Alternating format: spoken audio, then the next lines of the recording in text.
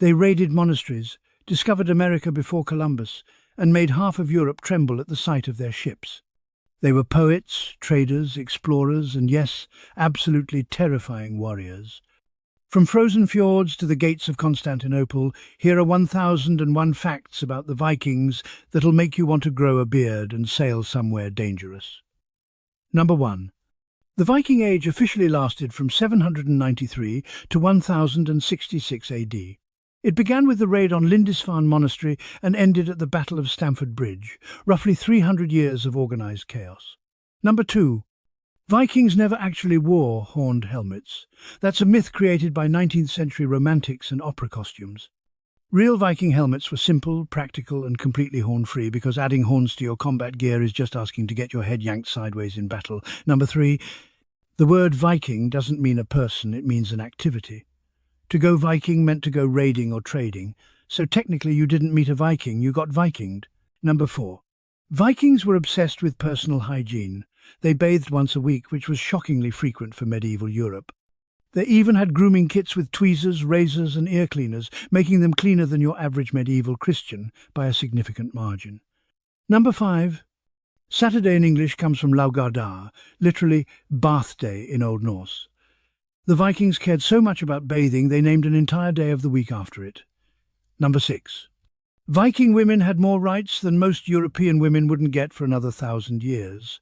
They could own property, request divorces, and run entire households. If their husband died, they inherited everything and ran the show. Number 7. A Viking woman could divorce her husband for showing too much chest. Excessive chest exposure was considered feminine and shameful, so it was legitimate grounds for ending a marriage. Medieval dress codes were absolutely wild. Number 8. Vikings discovered North America around the year 1000 AD, nearly 500 years before Columbus set sail. They called it Vinland, built settlements in Newfoundland, and then just left after a few years, because apparently discovering an entire continent wasn't impressive enough to stick around. Number 9. The Viking settlement at Lens aux Meadows in Newfoundland is the only confirmed Viking site in North America. Archaeological evidence shows it was abandoned after just a few years, possibly due to conflicts with indigenous peoples who weren't thrilled about uninvited guests. Number 10.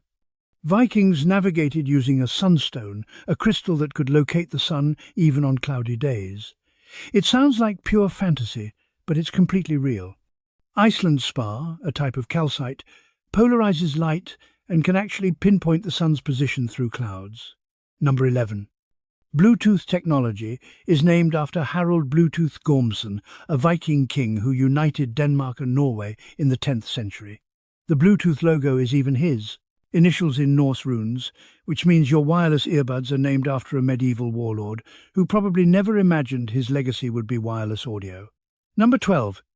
Vikings filed grooves into their teeth and filled them with coloured resin, probably red or black. Archaeologists aren't sure if it was fashion, intimidation, or a way to indicate rank, but it was definitely intentional dental modification that required serious commitment. Number 13. The word berserk comes from berserkers, Viking warriors who fought in a trance like fury. They wore bear or wolf skins, howled in battle, and allegedly felt no pain. Whether they used hallucinogenic mushrooms or it was pure psychological conditioning is still hotly debated by historians. Number 14. Berserkers were so feared that medieval Scandinavian laws specifically addressed what to do if one went berserk in your village. The general consensus was to get out of the way and let them burn out. Number 15. Vikings didn't just raid, they traded extensively across 3 continents. They had trade routes stretching from Baghdad to Constantinople to North America, making them the Amazon prime of the medieval world, except with significantly more axes involved. But let's talk about their ships, the reason Europe lost sleep for 300 years. Number 16. Viking longships could sail in just 3 feet of water.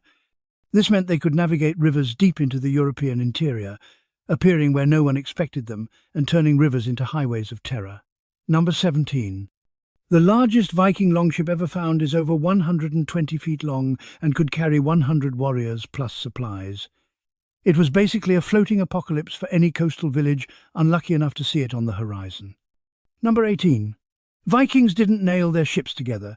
They clinker-built them by overlapping planks and riveting them with iron. This construction method made the ships flexible enough to ride massive waves without breaking apart, which is why they could cross the North Atlantic. Number 19. A Viking longship could reach speeds of 15 knots under full sail. That's faster than most medieval vessels and absolutely terrifying if you're a monk standing on a beach watching one approach your monastery at dawn. Number 20. Vikings burned or buried their ships with the dead as part of elaborate funeral rituals. Ship burials were the ultimate status symbol because your boat was both your ticket to Valhalla and a massive display of wealth that everyone could see. Number 21. The famous Oseberg ship burial contained two women, not male warriors. One was possibly a queen or high-ranking priestess, which completely shattered the myth that ship burials were exclusively reserved for men. Number 22. Vikings carved dragon heads on their ship prows to intimidate enemies and ward off evil spirits at sea. They'd ceremonially remove them when approaching friendly ports because even raiders understood the importance of diplomatic courtesy. Number 23.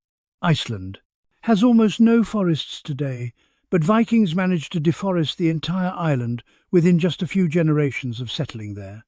They needed wood for ships, homes and fuel, creating an ecological disaster speedrun that would make modern environmentalists weep. Number 24.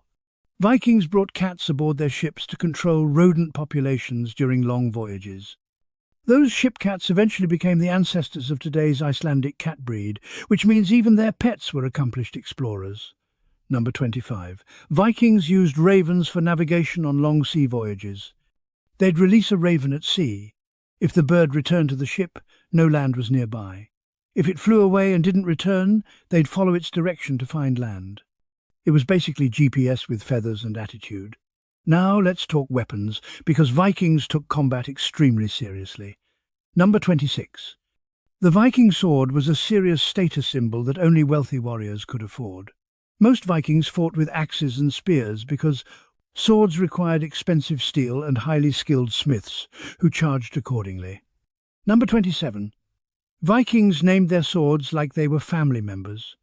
Famous examples include Legbiter and Skull Splitter, and they weren't being subtle or poetic about their swords' intended purpose. Number 28. Pattern-welded Viking swords had intricate designs forged directly into the blade through complex metalworking techniques. These patterns weren't just decorative, they demonstrated the quality and flexibility of the steel, essentially making the sword's pattern its professional resume. Number 29. The Viking axe was their weapon of choice for practical reasons. The Dane axe, with its long handle and wide curved blade, could hook shields, break through armor, and bring down cavalry horses, making it the Swiss Army knife of medieval violence. Number 30. Vikings regularly threw their axes in combat, not just swung them. They trained with throwing axes from childhood, and a skilled Viking could hurl an axe with enough force and accuracy to split a shield or crack a skull from surprising distances. Number 31. Viking shields were round, made of wood, and surprisingly thin, only about half an inch thick. They relied on technique and the metal boss in the center rather than sheer thickness, because weight matters when you're shield walling for hours. Number 32. The shield wall was the Viking military formation. Warriors would overlap their shields, creating a mobile fortress that could advance while protecting the entire line. Breaking a shield wall required either superior numbers or exceptional bravery bordering on stupidity. Number 33. Vikings rarely wore chainmail because it was incredibly expensive. Most warriors wore thick leather or padded cloth armor, which was surprisingly effective against slashing attacks and didn't cost 3 years' worth of farm income. Number 34. The berserker bite was a real combat technique. Warriors would bite the edge of their shield before battle to intimidate enemies and psychologically prepare themselves. Modern studies suggest it might have triggered an adrenaline response that enhanced their fighting ability. Number 35. Vikings used spears more than any other weapon. Spears were cheap, effective, and gave you reach advantage in combat. They could be thrown or thrust, making them the practical choice for warriors who couldn't afford fancy swords. Let's shift to religion, because Viking spirituality was complex and fascinating. Number 36. Vikings believed in 9 realms connected by Yggdrasil, the world tree. These included Asgard for gods, Midgard for humans, and Helheim for the dead who didn't die in battle. It was basically a cosmic subway system made of a giant tree. Number 37. Valhalla wasn't the only afterlife option. Only half of those who died in battle went to Valhalla with Odin. The other half went to Folkvanga with the goddess Freyja. And honestly, Freyja's hall sounded like the better party. Number 38. Vikings who died of old age or sickness went to Hell, which wasn't hell. It was just a cold, grey place ruled by Loki's daughter. Not great, but not torture either. More like eternal mediocrity in Scandinavia. Number 39. Ragnarok was the Viking apocalypse where gods, giants, and monsters would fight to mutual destruction. The world would burn, sink into the sea, and then be reborn. It was the ultimate cosmic reset button with no survivors except a few gods who'd start over. Number 40. Odin hung himself from Yggdrasil for 9 days and nights to gain knowledge of the runes. He also traded his eye for wisdom, making him the most dedicated student in mythology who took suffering for your education way too literally. Let me continue with more facts. Number 41. Thor's hammer Mjolnir was originally a joke weapon. According to myth, Loki bet a dwarf that he couldn't make gifts for the gods, then turned into a fly and kept biting the dwarf while he worked. The result was a hammer with a handle too short, but so powerful it became the most famous weapon in Norse mythology despite its design flaw. Number 42. Vikings wore Thor's hammer pendants as religious symbols, similar to how Christians wore crosses. Archaeologists have found thousands of these pendants across Scandinavia, showing just how popular Thor was among regular people. Number 43. Loki wasn't always evil in Norse mythology. He was more of a chaotic trickster who sometimes helped the gods, and sometimes caused problems depending on his mood. He was the god of complicated situations and unintended consequences. Number 44. Freya, the goddess of love and war, rode a chariot pulled by cats. Yes, the same goddess who received half of all warriors who died in battle travelled around in a chariot pulled by giant cats, because Vikings understood that cats are both adorable and terrifying. Number 45. Vikings practiced a form of shamanism called cider, which involved trance states, prophecy, and manipulating fate. It was considered women's magic, and men who practiced it were often viewed with suspicion because gender roles in Viking society were complicated. Number 46.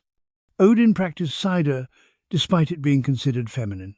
He was the Allfather who literally did whatever he wanted, and if that included traditionally women's magic to gain knowledge and power, he wasn't going to let social stigma stop him. Number 47. Vikings believed that Valkyries, warrior women who served Odin, chose who would die in battle. They'd ride over battlefields selecting the bravest warriors to take to Valhalla, which meant every Viking hoped to be impressive enough to get noticed. Number 48. The Vikings believed that saying someone's name after death kept them alive in memory. This is why poetry and sagas were so important. They were how Vikings achieved immortality through reputation and story rather than religion alone. Now let's talk about daily life, because Vikings weren't always raiding. Number 49. Most Vikings were farmers, not warriors. They grew barley, raised livestock, and lived fairly ordinary lives. The raiding season was during summer, when farming work was lighter and the seas were calmer. Number 50. Viking longhouses were smoky, dark and crowded. The entire family, plus animals, lived under one roof during winter. The fire pit in the centre had no chimney, so smoke just filled the house until it found its way out through gaps in the roof. Number 51. Vikings ate 2 meals a day, dagmul in the morning and natmul in the evening. Breakfast was basically leftovers from dinner, and dinner was whatever you could hunt, farm or steal, depending on how your year was going. Number 52. Bread was a luxury for Vikings. Most of their diet consisted of porridge, fish and meat. When they did make bread, it was dense, heavy, and made from whatever grains survived the harsh Scandinavian growing season. Number 53. Vikings preserved fish by hanging it outside to dry in the cold air. This created stockfish, which could last for years and was a major trade commodity. It tasted like salted cardboard but kept you alive through winter, which was the important part. Number 54. Mead was the drink of choice for Vikings who could afford it. It was made from fermented honey and water, and good mead was incredibly valuable. Warriors literally fought and died for the chance to drink mead in Valhalla's Great Hall. Number 55. Vikings also drank ale made from barley. Everyone drank it, including children, because water sources were often contaminated. The alcohol content was low enough that you wouldn't get drunk from daily consumption, but high enough to kill bacteria. Number 56. Vikings used butter as a preservative and status symbol. Wealthy Vikings buried butter in bogs, where the cold and acidic conditions kept it fresh for years. Archaeologists still find these bog butters today, and some are over 1,000 years old. Number 57. Viking children didn't have formal schooling. Boys learned farming, fighting, and crafts from their fathers. Girls learned weaving, cooking, and household management from their mothers. Education was entirely hands-on and practical because Vikings didn't have time for theory when winter was 6 months long. Number 58. Viking children were considered adults at age 12 or 13. By that age, you were expected to contribute fully to the household, which meant you learned your trade fast or you didn't eat well. Number 59. Vikings played a board game called Heinefatafill, which was like strategic chess but older. One player defended a king piece while the other tried to capture it. The game was so popular that sets have been found in graves, because apparently Vikings wanted entertainment options in the afterlife. Number 60. Ice skating was invented by Vikings. They made skates from animal bones, tied them to their boots, and used them to travel across frozen lakes and rivers during winter. It was transportation first and sport never, because Vikings were practical like that. Let's talk about Viking law, because they actually had a complex legal system. Number 61. The Thing was the Viking assembly, where free men gathered to settle disputes, make laws, and handle legal cases. It was direct democracy in action, except it only applied to free men who owned land, so maybe like 30% democracy. Number 62. Vikings didn't have prisons. Punishments were fines, outlawry, or death. If you committed a crime, you paid compensation to the victim's family, got banished from society, or got executed depending on severity. Incarceration wasn't considered useful when everyone needed to work to survive. Number 63. Outlawry was basically a death sentence. An outlaw lost all legal protection, meaning anyone could kill them without consequence. They couldn't own property, trade, or receive help from anyone. Most outlaws fled to Iceland or Greenland to start over, assuming they survived the journey. Number 64. The penalty for killing someone was wergild, a payment to the victim's family based on the person's social status. A thrall's life was worth almost nothing, while killing a jarl could bankrupt your entire extended family for generations. Number 65. Vikings settled disputes through holmgang, a duel on a small island or marked ground. Both parties agreed to fight, and the winner was considered legally right, regardless of the actual facts. It was trial by combat, and lawyers weren't invited because swords spoke louder than arguments. Number 66. Women could represent themselves at the Thing, which was revolutionary for medieval Europe. They could bring cases, testify, and argue their own legal positions without needing a male representative, though whether men actually listened is another question. Number 67. Viking law recognized same-sex partnerships under certain circumstances. While homosexuality was complicated in Viking society, with lots of rules about masculinity, legal partnerships for shared property and inheritance between men were documented and accepted. Number 68. Theft was punished more harshly than murder in Viking society. Killing someone in open combat was honorable and could be settled with payment. Sneaking around and stealing showed cowardice and dishonor, which Vikings considered worse than killing. Number 69. Vikings had laws about hospitality that were taken extremely seriously. If someone asked for shelter, you had to provide it. Turning away a traveller could get you fined or ostracized because in a harsh climate, refusing hospitality was basically attempted murder. Number 70. The law required Vikings to announce their presence before entering someone's home. Sneaking into a house made you a thief by default, even if you didn't steal anything. Vikings valued transparency over surprise when it came to home invasions, apparently. Now let's talk about Viking exploration, because these people went everywhere. Number 71. Vikings reached Constantinople and called it Miklagard, the Great City. Some Vikings joined the Byzantine Emperor's elite Varangian Guard, which was the emperor's personal bodyguard made up of northern warriors who were too useful to turn away. Number 72. The Varangian Guard was paid extremely well by medieval standards. Vikings would serve for years, accumulate wealth, and return home rich enough to buy land and establish themselves as important men. It was basically the medieval equivalent of working abroad to make better money. Number 73. Vikings travelled down Russian rivers to reach the Black Sea and Caspian Sea.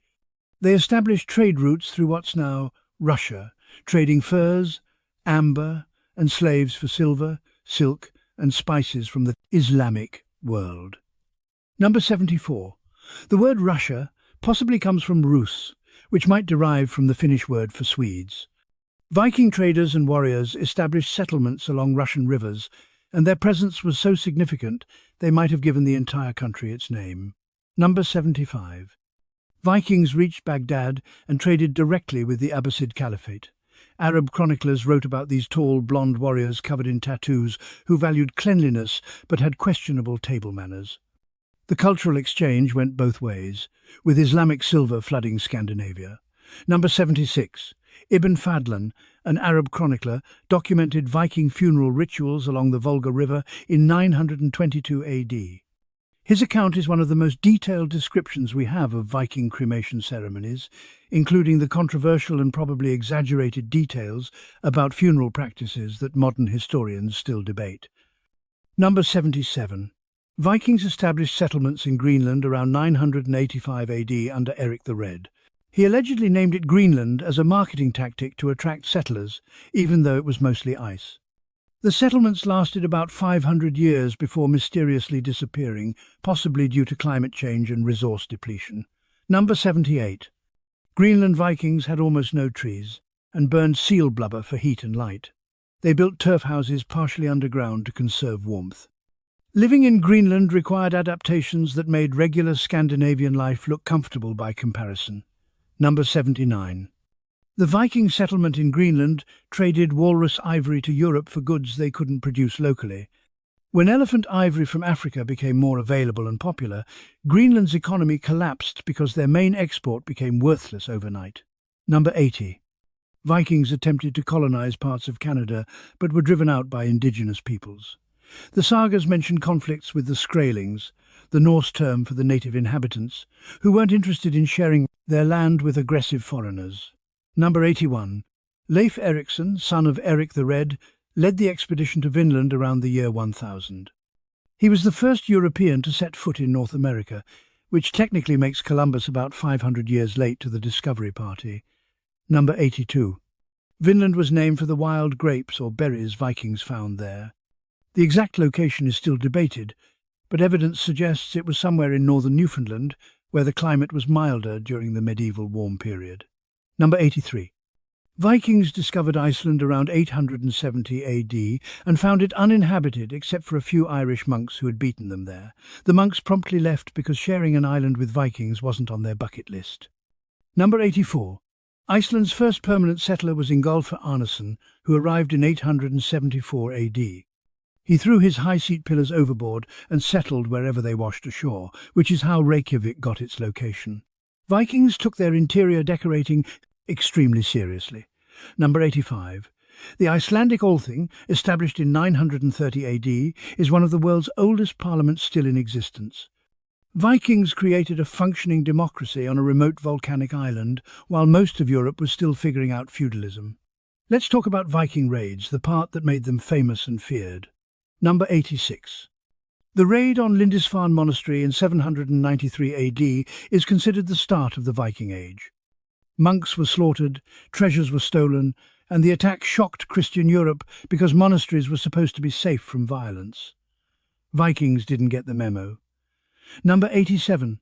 Vikings targeted monasteries because they were wealthy, poorly defended, and conveniently located near water.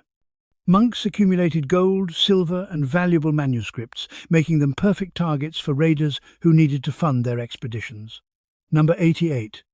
The Viking Great Heathen Army invaded England in 865 AD with thousands of warriors.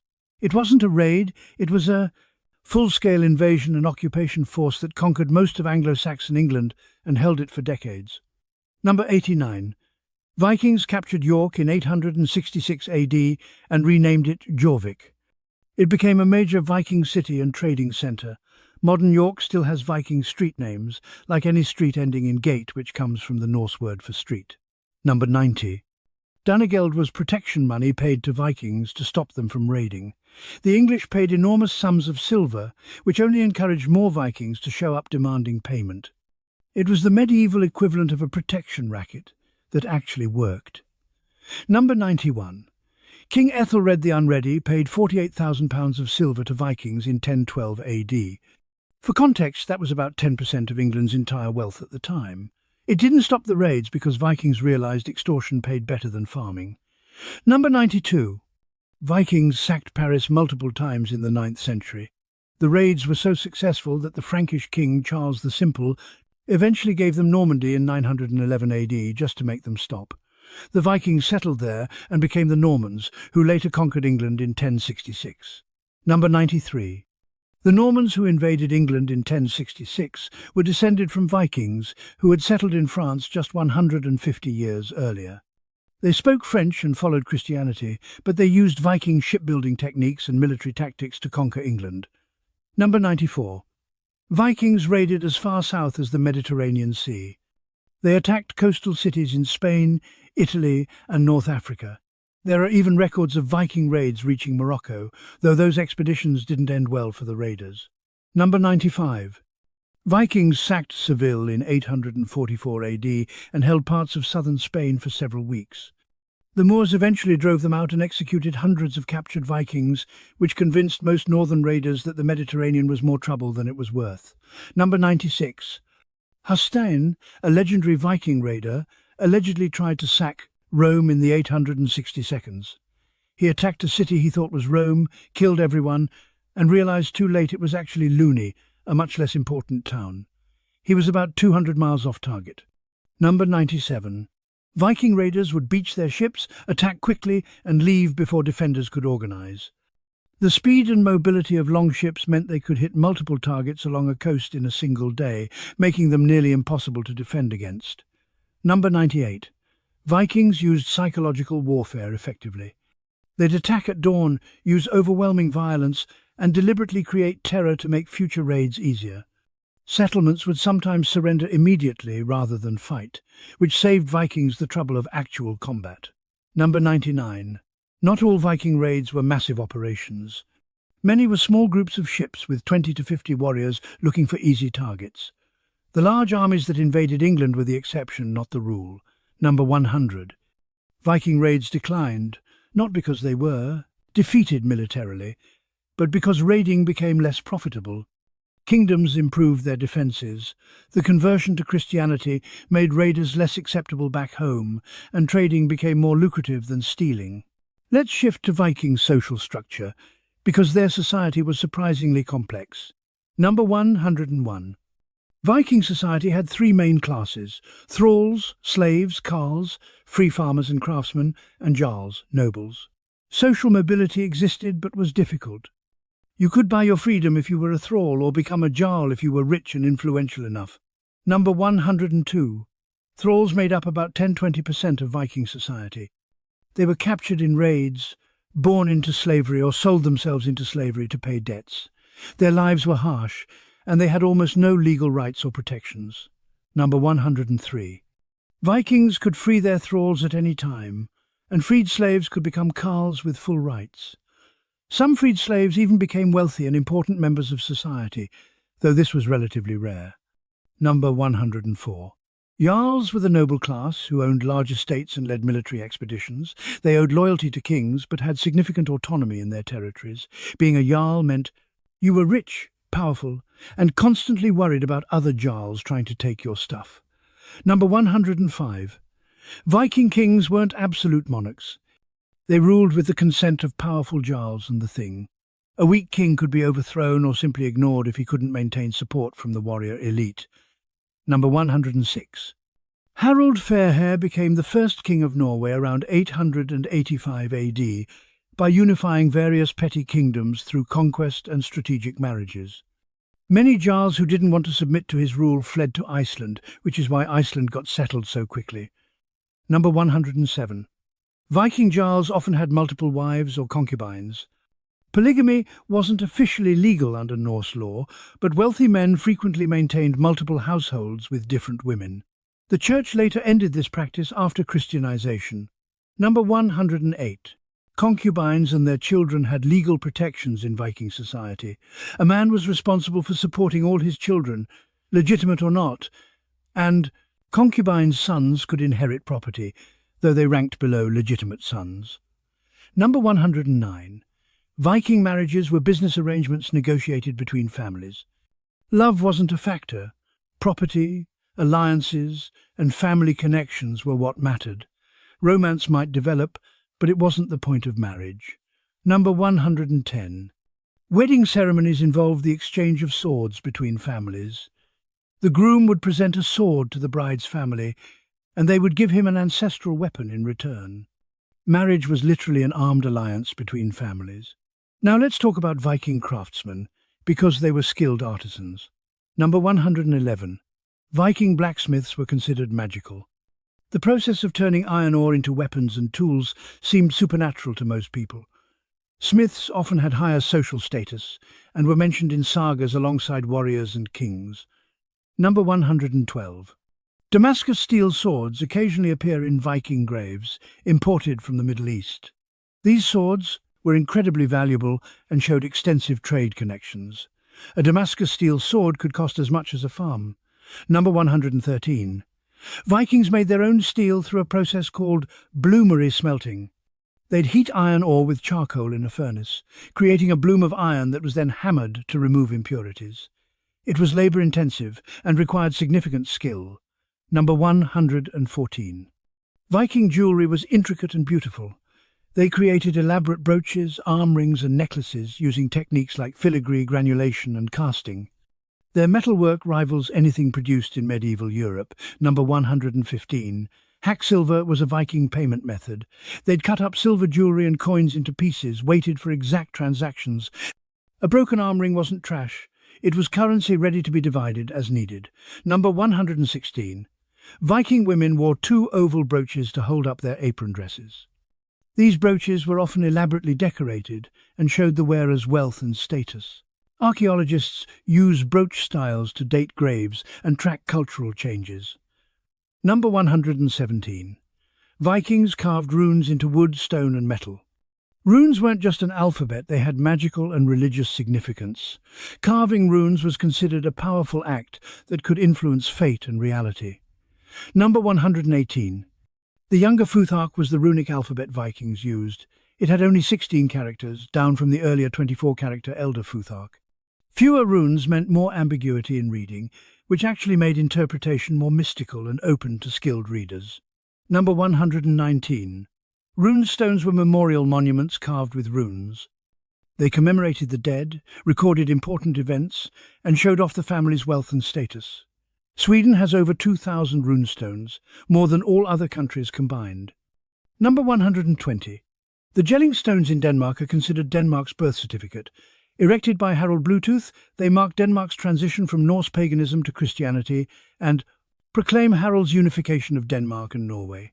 Number 121. Vikings probably had tattoos, but we can't be certain. Arab chroniclers described them as covered in dark blue or green tree patterns from fingernails to neck, but no preserved Viking skin has been found with clear tattoo evidence. The acidic Scandinavian soil destroys soft tissue too quickly. Number 122. Vikings bleached their hair and beards with lye soap. Blonde hair was considered attractive, so dark-haired Vikings would lighten their hair using a caustic soap made from animal fat and wood ash. It probably damaged their hair terribly, but looking good was worth the chemical burns. Number 123. Viking men were fashion-conscious and competitive about their appearance. They wore colourful clothing when they could afford it, styled their beards, and carried grooming tools everywhere. The tough warrior image doesn't mention that they were also medieval fashionistas. Number 124. Wealthy Vikings wore silk imported from Asia. Silk fragments have been found in high-status graves across Scandinavia, showing that Vikings valued luxury goods and had the trade connections to acquire them from halfway across the world. Number 125.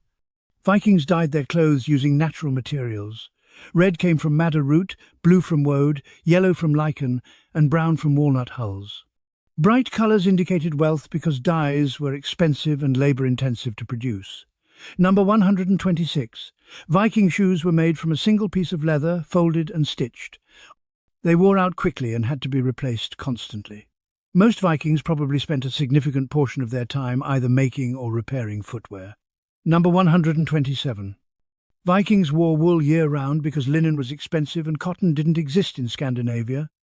Wool kept you warm when wet, dried quickly, and was produced locally from sheep that could survive harsh northern winters. Let's talk about famous Vikings, the ones who became legends. Number 128. Ragnar. Lothbrok may or may not have existed. The sagas describe him as a legendary king who raided France and England, but historians debate whether he was one person, several people combined, or entirely fictional. His sons, however, definitely existed and caused massive problems for everyone. Number 129. Ivar the Boneless was one of Ragnar's sons and led the great heathen army that invaded England. His nickname's meaning is debated. It might refer to flexibility in battle, a condition that affected his legs, or Viking wordplay that's lost to history. Number 130. Bjorn Ironside, another of Ragnar's sons, allegedly raided throughout the Mediterranean and established settlements in Italy. The sagas credit him with raids from Spain to North Africa, though separating fact from legend is nearly impossible at this point. Number 131. Eric the Red was exiled from Iceland for murder and responded by discovering and settling Greenland. When you're too violent for Viking Iceland, you know you've crossed a line. But Eric turned his exile into an opportunity for exploration and colonization. Number 132. Leif Erikson was Eric the Red's son and the first European to reach North America. Unlike his father, Leif was known for being reasonable and diplomatic, proving that violent tendencies weren't necessarily hereditary in Viking families. Number 133. Freydis Eriksdottir was Leif Erikson's half-sister and led her own expedition to Vinland. According to the sagas, when her settlement was attacked, she grabbed a sword and beat it against her bare chest while screaming at the attackers, who fled because they'd never seen anything that terrifying. Number 134. Harald Hardrada was the last great Viking king. He fought across Europe, served in the Varangian Guard, became King of Norway, and died trying to conquer England in 1066 at the Battle of Stamford Bridge. His death marks the traditional end of the Viking Age. Number 135. Harald Hardrada's army at Stamford Bridge was so confident they'd win that many didn't bring their armour. They were ambushed on a hot day, exhausted from marching, and got destroyed by the English army. Overconfidence killed more Vikings than the English did. Number 136. One Viking berserker held Stamford Bridge alone against the entire English army. He killed dozens of men before someone floated under the bridge in a barrel and stabbed him from below through the bridge planks. Vikings appreciated clever tactics even when they were the ones getting killed. Number 137. Canute the Great ruled England, Denmark and Norway, simultaneously creating a North Sea empire.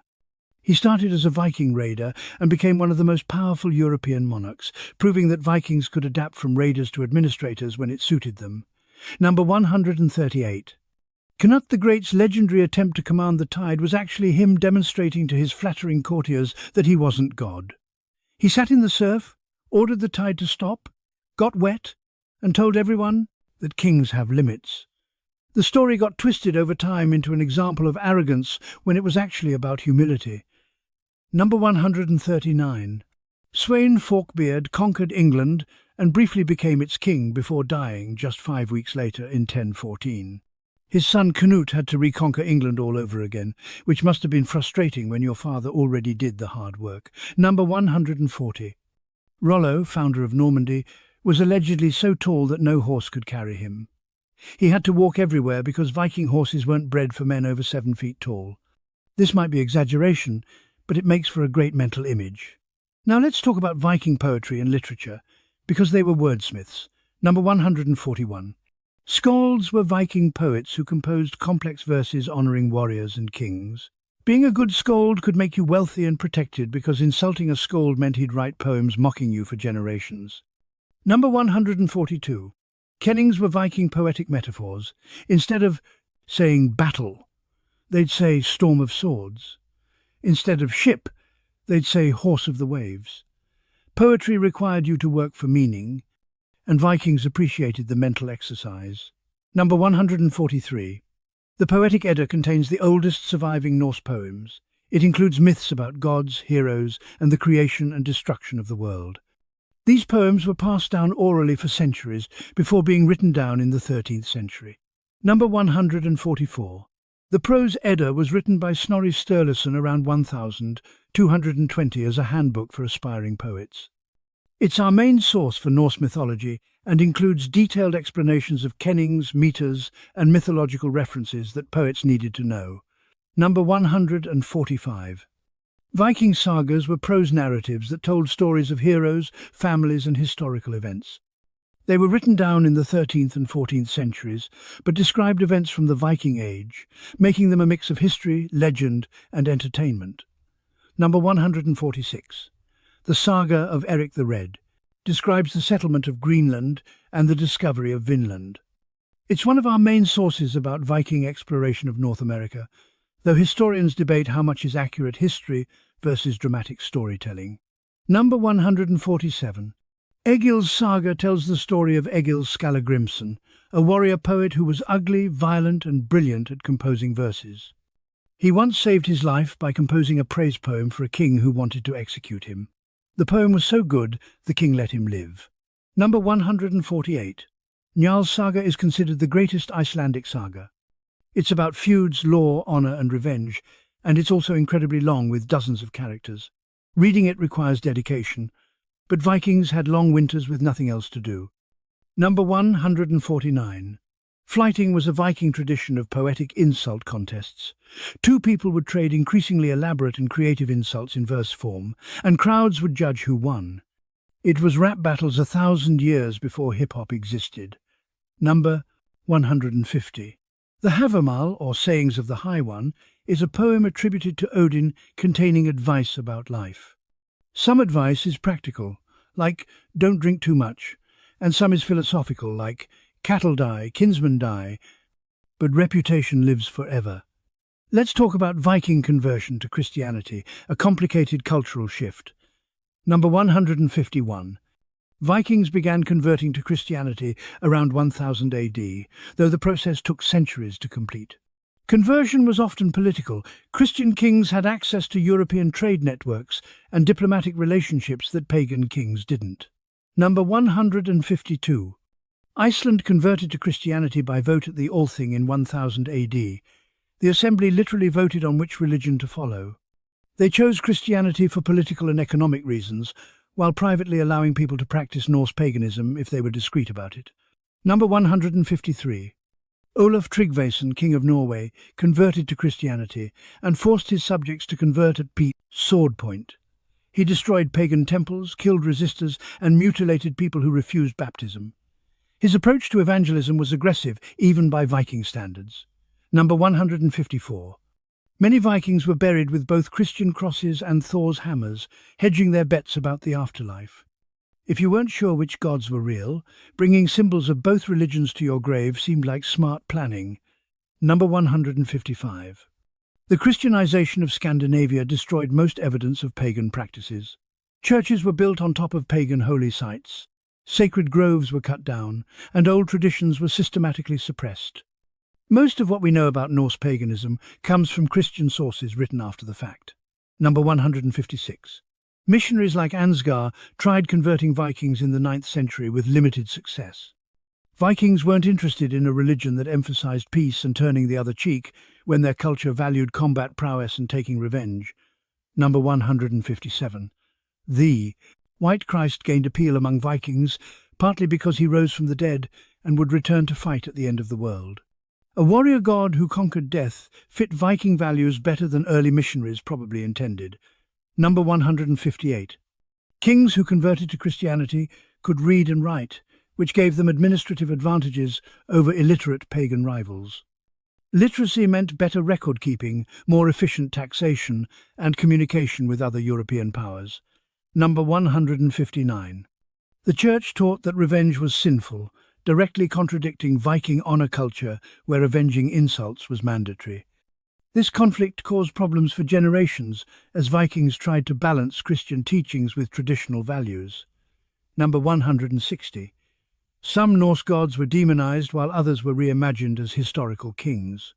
Thor became a powerful warrior, Odin became a wise ruler, and the church claimed these were just mortal men whose descendants exaggerated their deeds into mythology. Let's discuss Viking warfare tactics in more detail. Number 161. The shield wall was devastatingly effective when maintained. Warriors would lock shields together, creating a mobile fortress that advanced slowly while protecting everyone behind it. Breaking a shield wall required either overwhelming force or psychological collapse. Number 162.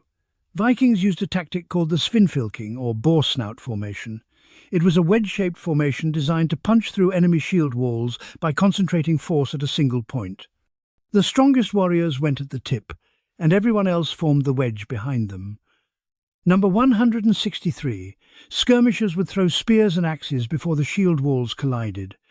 The goal was to break up enemy formations and create gaps that could be exploited when the lines met. Good skirmishers could change battle outcomes by disrupting enemy cohesion. Number 164. Vikings rarely fought pitched battles when they could avoid it. Ambushes, night raids, and attacking enemies on the march were preferred because they minimized risk while maximizing casualties for the other side. Number 165. Naval battles involved grappling ships together and fighting hand-to-hand. Vikings would lash enemy ships to theirs and board them, turning sea battles into land battles that happened to take place on connected boats. Number 166. The feint retreat was a Viking tactic where warriors would pretend to flee, then turn and attack when enemies broke formation to pursue them. It required discipline to pull off, but it worked repeatedly because the temptation to chase fleeing enemies was hard to resist. Number 167. Vikings used fire ships against fortified positions. They'd set a ship ablaze and let it drift into harbours or against defensive chains, creating chaos and destroying defences. It was medieval naval warfare at its most destructive. Number 168. Siege warfare wasn't a Viking's strength. They lacked the engineering knowledge for advanced siege equipment and preferred starvation or negotiation over prolonged sieges. If they couldn't take a fortification quickly, they'd usually just raid somewhere else instead. Number 169. Vikings used psychological warfare through reputation. Once you had a reputation for extreme violence, many targets would surrender without fighting. Building and maintaining that reputation saved Viking lives by making combat unnecessary. Number 170. The blood eagle was an alleged execution method where ribs were broken and lungs pulled out to form wings. Most historians think it was either exaggerated poetry misunderstood as fact or propaganda to make Vikings seem more terrifying. No archaeological evidence supports its actual use. Now let's talk about Viking trade and economy. Number 171. Vikings were professional traders who established markets across Europe. They traded amber, furs, walrus ivory, and slaves for silver, spices, silk, and weapons. Raiding funded trading, and trading funded more raiding in a profitable cycle. Number 172. Hedeby was a major Viking trading town in Denmark. At its peak, it had 1,500 residents and merchants from across Europe, the Middle East, and Asia. It was destroyed by fire in 1050 and never rebuilt because location matters in trade, and Hedeby's time had passed. Number 173. Birka in Sweden was another trading hub where Vikings, Slavs, and Islamic merchants met to exchange goods. Archaeologists have found Arabic coins, Chinese silk, and Frankish weapons in Birka's ruins, showing how connected the Viking world was to global trade. Number 174. Slavery was a major part of Viking economy. They captured slaves in raids and sold them to buyers across Europe and the Islamic world. Slave trading was so profitable it funded much of Viking expansion and settlement. Number 175. Thrall collars were iron rings locked around slaves' necks. They identified the wearer as property and made escape difficult, since a thrall collar was visible and couldn't be removed without tools. Some collars have been found in graves, suggesting slaves were sometimes sacrificed to accompany their owners in death. Number 176. Vikings measured wealth in silver by weight, not by coin value. They carried scales and weights to ensure fair transactions. Coins were valued for their silver content, not their face value, so foreign currency worked fine as long as it was genuine silver. Number 177. Arabic silver flooded Scandinavia through trade. Hundreds of thousands of Islamic silver coins have been found in Viking hoards, showing extensive trade with the Abbasid Caliphate. Vikings would sometimes melt down coins to make jewellery, which was both decoration and portable wealth. Number 178. Amber from the Baltic was one of Scandinavia's most valuable exports. Vikings controlled amber sources and traded it throughout Europe and the Mediterranean, where it was prized for jewellery and believed to have medicinal properties. Number 179. Walrus ivory from the Arctic was another luxury export. Before African elephant ivory became common in Europe, walrus tusks from Greenland and Norway were the primary source of ivory for European craftsmen and artists. Number 180. Furs from Scandinavia and Russia were in high demand. Viking traders brought marten, fox and sable furs south, where wealthy Europeans and Middle Eastern elites would pay premium prices for quality northern pelts. Let's talk about Viking food and feasting culture in more detail.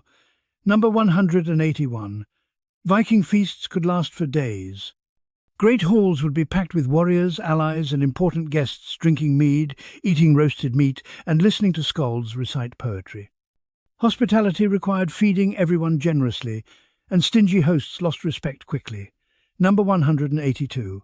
The high seat was the place of honour in Viking halls.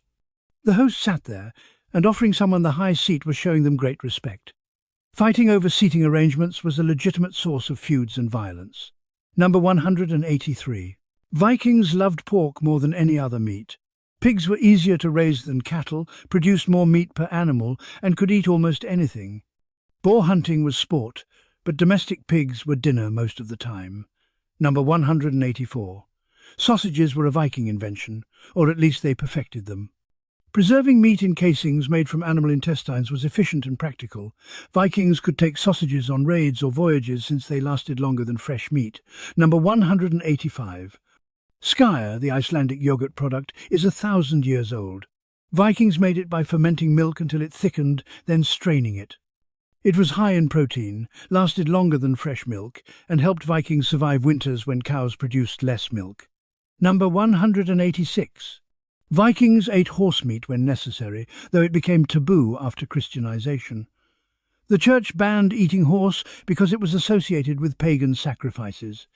Before conversion, horses were both transportation and emergency food supply. Number 187. Seal, whale and walrus were important food sources in Arctic settlements. Greenland Vikings survived partly on marine mammals since agriculture was limited by climate. Seal blubber provided fat and calories essential for surviving Arctic winters. Number 188. Vikings used every part of animals they butchered. Bones became tools and game pieces, hide became leather, sinew became thread, and organs were eaten or used in various processes. Waste was minimized because resources were too valuable to squander. Number 189. Salt was extremely valuable for preserving meat and fish. Vikings would trade for salt or evaporate seawater to produce it.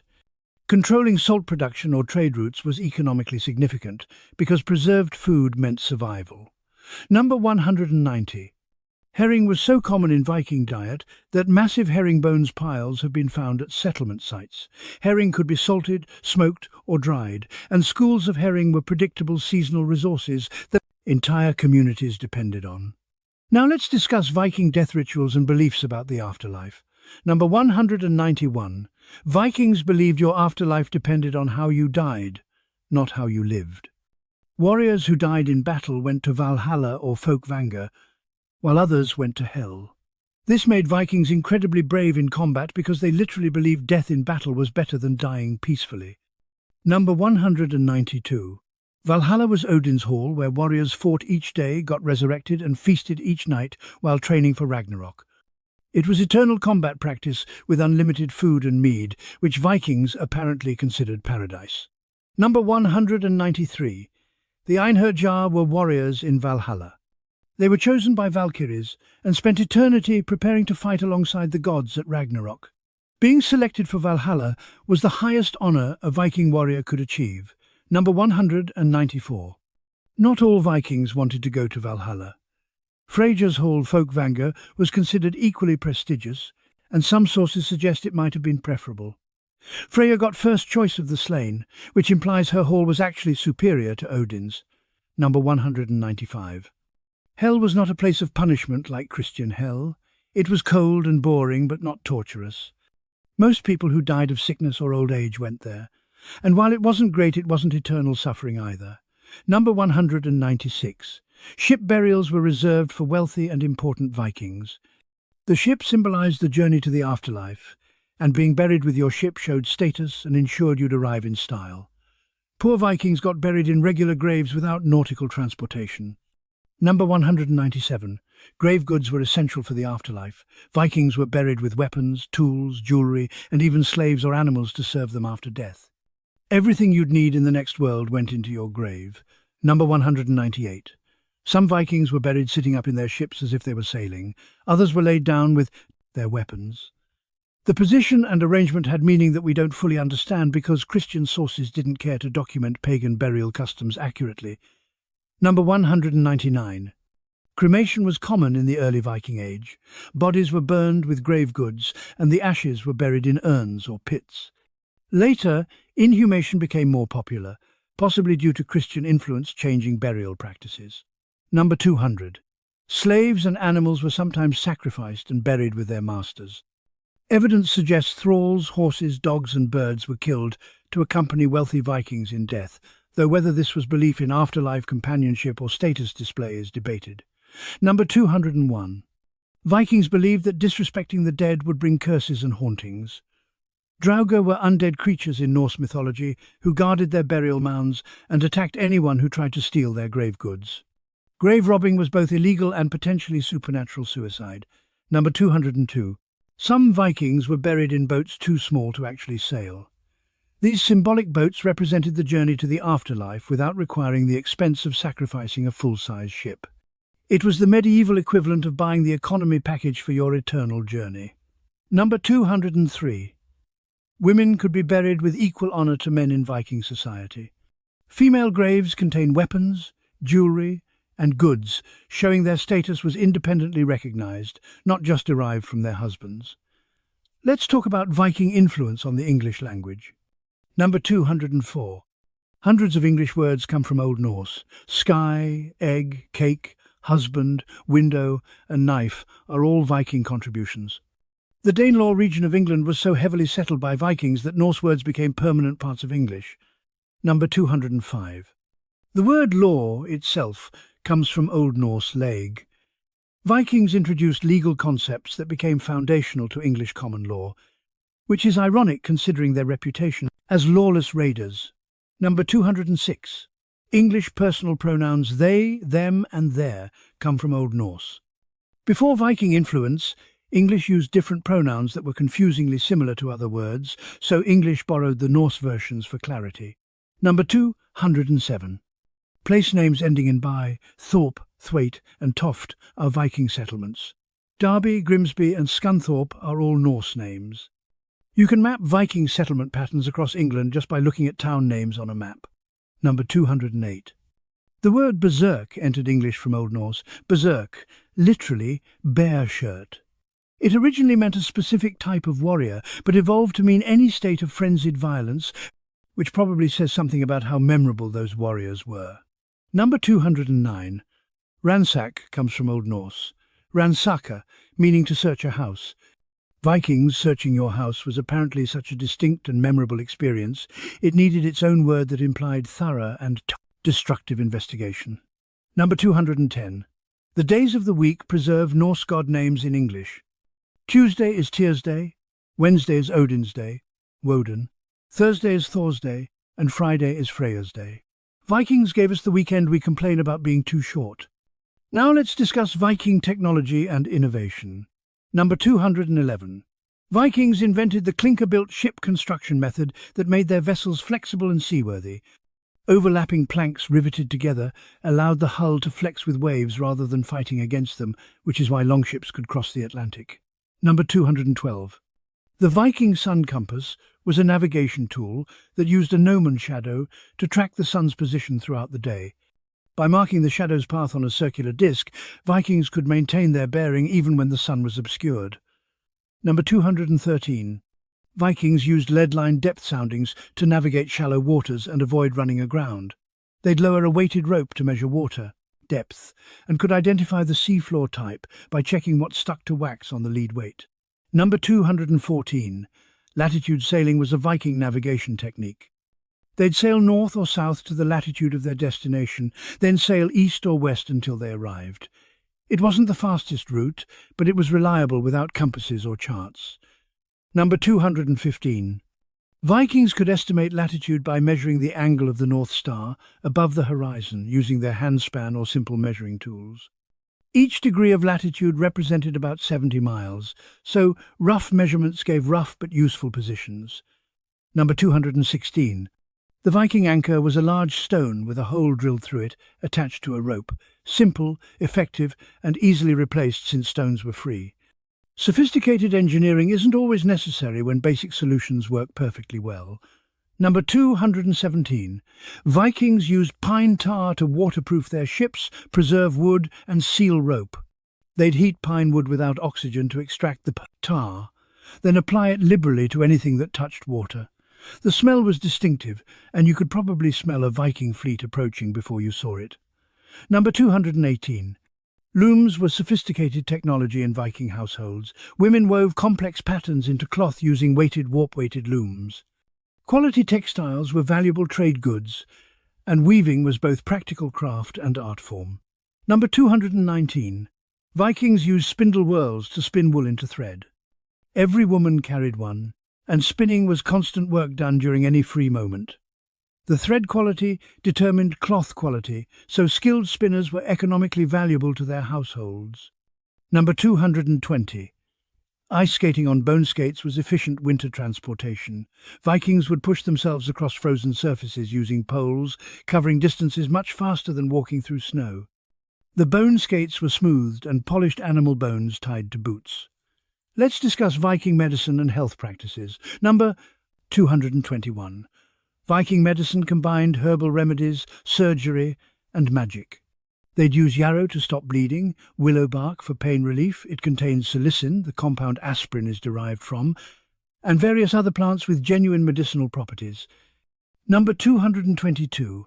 Vikings performed surgery, including amputations, setting broken bones, and removing arrows.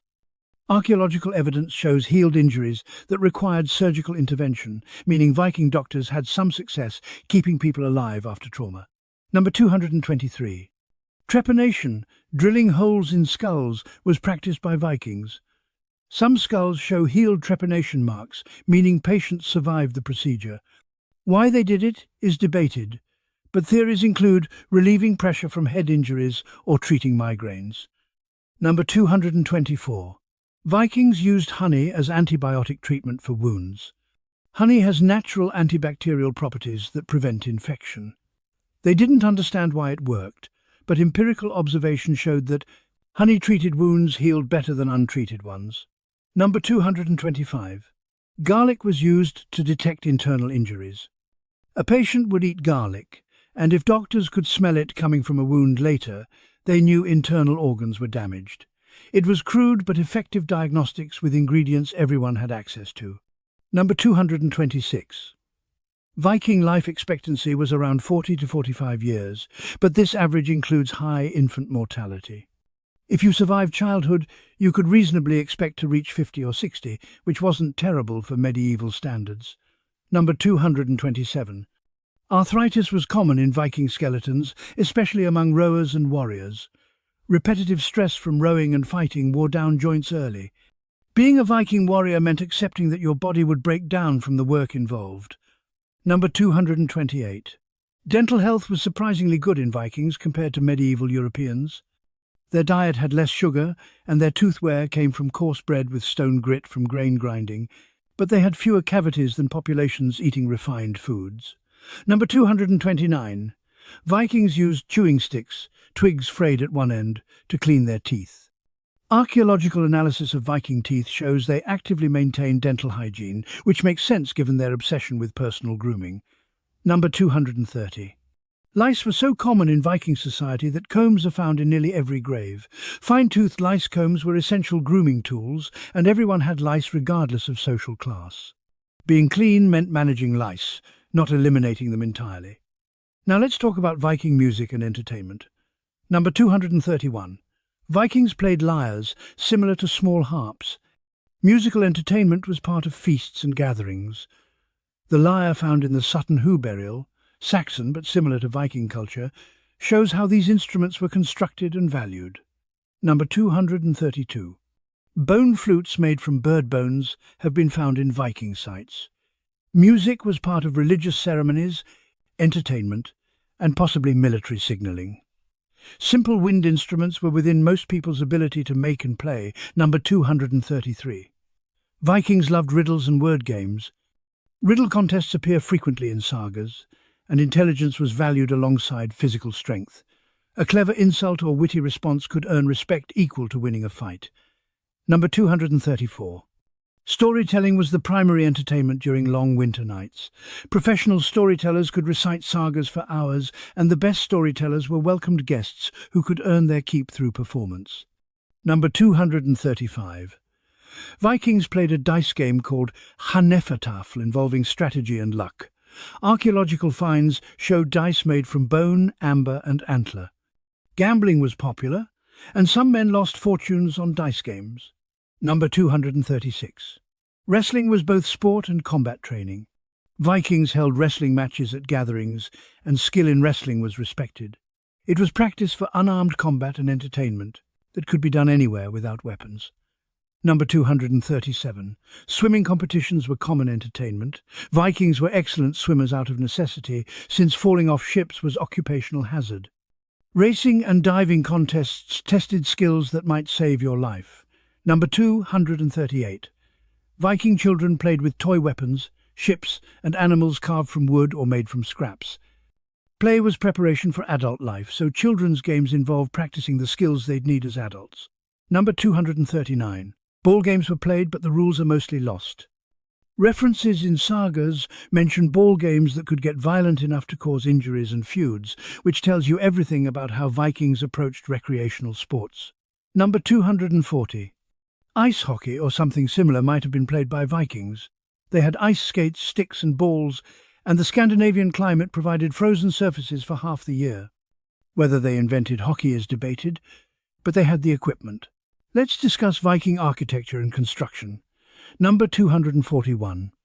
Viking longhouses were the centre of family life. They ranged from 15 to 75 metres long, depending on the owner's wealth. The hall had a central hearth, raised platforms for sleeping, and enough space for animals during winter. Number 242. Turf roofs were standard Viking construction. Grass and earth laid over wooden supports provided excellent insulation. These roofs were so thick that grass and wildflowers would grow on them, and goats could graze on your roof. Number 243. Viking houses had no chimneys. Smoke from the central fire pit would rise and eventually escape through gaps in the roof or walls. This meant houses were constantly smoky, which preserved meat hanging from rafters but was terrible for your lungs. Number 244. Wattle and daub construction was used for walls. Vikings would weave thin branches between posts to create a lattice, then plaster it with a mixture of mud, straw and animal dung.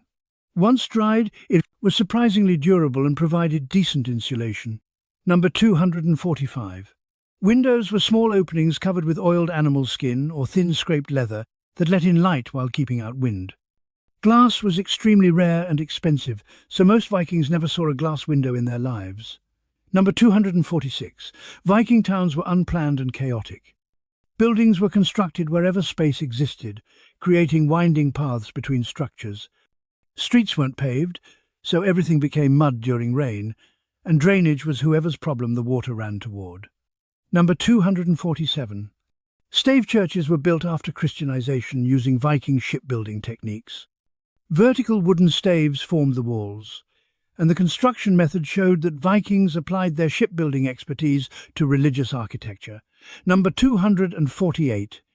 Viking fortifications like ring forts were geometric and precisely constructed. The Trelleborg forts in Denmark are perfect circles divided into quadrants, showing that Vikings understood geometry and could execute large-scale engineering projects. Number 249. Pit houses were partially underground structures used for workshops or storage. Excavating below ground level provided natural insulation and temperature stability, making them ideal for crafts requiring consistent conditions. Number 250. Viking wells were lined with wood or stone to prevent collapse. Clean water was essential, and communities would share wells. Some Viking wells are still visible and were engineering achievements that required understanding water tables and construction techniques. Now let's talk about Viking impact on medieval Europe. Number 251. The Viking raids forced European kingdoms to develop better military organization. Standing armies, fortified towns, and improved naval defenses were all responses to Viking aggression. Vikings accidentally modernized European warfare by being such effective threats. Number 252. Feudalism partially developed as a response to Viking raids. Local lords who could protect their people gained power because centralized kingdoms couldn't respond quickly enough to sudden Viking attacks. The political structure of medieval Europe was partly shaped by Viking pressure. Number 253. Castle construction accelerated because of Viking raids. Stone fortifications that could withstand attacks became necessary investments. The castle-dotted European landscape exists partly because Vikings made undefended settlements too vulnerable. Number 254. The Viking slave trade disrupted European populations. Thousands of people were captured and sold, depopulating some regions and creating labor shortages that changed economic structures in raided areas. Number 255. Viking settlement in Normandy created a hybrid culture that combined Norse and Frankish elements. The Normans became one of medieval Europe's most dynamic forces, conquering England, southern Italy and Sicily while bringing Viking administrative efficiency to Romance culture. Number 256. The Norman conquest of England in 1066 was essentially Vikings who'd settled in France, reconquering England from Vikings who'd settled there earlier. William the Conqueror was descended from Rollo, the Viking who founded Normandy, making the conquest a Viking family reunion that involved massive violence. Number 257. Dublin was founded by Vikings around 841 AD as a long fort, a ship fortress. It became a major trading centre and the Vikings' base for raiding Britain. Modern Dublin owes its existence and location to Viking strategic planning. Number 258. York, or Jorvik, was transformed by Viking occupation. It grew from a small town to a major trading centre under Viking rule. Archaeological excavations at Coppergate show how Vikings urbanized and commercialized the city. Number 259.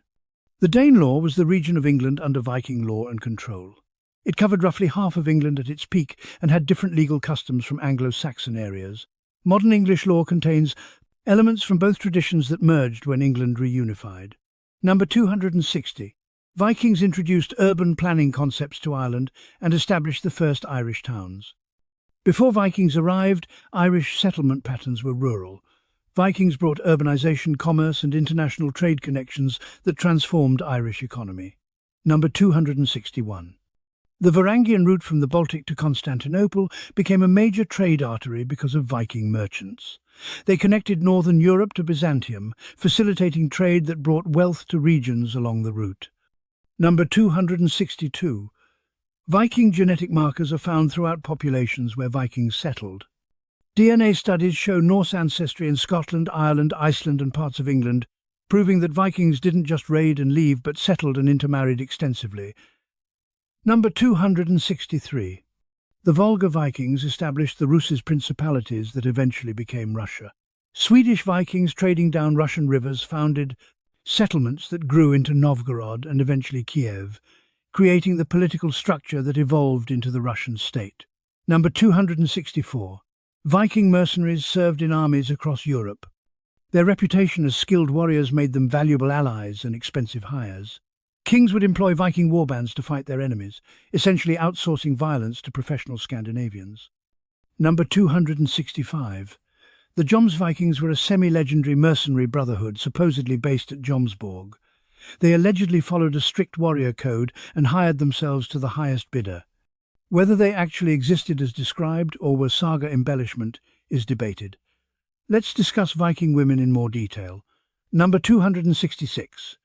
Shield maidens appear in sagas and legends, but archaeological evidence is limited. Some female skeletons buried with weapons have been found, most famously the Burka warrior woman, but whether women regularly fought in battles remains controversial among historians. Number 267. The Burka warrior grave contained a woman buried with weapons, gaming pieces and horses. For decades it was assumed to be a male warrior, until DNA testing in 2017 proved otherwise, forcing historians to reconsider assumptions about Viking gender roles. Number 268. Viking women ran households and farms, while men were raiding or trading. This gave them practical authority over significant economic resources and decision-making during their husbands' absences, which could last months or years. Number 269. Women controlled the keys to the household storage, literally wearing them as status symbols. The key ring worn at a woman's waist showed her authority and responsibility for the family's resources, making it both practical tool and power symbol. Number 270. Viking women could inherit property equally with men if no male heirs existed. This was unusual in medieval Europe, where primogeniture typically favoured males. Women could be wealthy landowners in their own right. Number 271. Divorce was accessible to Viking women, unlike their Christian European contemporaries. A woman could divorce her husband for failure to support her, infidelity, or even for dressing improperly. Once divorced, she took her dowry and could remarry. Number 272. Viking women had legal personhood and could represent themselves in legal proceedings.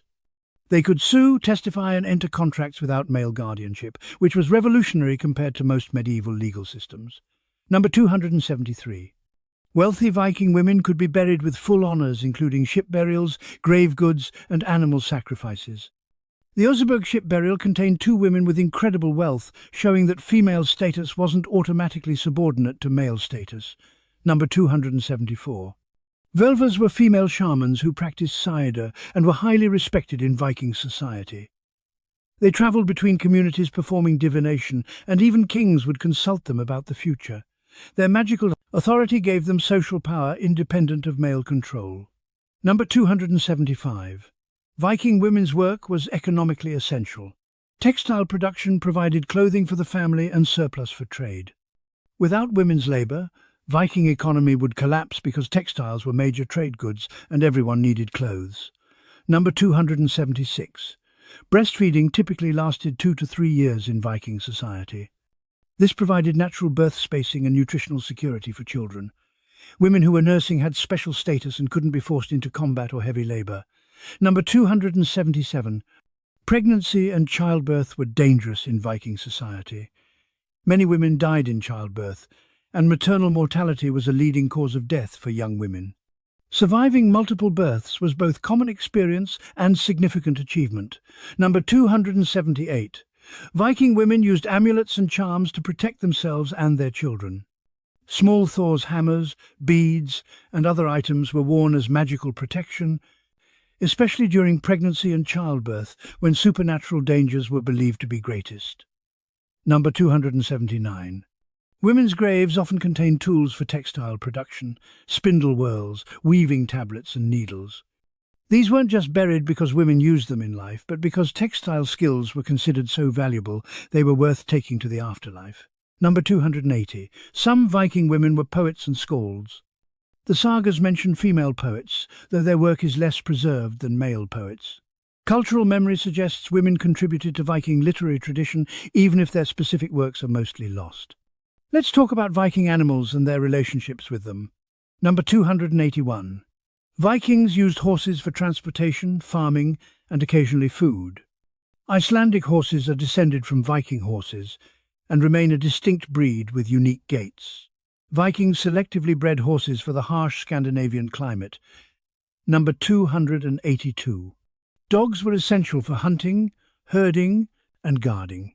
Viking dogs were medium-sized and versatile. Dog skeletons found in graves show that valued dogs were buried with their owners, indicating genuine affection beyond mere utility. Number 283.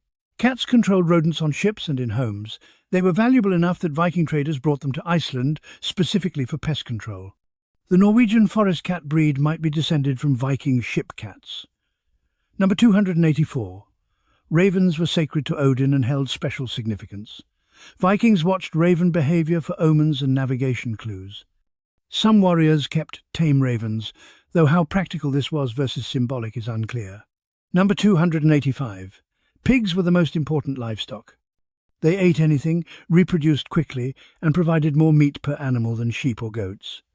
Viking diet was heavily pork-based because pigs were efficient protein factories. Number 286. Sheep provided wool for clothing and meat for food. Icelandic sheep are descended from Viking sheep and produce unique dual-coat wool, perfect for cold climates. Vikings selectively bred sheep for survival in harsh conditions and valuable fleeces. Number 287. Goats thrived in rocky terrain where other livestock struggled. They provided milk, meat and hides. Viking settlers brought goats to marginal lands where cattle and sheep couldn't survive, making goats essential for colonizing Iceland and Greenland. Number 288. Cattle were prestige animals. They required good pasture and were harder to maintain than other livestock. Wealthy Vikings had cattle herds, while poor farmers made do with goats and pigs. Your cattle herd directly indicated your wealth and status. Number 289. Chickens were kept for eggs more than meat. Eggs provided protein year-round, while chickens ate scraps. Viking settlements always included chickens because they were low-maintenance protein sources that required minimal resources. Number 290. Hawks and falcons were used for hunting. Falconry was both sport and practical hunting. Method. Training birds of prey required skill and time, making it an activity for people wealthy enough to afford leisure pursuits. Number 291. Whales, seals and walruses were hunted from boats. Marine mammals provided meat, blubber, leather and ivory. Hunting large marine mammals was dangerous but profitable, especially in Arctic settlements where terrestrial game was limited. Number 292. Bears were hunted for fur and as tests of courage. Bear fur was valuable for clothing and trade, and wearing a bear skin showed you'd killed a dangerous predator. Berserkers wearing bear skins advertised their courage through their clothing choice. Number 293. Wolves were both feared and respected in Viking culture. Fenrir, the wolf who would kill Odin at Ragnarok, showed wolves as cosmic threats. Real wolves threatened livestock, making them practical problems and mythological symbols simultaneously. Number 294. Fish were essential protein sources, especially herring and cod.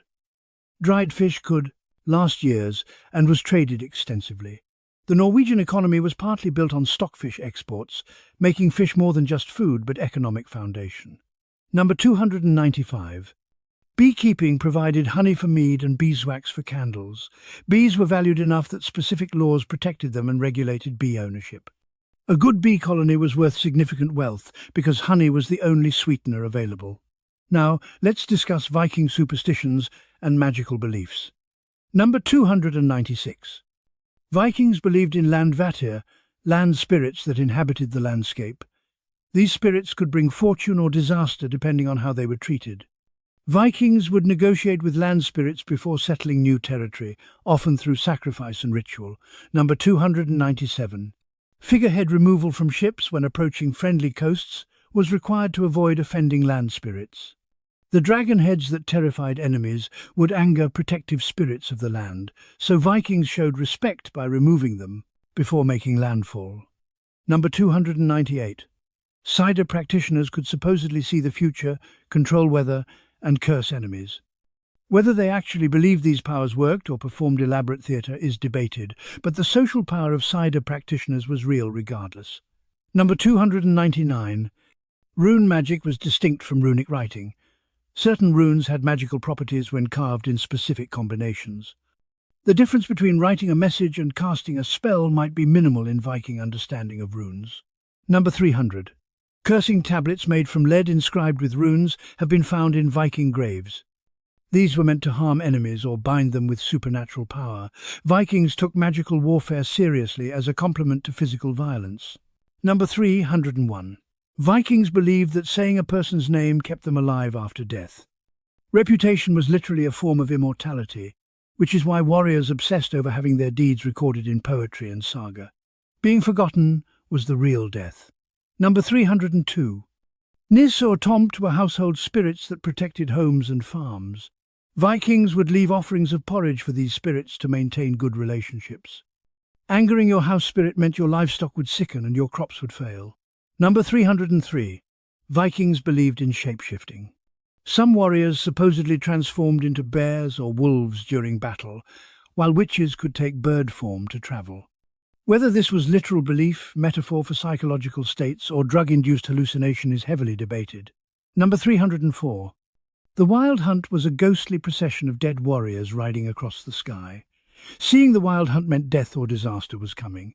This belief survived Christianization and became part of Northern European folklore for centuries after Vikings converted. Number 305. Vikings practiced utiseta, sitting out.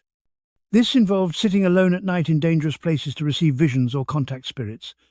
It was vision quest through exposure to cold, darkness and fear, forcing supernatural encounters through ordeal.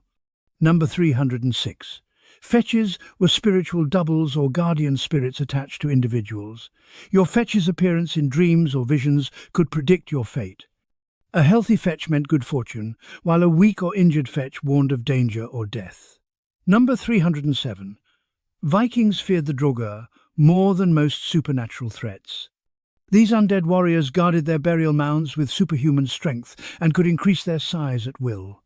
The only way to truly kill a Draugr was decapitation and burning, then scattering the ashes. Number 308. Ganda was harmful magic sent to curse enemies. Practitioners would supposedly send spiritual projectiles to sicken or kill targets from a distance. Whether anyone actually believed this worked or it was elaborate psychological warfare is uncertain. Number 309. Vikings believed that women who died in childbirth became dangerous spirits. They would sometimes bury these women with specific rituals to prevent them from returning to harm the living. Maternal death carried spiritual danger beyond the tragedy itself. Number 310. Changelings were believed to be troll or elf children substituted for human babies. If a baby suddenly became sick or difficult, Vikings might suspect supernatural replacement. This belief probably explained infant illness and developmental disorders in supernatural terms. Let's talk about Viking childhood in more detail. Number 311. Viking babies were examined by the father, who decided whether to accept or reject them. Rejected babies, usually girls or visibly disabled infants, were exposed to die. This sounds brutal by modern standards, but survival in harsh climates with limited resources created impossible choices. Number 312. Naming ceremonies happened days after birth, only after the father accepted the child. The baby would be sprinkled with water and given a name, often named after deceased relatives to transfer their qualities to the new generation. Number 313. Viking children worked from age 5 or 6. Boys helped with farming, fishing and animal care. Girls learned spinning, weaving and household management. Childhood as a separate life stage didn't exist when everyone's labor was necessary for survival. Number 314. Fostering children to other families was common among Vikings. This created alliances between families and gave children additional connections and opportunities. Fostered children often developed close relationships with foster parents that lasted their entire lives. Number 315. Viking boys received their first weapon around age 7. This might be a small knife or child-sized axe, and learning weapon skills started early. By age 12, boys were expected to handle adult-sized weapons competently. Number 316. Girls learned textile skills from early childhood. Spinning was constant work, and girls would spin thread whenever they had free moments.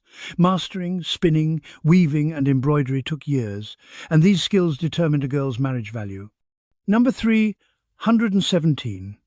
Swimming was taught to children as survival skill.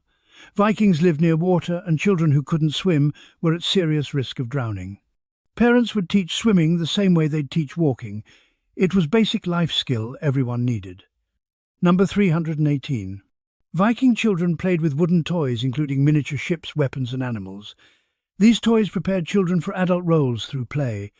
A boy's toy ship taught him about maritime culture he'd need as an adult. Number 319. Coming of age around 12 to 13 years old meant children were considered capable of adult work and responsibilities. Boys might join their first raid or trading voyage. Girls were considered marriageable, though actual marriage often waited a few more years. Number 320. Orphaned children were the responsibility of their extended family. Uncles, grandparents or cousins would take in orphans rather than let them starve.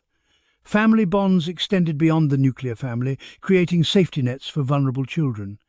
Now let's discuss Viking festivals and celebrations. Number 321. Yule was the midwinter festival lasting 12 days. Vikings feasted, sacrificed animals to the gods, and celebrated the return of longer days. Many Yule traditions were absorbed into Christmas when Scandinavia converted to Christianity. Number 322. The Yule log was burned throughout the festival. Vikings would select a massive log that would burn for all 12 days of celebration. Keeping the fire burning continuously was important for ensuring good fortune in the coming year. Number 323. Blot was a sacrificial feast held at major festivals. Animals would be sacrificed to the gods, and the meat was cooked and shared in communal feasting. The blood was sprinkled on altars, idols and participants to bless them with divine favour. Number 324. Spring blot celebrated planting season and asked the gods for good crops. This was critical timing because failed crops meant winter starvation. Vikings took agricultural festivals seriously since their survival depended on successful harvests. Number 325. Harvest festivals thanked the gods for crops and livestock. The entire community would feast on fresh food before winter preservation work began. These celebrations marked the transition from abundance to the lean winter months ahead. Number 326. Weddings were major social events requiring extensive feasting. Wedding celebrations could last a week or more depending on the family's wealth.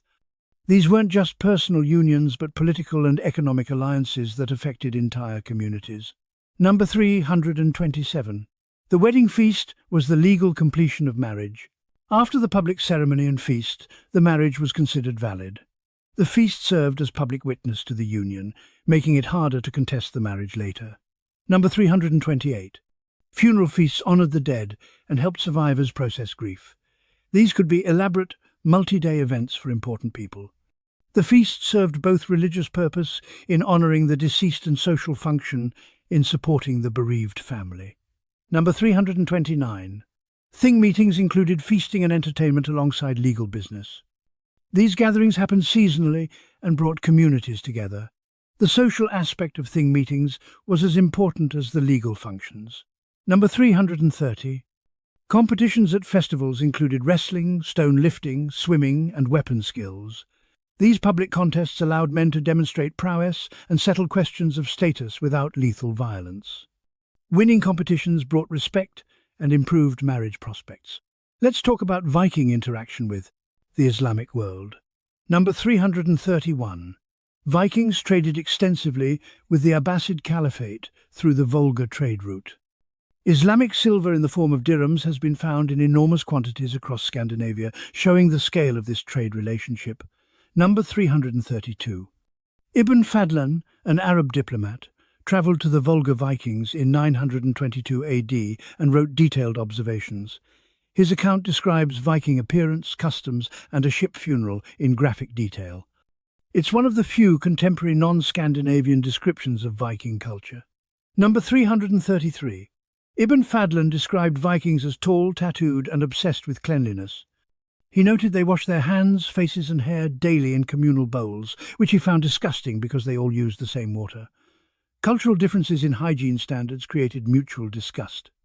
Number 334. Islamic merchants travelled to Viking towns like Hedeby to trade directly. They brought silver, spices, silk and glass beads in exchange for furs, amber, slaves and walrus ivory. These markets were truly international gatherings. Number 335. Some Vikings converted to Islam. Evidence suggests a few Viking traders who travelled deep into Islamic lands converted for business advantages or genuine belief. These conversions were rare but documented in Islamic sources. Number 336. Viking burial customs shocked Islamic observers. Ibn Fadlan's description of a Rus funeral includes a ship burial, human sacrifice, and cremation that he found barbaric. His account is detailed, but probably emphasized the exotic and disturbing elements for his audience. Number 337. Islamic coins were melted down by Vikings to make jewelry and hack silver. The beautiful Arabic calligraphy meant nothing to Vikings who valued the silver content, not the coin's original purpose. Thousands of Islamic coins were destroyed this way. Number 338. Vikings adopted some Islamic fashion elements. Glass beads and silver jewelry in Islamic styles appear in Viking graves, showing cultural exchange went both ways. Vikings were selective borrowers who took what they liked from other cultures. Number 339. The Volga Vikings established trading posts deep in what's now Russia, specifically to access Islamic trade networks.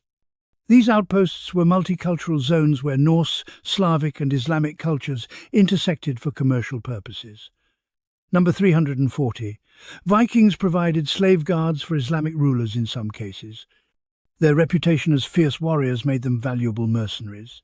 Some Vikings spent their entire careers in Islamic lands as professional soldiers. Now let's discuss Viking ships in more technical detail. Number 341. Longship keels were made from single oak trees. Finding a tree large and straight enough for a 60-foot keel required searching forests for the perfect specimen. The keel was the foundation that determined the entire ship's quality. Number 342. Viking shipwrights worked without plans or blueprints. They built by eye and experience, using proportions and techniques passed down through generations. Each ship was unique, even within the same general type. Number 343. Rivets held overlapping planks together in clinker construction. Iron rivets were hammered through pre-drilled holes and clenched over roves on the inside. This created flexible, watertight joints that could flex with wave motion. Number 344. Ships were caulked with wool or animal hair, twisted into rope and hammered into gaps. This was then sealed with pine tar to make it waterproof. Caulking required constant maintenance since the flexible hull would work the caulking loose over time. Number 345.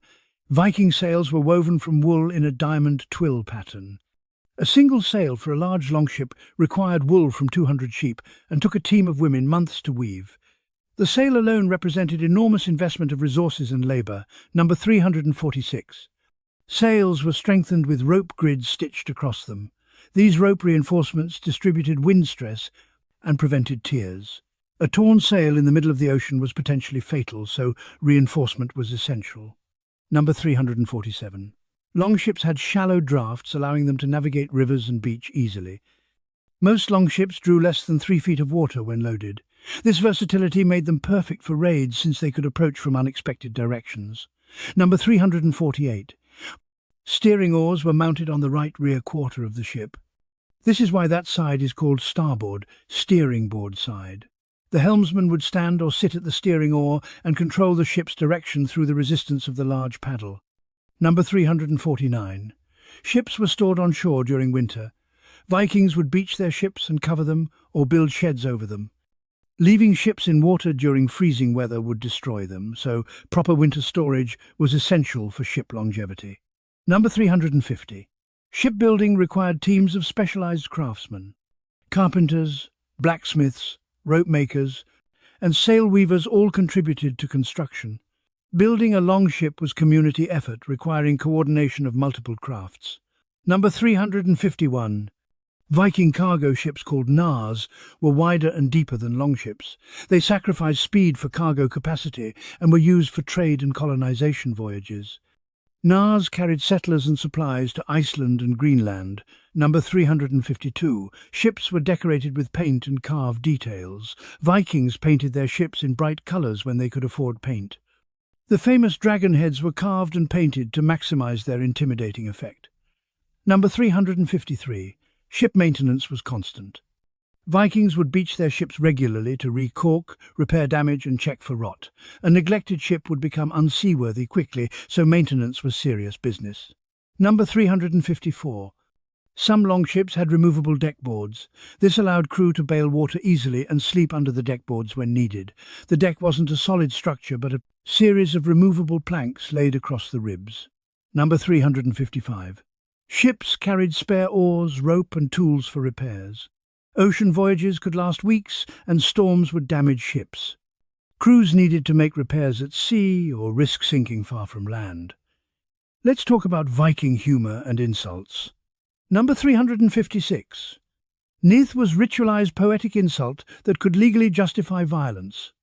If someone composed a Nith verse about you, you had grounds to challenge them to combat or demand compensation.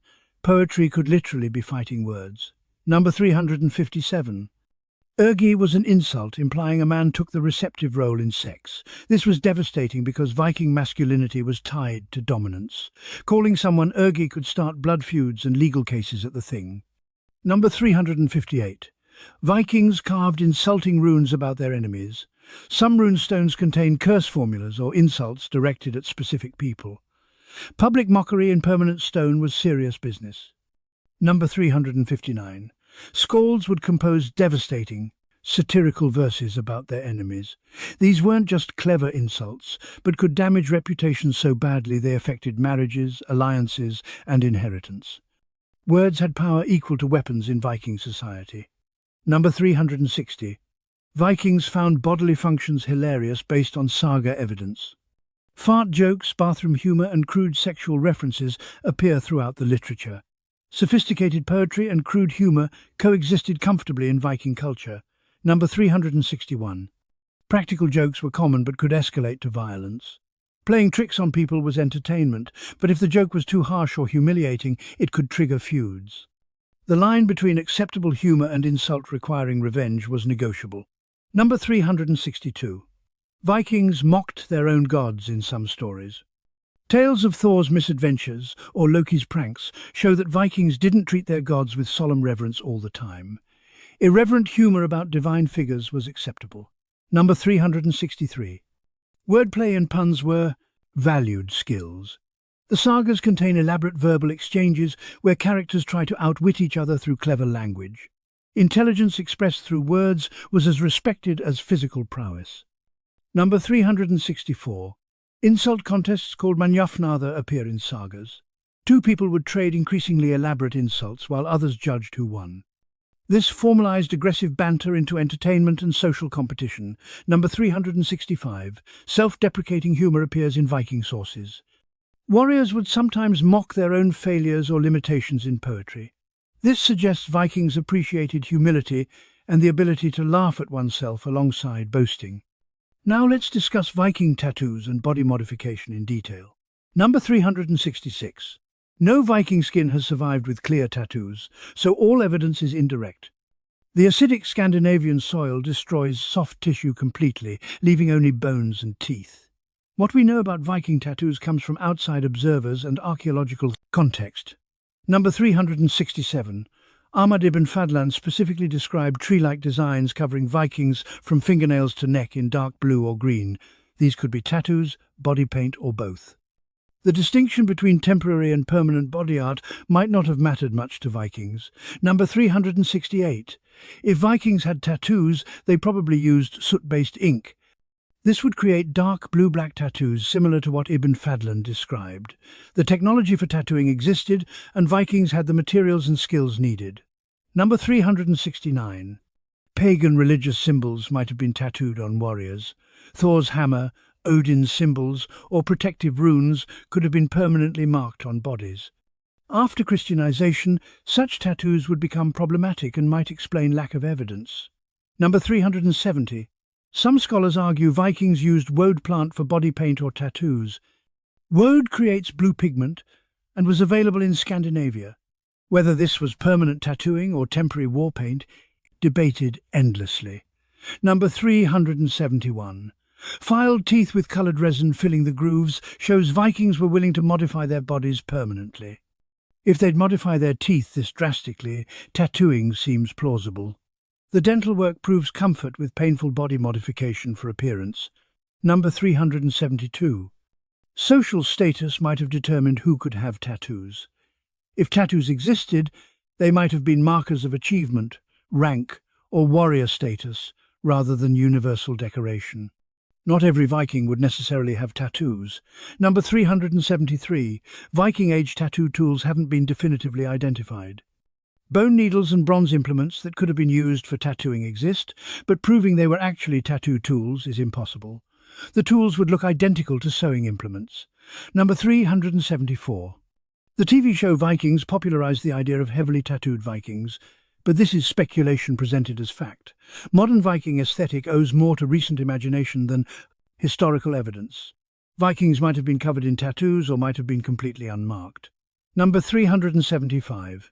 If Vikings tattooed, the designs probably carried symbolic meaning. Random decorative tattoos seem unlikely.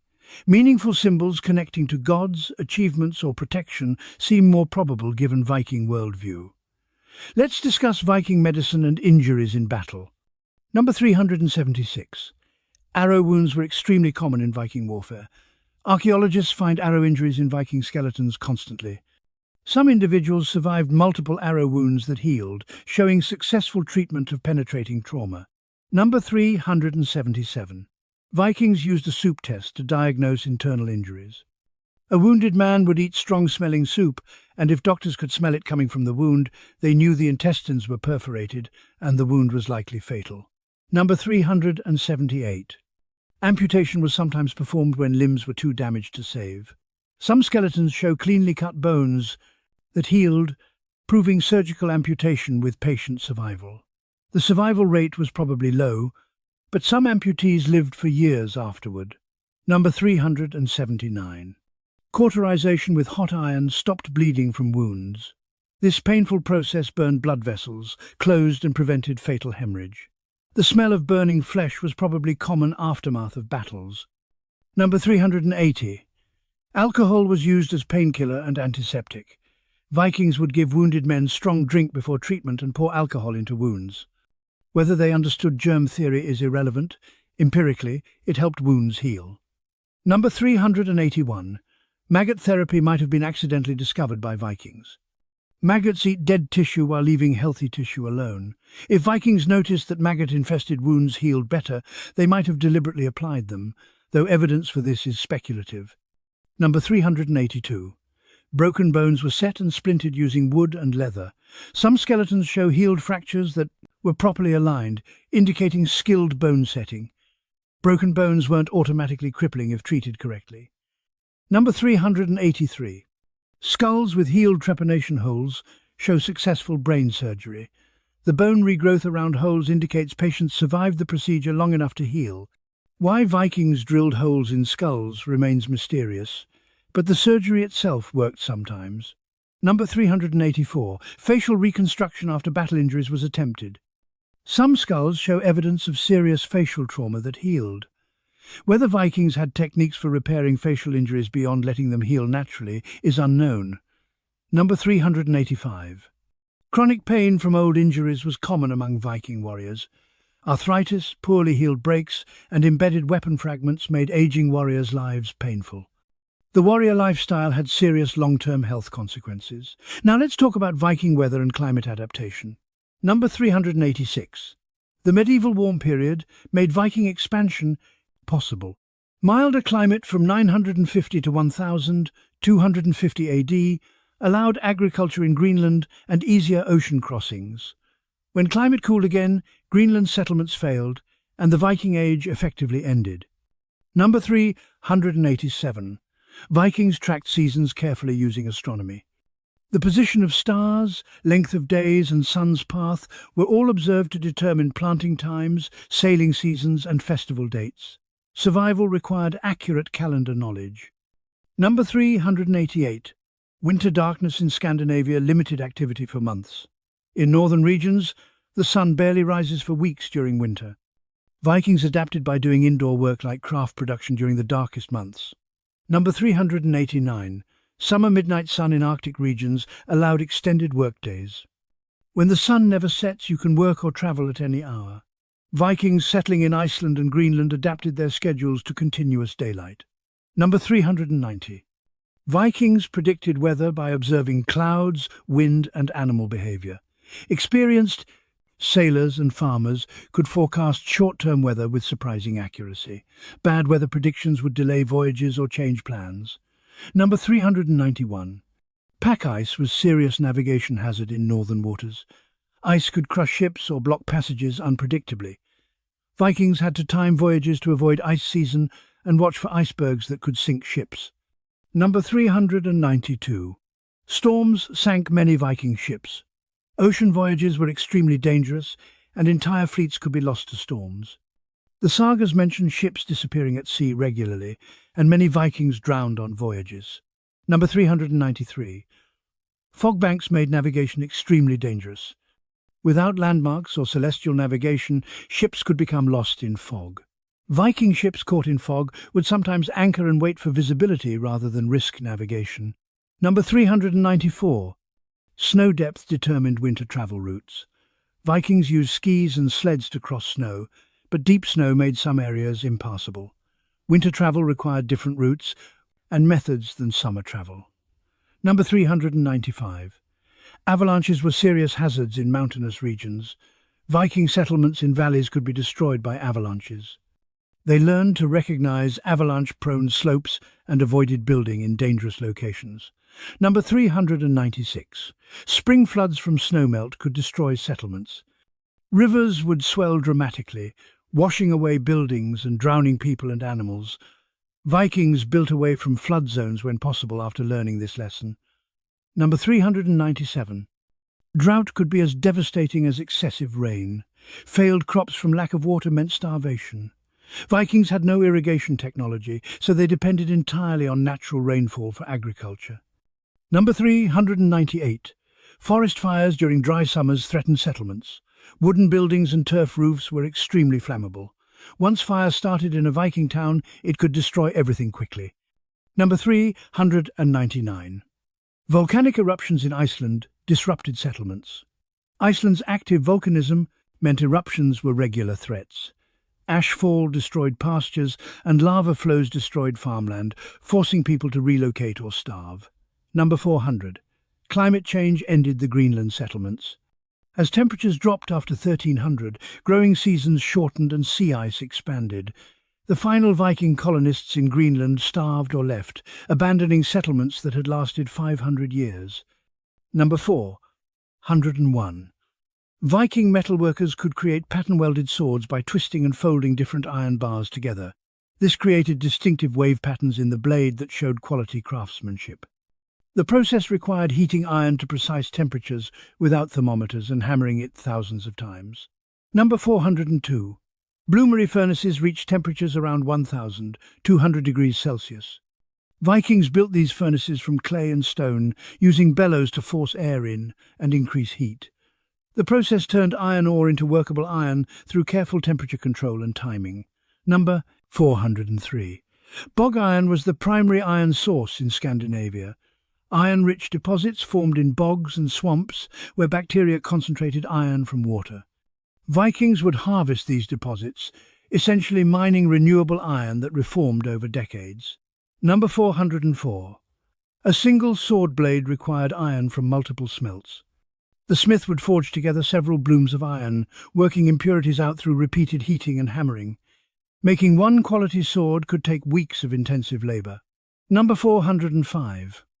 Vikings couldn't produce steel consistently. True steel requires precise carbon content in iron, and Viking smelting technology couldn't control this reliably. What they called steel was usually iron with inconsistent carbon content that happened to be harder than pure iron. Number 406. Edge hardening was done by heating the blade edge and quenching it rapidly. This made the cutting edge harder while leaving the spine flexible. A blade that was too hard would shatter, while too soft would dull quickly, so balancing hardness was critical skill. Number 407. Smiths tested blade flexibility by bending them. A good blade could flex significantly without breaking or permanently deforming. Smiths would demonstrate quality by bending blades into curves and releasing them to spring back straight. Number 408. Sword hilts were assembled from multiple pieces. The tang would be fitted with guards, grips wrapped in leather or wire, and pommels attached. Hilts could be disassembled and replaced while keeping the same blade. Number 409. Damascus steel blades occasionally reached Scandinavia through trade. These superior blades from the Middle East were incredibly valuable and would be fitted with Norse hilts. Owning a Damascus blade was ultimate status symbol. Number 410. Vikings created their own bronze by mixing copper and tin. Bronze was used for decorative items, jewellery, and fittings, since it was easier to cast than iron. The technology was ancient, but Vikings maintained bronze working skills alongside iron smithing. Let's discuss Viking interaction with the Byzantine Empire. Number 411. The Varangian Guard was established around 988 AD when Byzantine Emperor Basil II recruited Vikings. He needed loyal troops who had no local political connections and wouldn't betray him in palace intrigues. Vikings fit perfectly because they didn't care about Byzantine politics and just wanted payment. Number 412. Varangian guardsmen were paid in gold coins. Their salary was significantly higher than regular Byzantine soldiers, making service in Constantinople extremely lucrative. Vikings would serve several years, accumulate wealth and return home rich. Number 413. Harald Hardrada served in the Varangian Guard before becoming King of Norway. He fought across the Mediterranean, accumulated enormous wealth, and learned Byzantine military tactics. His experience as a guardsman shaped his later kingship and military strategies. Number 414. Varangians carried axes as signature weapons in Byzantine service. While Byzantine soldiers used spears and swords primarily, Vikings brought their axe-fighting traditions to Constantinople. The emperor's guardsmen with massive axes became an iconic sight in the Byzantine capital. Number 415. The Varangian Guard participated in palace coups and civil wars. When emperors changed, the Guard's loyalty sometimes shifted to whoever paid better. They were elite troops but also mercenaries who followed money and personal loyalty rather than abstract political principles. Number 416. Byzantine sources describe Varangians as excellent fighters but heavy drinkers.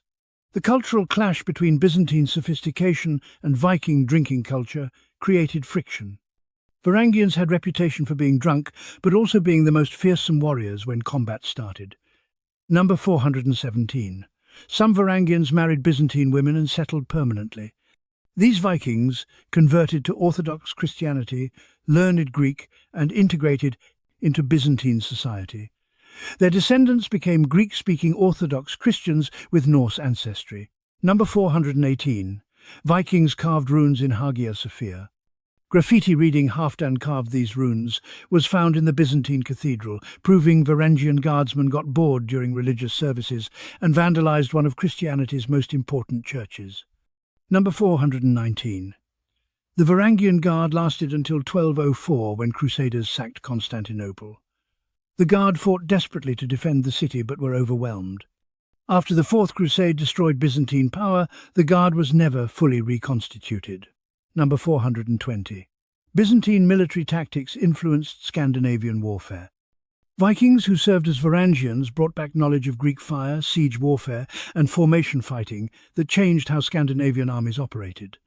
Now, let's talk about Viking kingship and political power. Number 421. Early Viking kings were war leaders more than administrators. Kings led raids and wars, and their legitimacy came from military success and generosity to followers. A king who couldn't win battles or distribute loot wouldn't stay king long. Number 422. Kings needed to be generous to maintain power. Warrior followers expected rewards for service, and stingy kings lost supporters quickly. The phrase ring giver for kings shows that distributing wealth was central to royal power. Number 423. Viking kingdoms were unstable and constantly changing. Sons would fight for succession, rivals would challenge weak kings, and kingdoms would split or merge based on military outcomes. Stable dynasties were rare until late in the Viking Age. Number 424. Kings claimed descent from gods to legitimize power. Many royal families traced ancestry to Odin or Freya, giving them divine mandate to rule. Whether anyone believed these genealogies literally is debatable, but they provided useful political legitimacy. Number 425. The Thing could reject kings who ruled poorly. While kings had authority, they governed with consent from free men who could withdraw support. This wasn't democracy, but it limited royal power compared to absolute monarchies elsewhere in medieval Europe. Number 426. Kings would travel constantly, visiting different parts of their realm. This royal progress allowed kings to dispense justice, collect taxes, and maintain visibility. A king who stayed in one place would lose control of distant territories. Number 427. Royal power increased with Christianization. Christian kings claimed divine rights supported by the Church. which was more absolute than pagan legitimacy. The alliance between crown and church strengthened both institutions while weakening traditional limitations on royal power. Number 428. Viking queens had real political power in some cases. They could rule as regents, manage kingdoms while kings were absent, and influence succession. Queens weren't just decorative spouses, but political actors with their own authority and agendas. Number 429. Kings maintained bodyguard units of professional warriors. These housecarls were full-time fighters, supported by the king who formed the core of royal armies. Loyalty to the king personally mattered more than nationality or local ties. Number 430. Succession was complicated and violent. Vikings didn't practice strict primogeniture, so any son could potentially become king. Brothers would kill each other, uncles would overthrow nephews, and succession crises were nearly guaranteed at every royal death. Let's discuss Viking farming techniques in detail. Number 431. Vikings practiced two-field crop rotation. One field would grow crops, while the other lay fallow to recover nutrients. This was less sophisticated than later three-field systems, but prevented total soil exhaustion. Number 432. Manure was carefully collected and spread on fields. Animal waste was too valuable to waste, and Vikings understood that manured fields produced better crops. They'd even collect human waste for fertilizer, despite the smell. Number 433.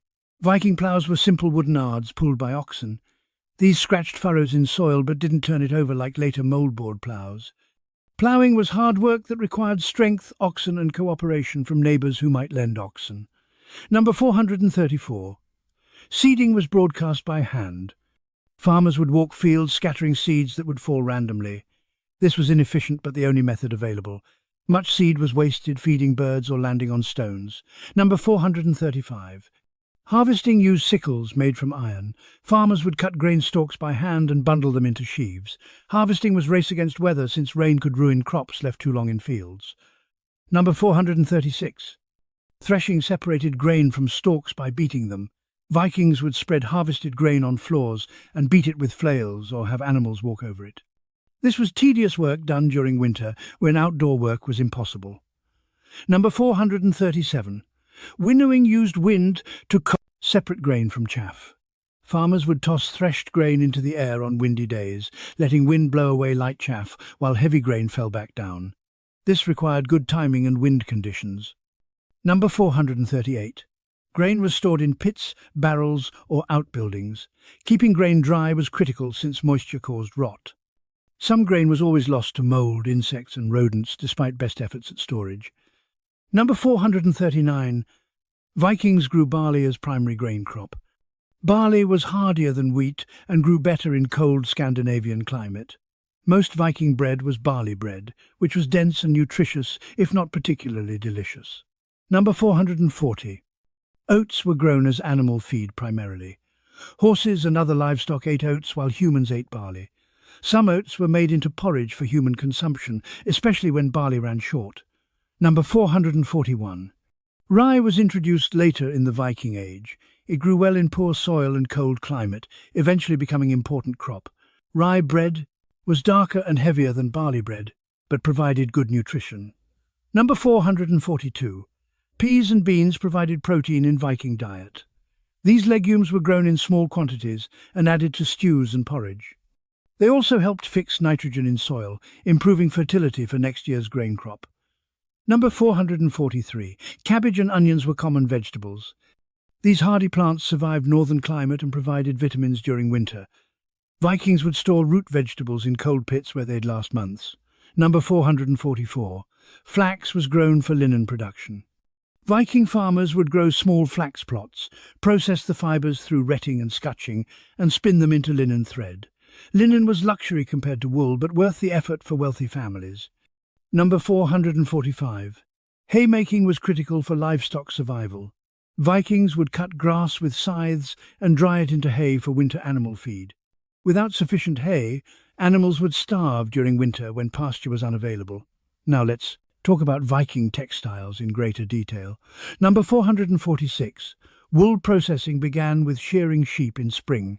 Vikings used iron shears to cut wool fleece from sheep that had survived winter. The wool would be greasy with lanolin that needed to be washed out before processing. Number 447. Washing wool removed dirt and lanolin using alkaline solutions. Vikings might use stale urine or lye, made from wood ash to clean wool. The ammonia in urine was particularly effective at breaking down grease. Number 448. Combing wool aligned fibers and removed short pieces. Vikings used metal or wooden combs to pull wool fibers straight before spinning. Well-combed wool made smoother, stronger thread than uncombed wool. Number 449. Spinning was done with drop spindles. The spinner would draw out wool fibers while the weighted spindle twisted them into thread. Experienced spinners could produce thin, even thread while walking, talking, or supervising children. Number 450. A skilled spinner could produce about 100 meters of thread per day. This was continuous work requiring constant attention. Producing enough thread for one garment took weeks of spinning by one person. Number 451. Weaving was done on upright warp-weighted looms. These looms stood against walls with vertical threads held taut by hanging clay weights. The weaver would pass horizontal threads through vertical warps to create cloth. Number 452. Setting up a loom took days of work. Every warp thread had to be measured, attached, and weighted individually. A large loom might have hundreds of warp threads that all needed to be precisely tensioned. Number 453. Weaving a full-size cloth could take weeks. The weaver would advance slowly, creating fabric row by row. Large cloths for sails or wall hangings represented months of continuous work by skilled weavers. Number 454. Tablet weaving created decorative borders and straps. This technique used square tablets with holes in corners that threads passed through. By rotating tablets, complex patterns could be woven into narrow bands. Number 455. Fulling tightened woven wool fabric. Vikings would pound finished cloth with feet or wooden implements while wet, causing wool fibers to felt together. This made warmer, more weather-resistant fabric. Number 456. Natural dyes created varied colors. Madder root made red, woad made blue, lichens made yellows and purples, and walnut shells made brown. Getting intense colors required knowledge, skill, and sometimes expensive mordants to fix dyes. Number 457.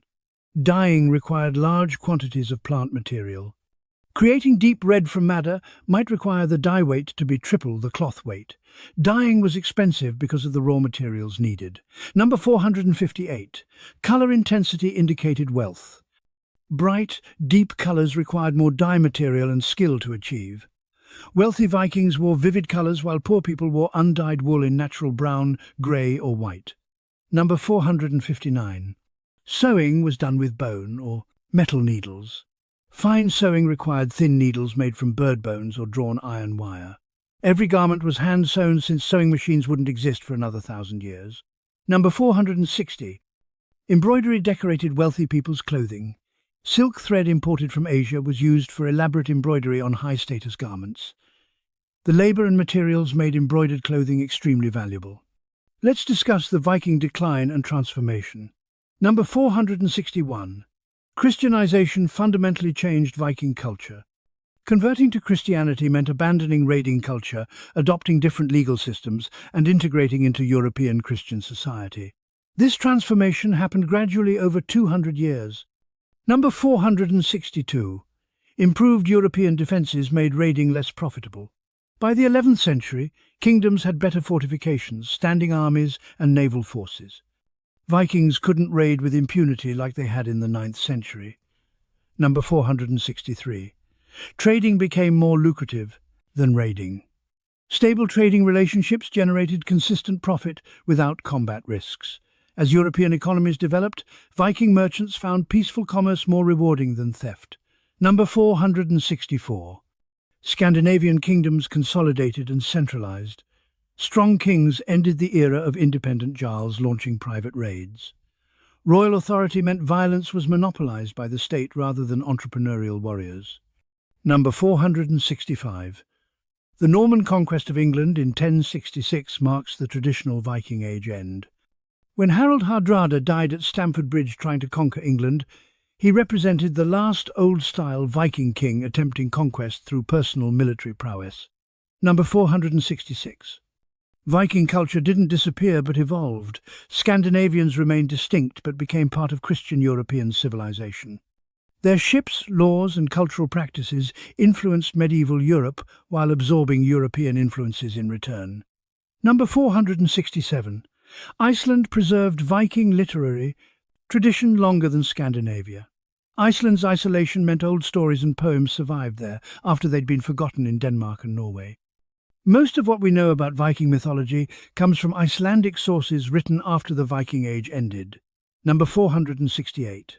The Kalmar Union in 1397 joined Denmark, Norway and Sweden under one crown. This represented complete transformation from Viking Age fragmentation to medieval European political structures. Scandinavia had fully integrated into European Christianity and politics. Number 469. Viking Age settlements in England, Ireland and Scotland were absorbed into local populations. Norse settlers intermarried, converted to local Christianity, and their descendants became English, Irish and Scottish. Within generations, they'd integrated completely. Number 470. Greenland settlements lasted until the 15th century. These were the last functioning Viking Age settlements anywhere, maintaining old ways centuries after Scandinavia had changed. They finally failed due to climate change and resource depletion. Now let's talk about Viking names and naming customs. Number 471. Vikings used patronymic naming where your surname was your father's name plus son or daughter. Eric's son was Ericsson, and Eric's daughter was Eriksdottir. This system is still used in Iceland today. Number 472. Nicknames were extremely common and often unflattering. Eric the Red, Harold Bluetooth, Ivar the Boneless, and Sigurd Snake in the Eye all had nicknames describing physical features or characteristics. Vikings weren't diplomatic about pointing out distinctive traits. Number 473. Some nicknames commemorated embarrassing moments. Being called the unlucky or the peaceful, meaning cowardly, stuck for life. Your worst moment might become your permanent identifier. Number 474. Earned names came from great deeds. Leif the Lucky or Eric the Victorious celebrated achievements. These names were propaganda tools that reinforced reputation and status. Number 475. Names were often reused within families. Naming children after deceased grandparents was common, with the belief that the ancestors' qualities would transfer to the child. This created confusing family trees where names repeated every generation. Number 476. Some names were never given to children if the previous bearer died badly. Names of disgraced or unlucky people might be avoided by entire families to prevent bad fate from transferring. Number 477. Changing your name after significant life events was acceptable. Someone might take a new name after conversion to Christianity, major achievement, or relocating to new land. Identity was flexible in ways modern naming conventions don't permit. Number 478. Women kept their maiden names after marriage. Marriage didn't change a woman's identity in the way it did in many European cultures. She remained her father's daughter throughout her life. Number 479. Thralls often lost their birth names and were given new names by owners. This was dehumanizing practice that marked slavery. Your name was taken along with your freedom. Number 480. Place-based names indicated origin. Bjorn of Iceland or Olaf from Norway told people where you came from. This was especially useful when Vikings travelled far from home and needed identification. Let's discuss Viking legal customs in more detail. Number 481. Viking law was based on compensation rather than punishment. Crimes had set prices called wergild. If you killed someone, you paid their family. If you couldn't pay, you became outlaw and could be killed without legal consequence. Number 482. The amount of wergild depended on the victim's social status. Killing a thrall required minimal payment, while killing a jarl could bankrupt your entire family. This institutionalized inequality, but also prevented endless blood feuds. Number 483. Witnesses were crucial in Viking legal system. Cases were decided by people testifying to facts or character. Your reputation and the reputation of your witnesses determined legal outcomes as much as actual facts. Number 484. Oath-taking was how Vikings established truth. People would swear oaths on sacred rings or weapons. Breaking an oath was not just crime, but offence against gods that endangered your soul and reputation. Number 485. Oath helpers would swear to your character if you were accused. Having 12 respected men swear you were truthful could win cases even if evidence suggested guilt. Social connections mattered more than objective truth. Number 486. Ordeal by fire or water determined guilt when evidence was ambiguous. The accused would carry hot iron or be bound and thrown in water. Survival or quick healing supposedly proved innocence through divine intervention. Number 487. Blood feuds were expected when violence occurred. If someone killed your family member, you were obligated to seek revenge or accept compensation. Failing to act damaged your honor permanently. Number 488. Revenge could be delayed for years. Some men would wait for the perfect moment to avenge insults or deaths. The sagas tell stories of revenge taken decades after the original offense. Number 489. Women could initiate legal action for domestic violence. If a husband beat his wife excessively, she could divorce him and take her property. What counted as excessive was determined by community standards, but legal recourse existed. Number 490. Adultery laws applied differently to men and women. A woman's adultery was serious crime, while men's extramarital affairs were overlooked if the woman was unmarried. The double standard was blatant and institutionalized. Number 491. Property disputes were common legal cases. Boundaries, inheritance, and livestock ownership caused constant legal battles. The Thing spent much time adjudicating property disagreements.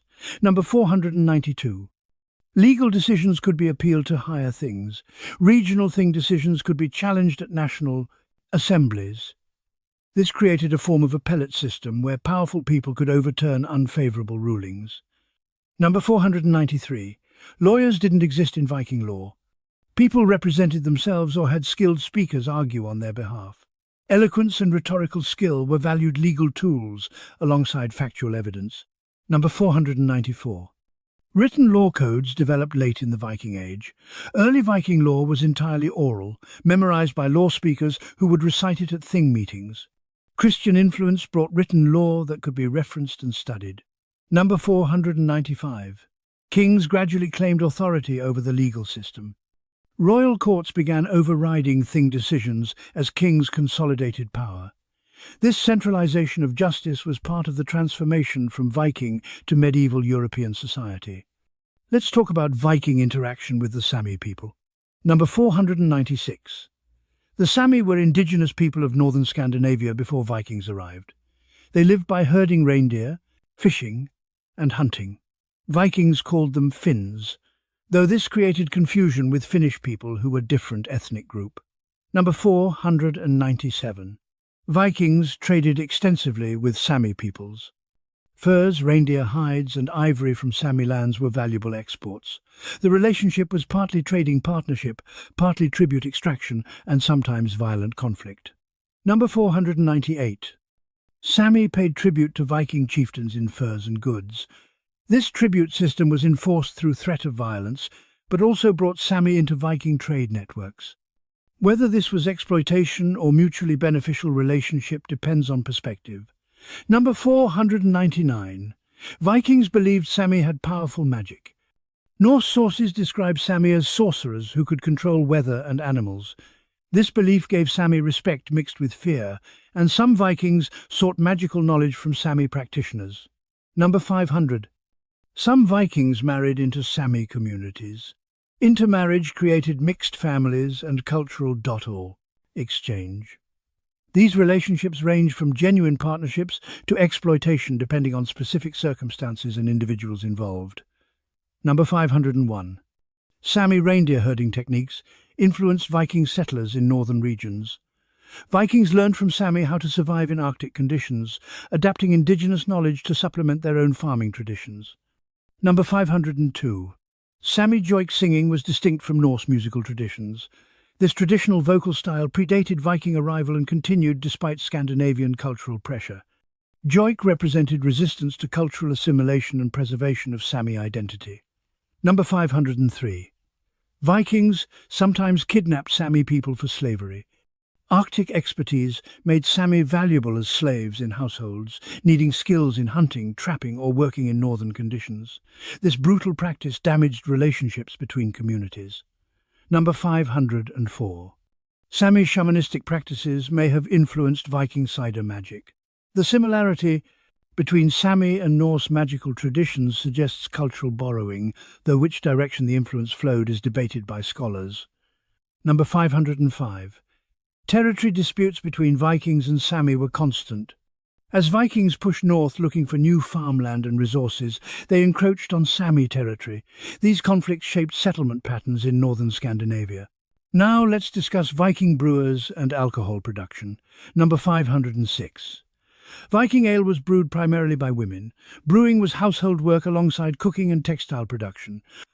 The quality of a household's ale reflected on the woman's skill and the family's hospitality. Number 507. Brewing ale took about a week from start to finish. Barley would be malted, mashed with hot water, fermented with wild yeast, and aged briefly. Fresh ale didn't last long, so brewing was constant work. Number 508. Vikings used various herbs instead of hops for flavouring. Bog myrtle, yarrow, and juniper were added to ale for flavour and preservation. Each region had different brewing herb traditions, creating distinct local ale styles. Number 509. Mead production required access to honey, making it luxury drink.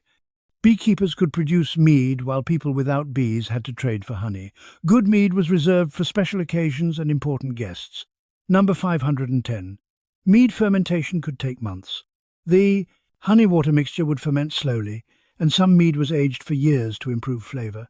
Patient brewers produced superior mead that commanded high prices. Number 511.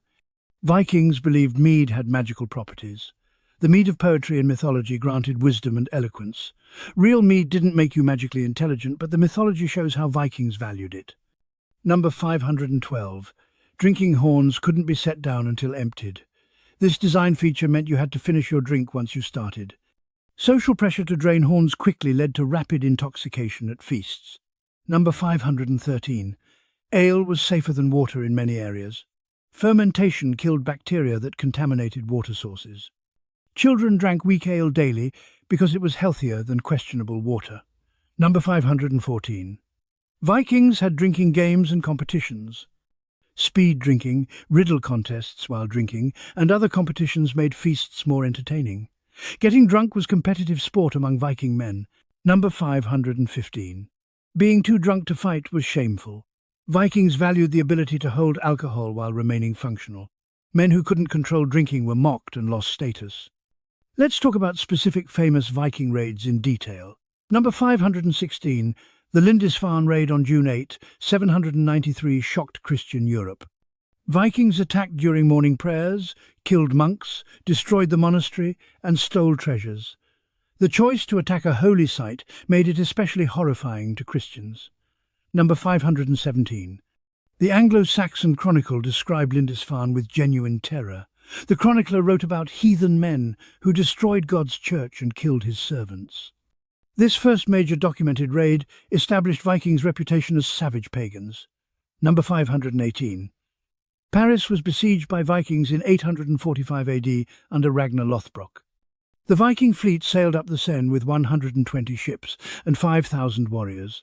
King Charles the Bald paid £7,000 of silver to make them leave, establishing the Danegeld precedent. Number 519. The 885 to 886 siege of Paris lasted for months. Vikings built permanent camps and tried to starve the city into submission. Count Odo led the defence and became famous for resisting when the king abandoned the city. Number 520. Vikings used siege towers at Paris despite not being known for siege warfare.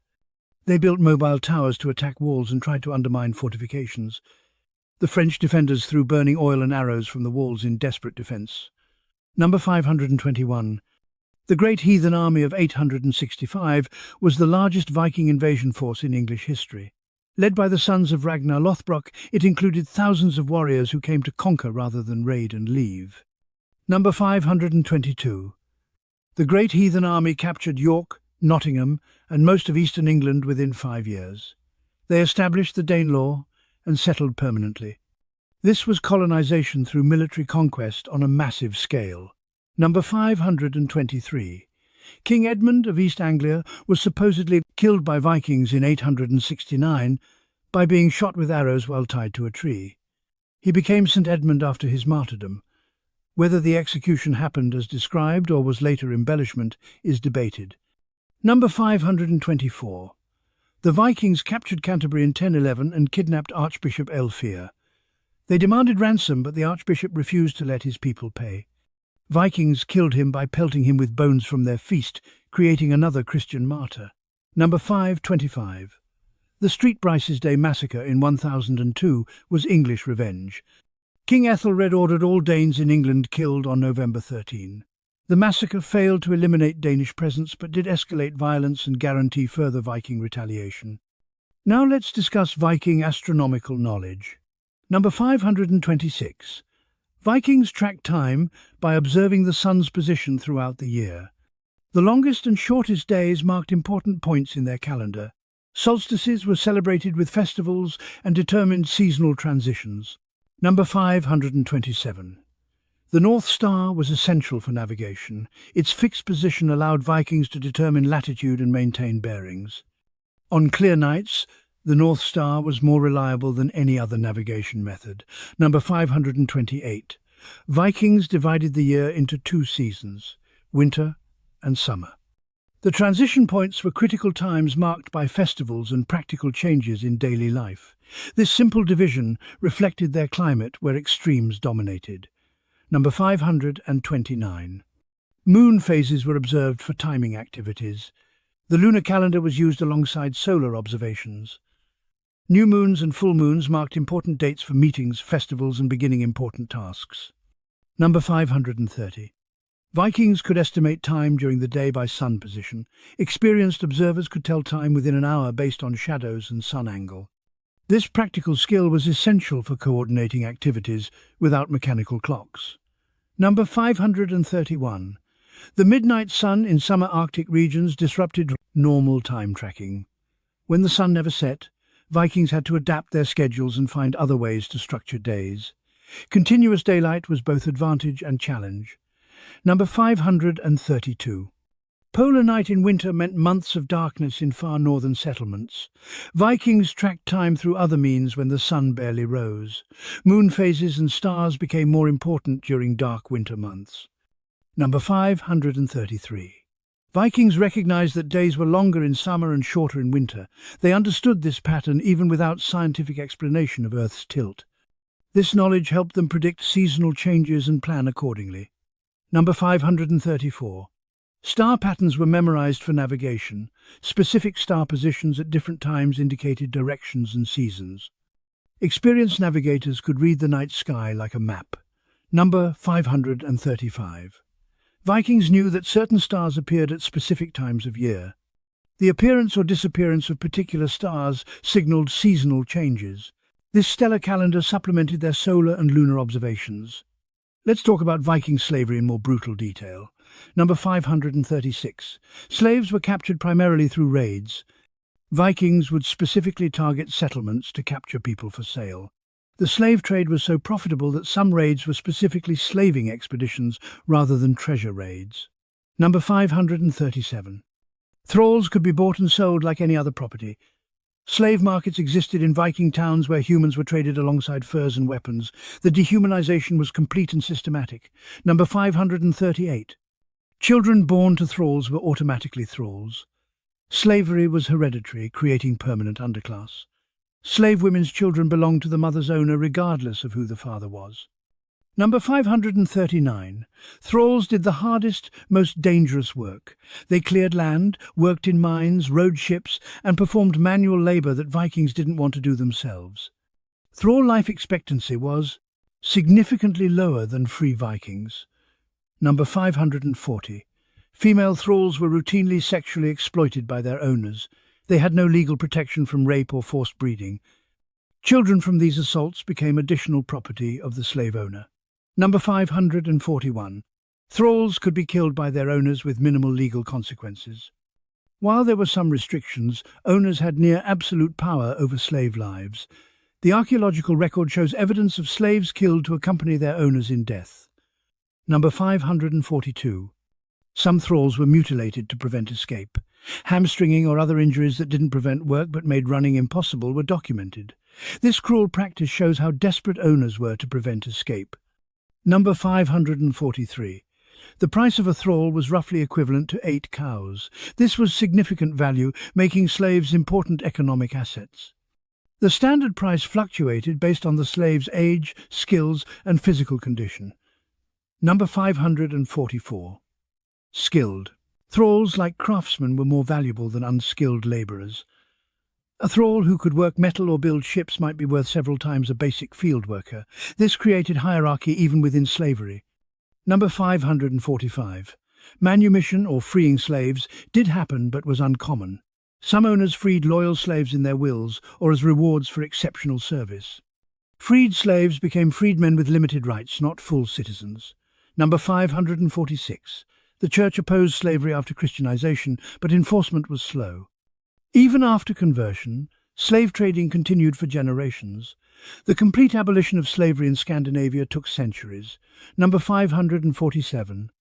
Dublin was a major slave trading centre where Vikings sold captives from Britain and Ireland. Thousands of people passed through Dublin's slave markets. The archaeological record confirms the massive scale of this trade. Number 548.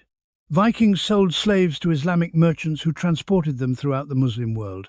This trade connected Scandinavian raiders to global slave networks. Vikings were suppliers in an international human trafficking system. Number 549. Some slaves were sacrificed at important funerals. Evidence suggests thralls were killed to serve their masters in the afterlife. These sacrifices could be voluntary for trusted slaves or forced for others. Number 550. Escaped slaves faced death penalty if caught. Helping escaped slaves was also crime that could result in fines or outlawry. The system was designed to make escape nearly impossible and terrifying to attempt. Now let's discuss Viking art and decorative styles. Number 551. The Oseberg ship burial contains some of the finest Viking art ever found. Carved wooden posts, elaborate tapestries, and decorated sleighs show the highest quality Viking craftsmanship. The burial goods represent decades of artistic work. Number 552. Gripping beast motif was characteristic Viking art style. These interlaced animals with their own limbs or other creatures created complex, dynamic patterns. The style appeared on everything from brooches to ship carvings. Number 553. Ringerike style emerged in the 11th century with more flowing, plant-like designs. This represented evolution from earlier geometric animal patterns. The style showed influence from European Christian art while maintaining Norse character. Number 554. Urn style was the final Viking art style before full Romanesque adoption. It featured elegant, elongated animals in figure-8 patterns. This transitional style bridged pagan Viking and Christian medieval aesthetics. Number 555. Rune stones often featured elaborate carvings beyond just the runic text. Animals, ships, and warriors decorated memorial stones. These carvings turned functional memorials into public art installations. Number 556. Vikings carved elaborate designs into everyday objects. Combs, knife handles, and spindle whorls were decorated even though most people would never see them. Beauty in utilitarian objects mattered to Viking craftsmen. Number 557.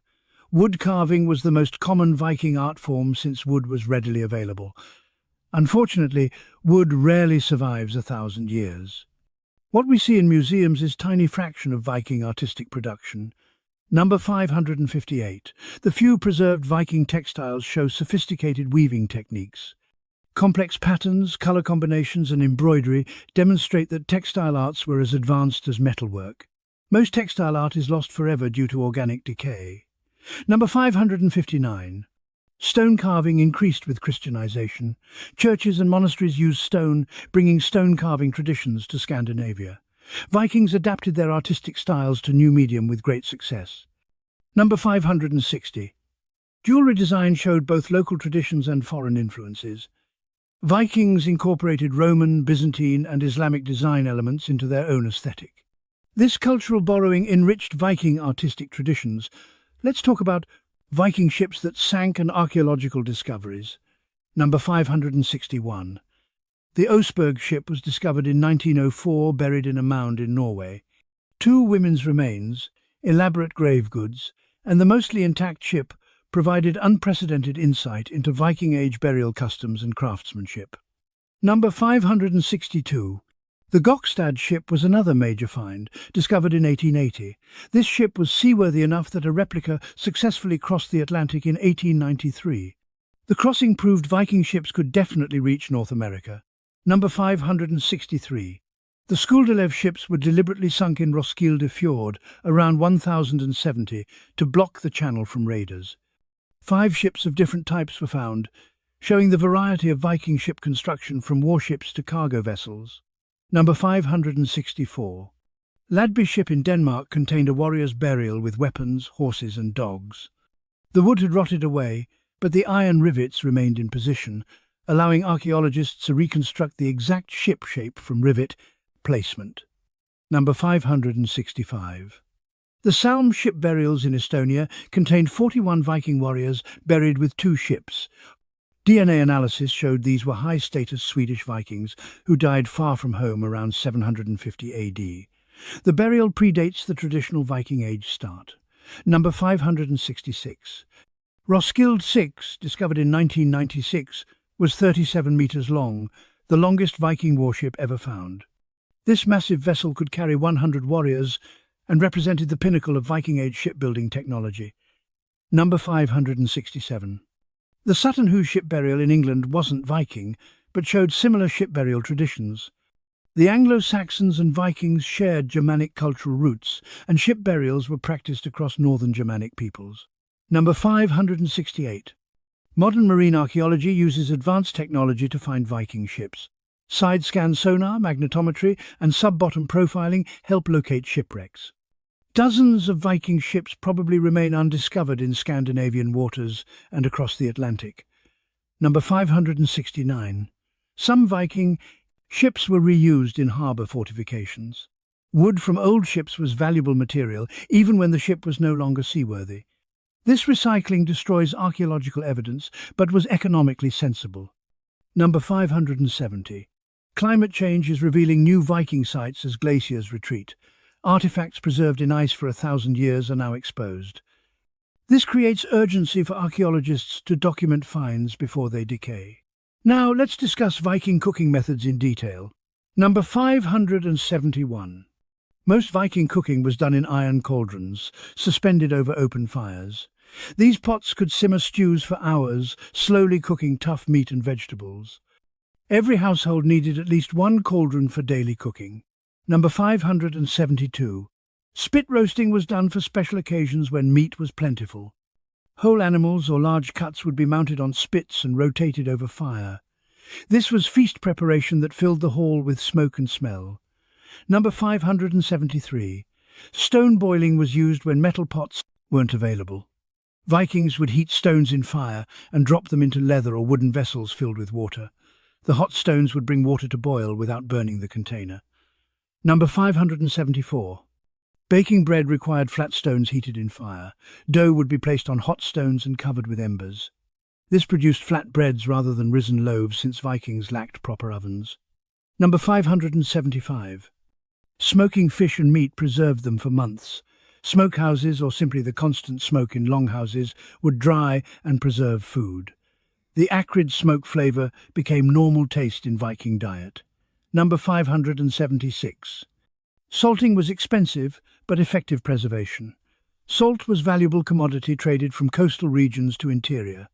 Families who could afford salt could preserve much more food for winter. Number 577. Fermenting created foods like soured milk and fermented fish. Fermentation provided probiotics and prevented spoilage. Viking diet included many fermented foods that would seem strange to modern palates. Number 578. Drying food was simplest preservation method. Fish, meat, and fruits were air-dried in cold climate. Dried fish became hard as wood but lasted years and was portable food for voyages. Number 579. Root cellars stored vegetables through winter. Underground pits provided cool, dark storage that kept root vegetables fresh for months. These cellars were essential for surviving winter with varied diet. Number 580. Cooking often happened communally in large longhouses. The central fire served multiple families in some settlements. This created social cooking, where women worked together preparing meals. Let's talk about Viking influence on English and Irish place names. Number 581. Any town ending in by is Viking settlement. Derby, Rugby and Grimsby were all Viking towns. The by suffix meant farm or town in Old Norse, marking Viking colonization patterns across England. Number 582. The Thorpe ending means village or settlement. Scunthorpe, Cleethorpes are Viking names. This suffix shows secondary settlements, often established after initial by towns. Number 583. Place names with thwaite indicate cleared land. Vikings clearing forest for farming left linguistic record in place names. Each thwaite represents back, breaking work, clearing trees to create farmland. Number 584. The toft ending means homestead or plot of land. These smaller units show how Vikings divided land for individual families. Each toft was one family's farming unit within larger settlement. Number 585. Dublin comes from Irish Dublin, meaning Blackpool. Vikings established their long fort there, and it grew into Ireland's largest city. The name stuck even after Irish reclaimed the city. Number 586. Waterford, Wexford and Wicklow are Irish towns founded by Vikings. The ford endings are Norse additions to Irish geography. These coastal towns were Viking trading posts that became permanent cities. Number 587. Scotland's Shetland and Orkney Islands have almost entirely Norse place names. The original Pictish names were completely replaced by Norse. This shows how thoroughly Vikings colonized these islands. Number 588. Iceland's place names are descriptive Norse names. Reykjavik means smoky bay from geothermal steam. Every geographic feature was named practically by Norse settlers. Number 589. Greenland was named to attract settlers, according to saga accounts. Eric the Red wanted people to think it was green and fertile. The marketing tactic worked despite Greenland being mostly ice. Number 590. Vinland's exact location is debated partly because vin could mean wine or meadow. The name might refer to grapes or just good pasture. This ambiguity frustrates archaeologists trying to locate Viking settlements. Now let's discuss specific Viking weapons in detail. Number 591. The Ulfbert sword was a legendary blade type marked with +VLF Bert plus inscription. These high-quality swords appeared from 800 to 1000 AD and showed advanced metallurgy. Modern analysis reveals some contained crucible steel technology that shouldn't have been possible in Europe. Number 592. About 170 Ulfbert swords have been found across Europe. They were expensive imports or high-end local productions. Counterfeit Ulfberts with misspelled inscriptions show there was a market for fakes even in medieval times. Number 593. The seax was a single-edged fighting knife carried by most Vikings. Length varied from small utility knives to sword-length weapons. Every man owned a seax regardless of whether he owned other weapons. Number 594. Spearheads came in various shapes for different purposes. Broad-bladed spears were for stabbing, narrow ones for throwing, and barbed ones for fish. The Viking spear was versatile tool and weapon combined. Number 595. The atgeir was a two-handed Viking polearm similar to a glaive. It had a long blade mounted on a shaft and required training to use effectively. Atgeir-armed warriors in saga accounts were respected fighters. Number 596. Bows were essential hunting tools that also served in warfare. Viking bows were simple self-bows made from single pieces of wood. They lacked the power of later longbows but were effective at short range. Number 597. Arrows were crafted with iron heads and feather fletching. Arrow making was skilled work requiring precision. Poorly made arrows would fly crooked and miss targets completely. Number 598. Slings were cheap ranged weapons used by common Vikings. A leather pouch and stones made an effective weapon anyone could use. Slings could kill at surprisingly long range with practice. Number 599. Vikings occasionally used two-handed axes in battle. These required both hands to swing but delivered devastating strikes. Only strong, skilled warriors could wield them effectively in combat chaos. Number 600. Crossbows appeared in late Viking Age but never became common. The technology existed, but Vikings preferred traditional weapons. Crossbows only became dominant after Christianization brought European military technology. Number 601. Viking shields were held together by iron boss in the center, where the hand grip was located. The boss protected the hand and could be used offensively to punch enemies. Shield bosses are among the most commonly found Viking artifacts. Number 602. Shields were painted in bright colors and geometric patterns. Red and yellow were common colors. These painted designs served both decoration and possibly identification of different warrior groups in battle. Number 603. Leather-covered shield edges prevented the wood from splintering during combat. This reinforcement extended shield life significantly. A shield would take tremendous abuse in battle and needed protection on its most vulnerable edges. Number 604. Some Vikings carried multiple shields into battle. One would be strapped to their back as backup while the primary shield was used. Once your first shield broke, having a replacement could save your life. Number 605. Shield walls could be several ranks deep. Front rank warriors held shields, while rear ranks would stab over their shoulders with spears. This depth provided staying power when shield walls collided.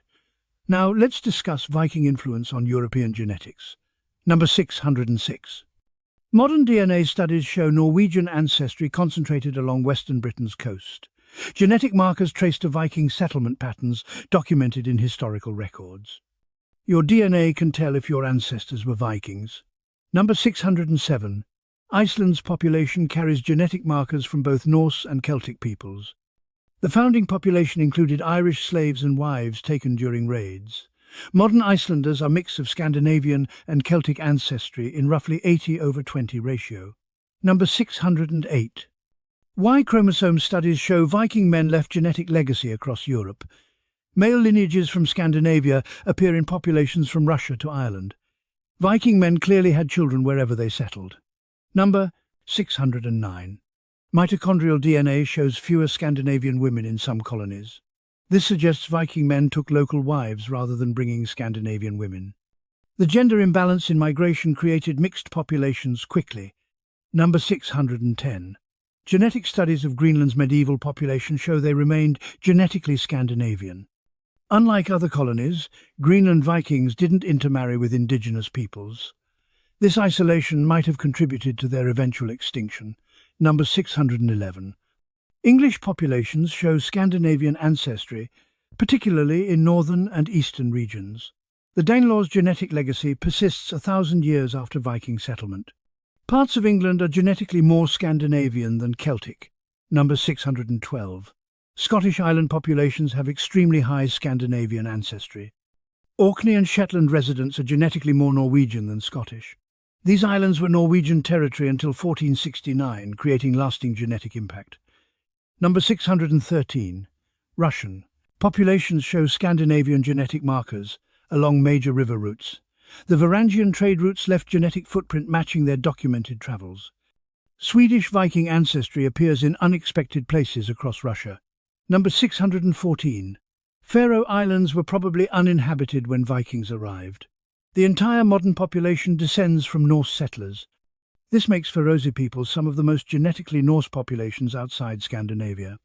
Number 615. DNA analysis of Viking Age skeletons shows they were more genetically diverse than expected. Vikings included people with Southern European and Asian ancestry. The blonde Scandinavian stereotype doesn't match actual Viking Age genetic diversity. Let's talk about Viking poetry forms and oral tradition. Number 616. Eddic poetry used simple meters with heavy alliteration. Lines were structured around stressed syllables that began with the same sound. This made poetry easy to memorize and recite, essential for oral tradition. Number 617. Skaldic poetry was extremely complex with intricate meters and elaborate kennings. Only educated poets could compose in skaldic form. This complexity showed off the poet's skill and made the verses memorable. Number 618. Drottkavat was the most prestigious skaldic meter. It required internal rhyme, alliteration and syllable counting all simultaneously. Composing in Drotkavat was like solving a puzzle while creating art. Number 619. Improvised verses in stressful moments appear throughout sagas. Warriors would compose poetry while dying or before battles. Whether this actually happened or was literary convention added later is debated. Number 620. Love poetry was composed but considered slightly shameful for men. Public expressions of romantic feeling suggested lack of control. Most surviving love poetry was composed privately and not performed publicly. Number 621. Praise poetry was how skalds earned their living. Kings and jarls paid poets to compose verses celebrating their deeds. A good praise poem could spread your reputation across Scandinavia. Number 622. Blame poetry was weaponized verse designed to destroy reputations. These poems were so effective, they could be legally actionable. The victim of particularly vicious blame poetry had grounds to demand compensation or combat. Number 623. Memorial poems preserved dead warriors' reputations. These verses were recited at funerals and afterward to keep memories alive. Since Vikings believed reputation created immortality, these poems were literally keeping the dead alive. Number 624. Historical events were recorded in poetry more than prose initially. The verses were memorized and passed down until Christians wrote them down. Much of what we know about Viking Age history comes from poems composed during events being described. Number 625. Children learned poetry from early age. Memorizing verses was part of education, even for common people. This created culture where everyone knew significant poetry repertoire, even if they couldn't compose original verses. Now let's discuss Viking tools and crafts in detail. Number 626. Iron axes served as both weapons and essential tools. The same axe that split skulls in battle would chop firewood at home.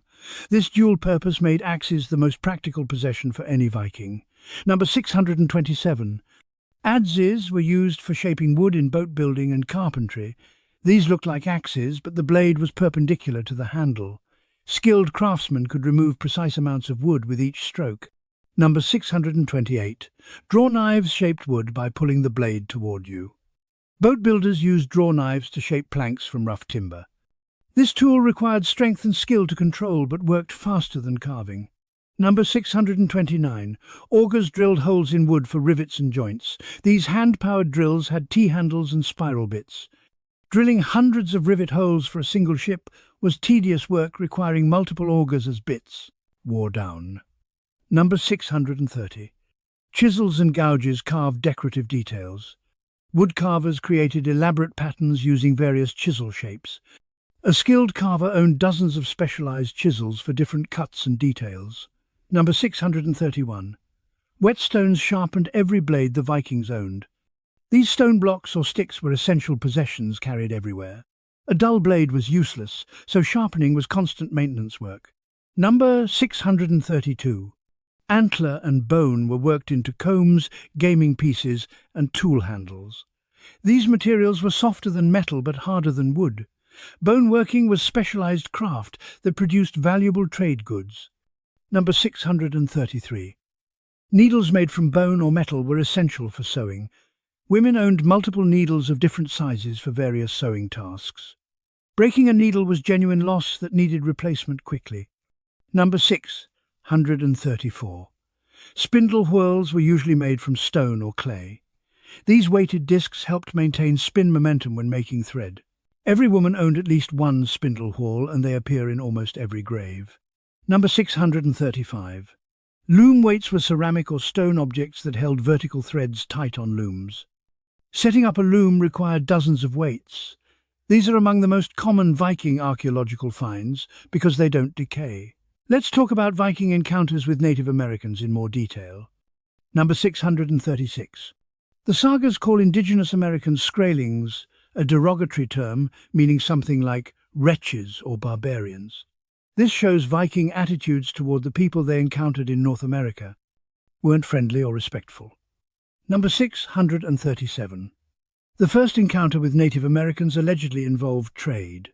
Vikings offered dairy products and the natives traded furs.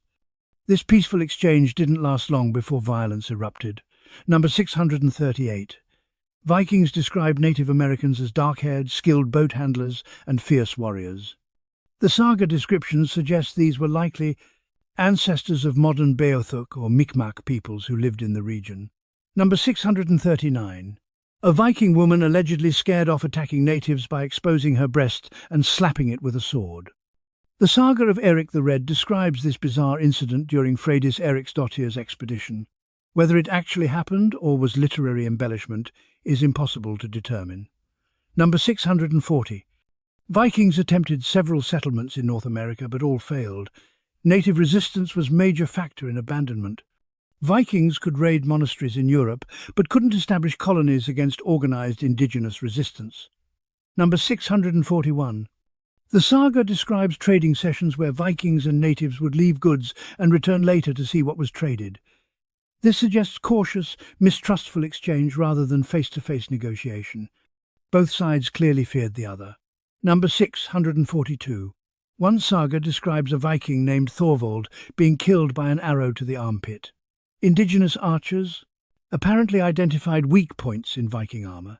This shows native warriors adapted quickly to fighting armored opponents. Number 643. Vikings apparently encountered natives using hide boats. The saga describes vessels made from skin, suggesting encounter with kayaks or similar watercraft. Viking longships were superior for ocean crossings, but native boats were better suited to local conditions. Number 644. The sagas mention natives attacking in large numbers.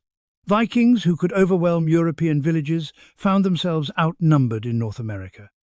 The indigenous population density was much higher than Vikings expected. Number 645. No evidence of sustained Viking Native American trade has been found archaeologically. If regular exchange occurred, we'd expect Norse artifacts in Native American sites and vice versa. The absence suggests contacts were brief and violent. Now let's discuss Viking domestic animals in more detail. Number 646. Icelandic horses are direct descendants of Viking horses. They've remained isolated and purebred for over 1,000 years. These horses have 5 gaits instead of 3, including the tolt, a running walk that's smooth for the rider. Number 647. Viking horses were small by modern standards, more like ponies. They stood around 13 to 14 hands high but were hardy and strong. These horses could survive harsh winters with minimal care. Number 648. Horses were too valuable to eat regularly but were consumed in religious sacrifices. Horse meat was sacred food eaten only at pagan festivals. Christianity's ban on eating horse meat was cultural assault on Norse paganism. Number 649. Vikings bred horses for different purposes. Some were riding horses, others were draft animals. Selective breeding created horses suited to Viking needs over generations. Number 650. Norwegian elkhounds probably descend from Viking dogs. These medium-sized Spitz-type dogs were used for hunting and guarding. Viking graves containing dogs suggest they were valued companions. Number 651. Dog breeding for specific traits was practiced by Vikings. Saga references to grey dogs or brown dogs suggest colour varieties were deliberately maintained. Some dogs were described as particularly fierce or loyal, suggesting selective breeding for temperament. Number 652. Viking-age cattle were smaller than modern breeds. A full-grown cow might weigh 300 to 400 pounds compared to 1,200 pounds for modern cattle. These smaller animals required less food but produced less milk and meat. Number 653. Bulls were dangerous animals requiring careful handling. Vikings kept bulls for breeding, but they were notorious for injuring or killing people. Saga references to bulls attacking people weren't exaggerated. Bulls were genuinely dangerous. Number 654. Goats were considered poor man's cattle. They required less pasture and could browse on rough vegetation. A family too poor to own cattle could survive with goats providing milk and occasional meat. Number 655. Viking. Sheep had both wool and hair in their fleeces. Twice yearly, Vikings would pluck the wool while leaving the protective hair layer. This plucking, ruing, was different from modern shearing and produced high-quality wool. Let's talk about specific historical Viking battles. Number 656. The Battle of Stamford Bridge on the 25th of September 1066 ended Harold Hardrada's life and invasion. He defeated English forces days earlier at Fulford, but was surprised by King Harold Godwinson's rapid forced march from the south. Number 657. Vikings at Stamford Bridge had left armour with their ships because of hot weather. This fatal mistake meant they fought in regular clothes against fully armoured English soldiers. Overconfidence and discomfort killed more Vikings than English swords. Number 658. The English army had force-marched nearly 200 miles in 4 days to reach Stamford Bridge. This incredible speed allowed them to surprise Harold's Vikings, who weren't expecting battle. Medieval armies rarely moved this fast. Number 659. King Harold Godwinson won at Stamford Bridge but died at Hastings 3 weeks later. His army was exhausted from marching and fighting twice in a month. The Viking invasion weakened England for the Norman conquest. Number 660. The Battle of Maldon in 991 was Viking victory despite being outnumbered. The English commander Bertnoth allowed Vikings to cross a causeway rather than preventing them, supposedly for reasons of honour. This fair fight mentality got the English slaughtered. Number 661. Bertnoth's head was cut off by Vikings and never recovered. His body was buried without its head, which Vikings took as trophy. This grisly detail appears in the Anglo-Saxon poem about the battle. Number 662. The Battle of Clontarf in 1014 was fought between Irish and Viking forces in Ireland. Viking King Sigtryg of Dublin and his allies fought Brian Boru's Irish forces. Both sides included Irish and Norse warriors, making this a civil war as much as ethnic conflict. Number 663.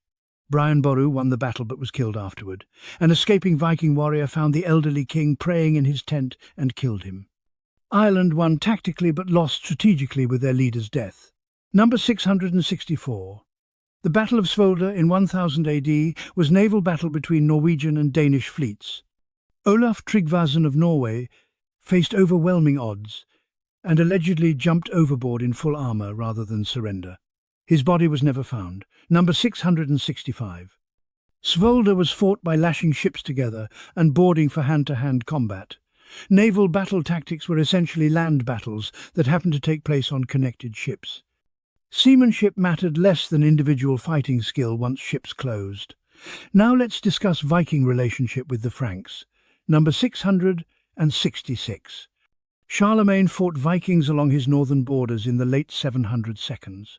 He established coastal defences and fortified towns to resist raids. His efforts slowed but couldn't stop Viking incursions into Frankish territory. Number 667. The Treaty of St. Clair-sur-Epte in 911 gave Vikings Normandy. King Charles the Simple granted Rollo extensive lands in exchange for stopping raids and defending against other Vikings. This created the Norman Duchy that would conquer England 155 years later. Number 668. Rollo converted to Christianity as part of the treaty agreement.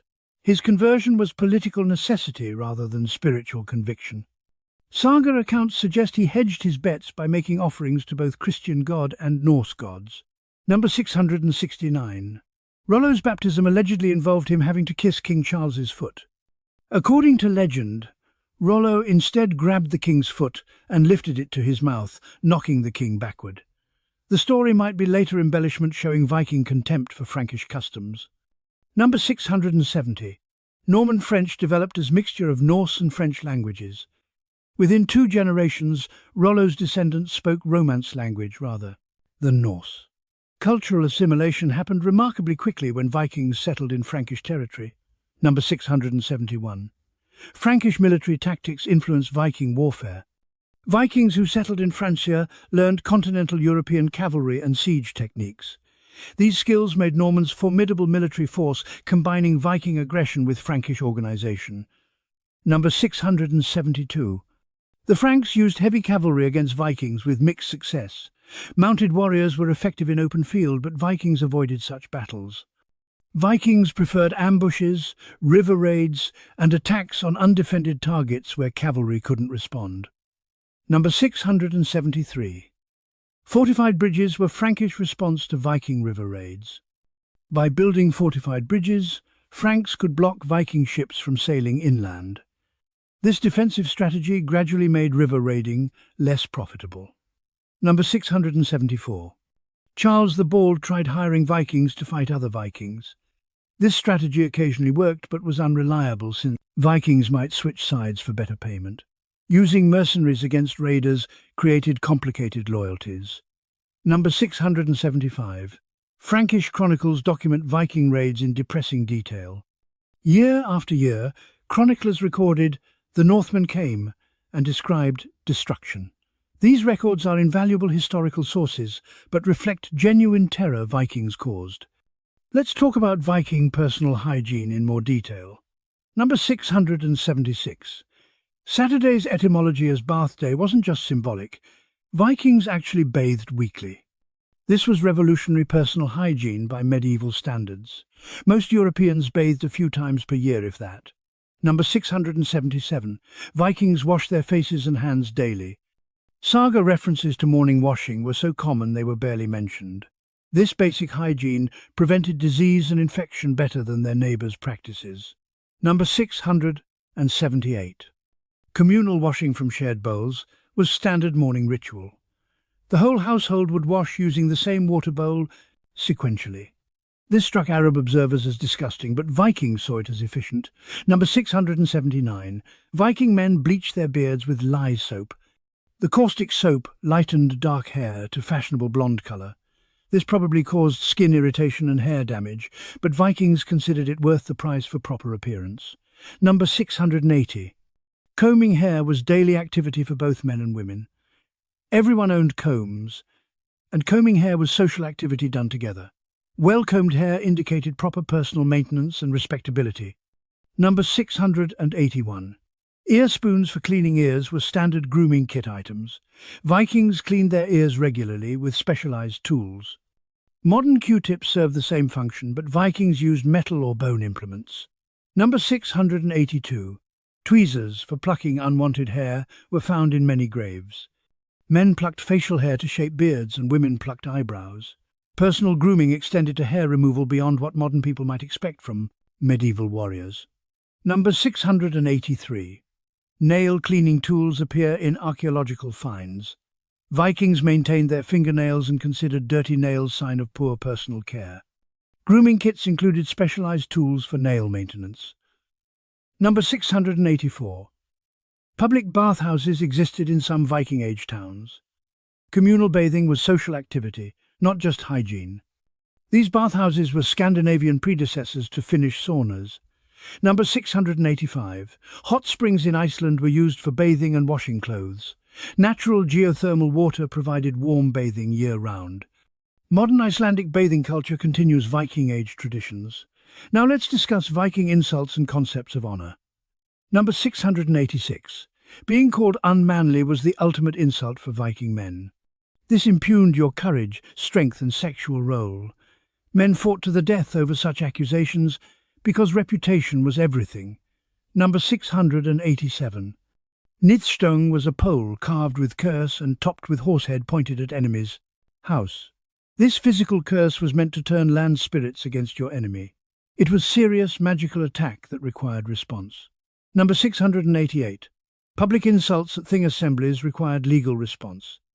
If someone insulted you in front of witnesses, you had to demand compensation or challenge them to combat.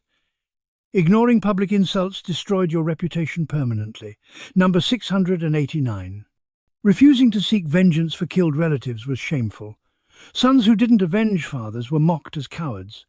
The obligation to seek revenge created cycles of violence that could last generations.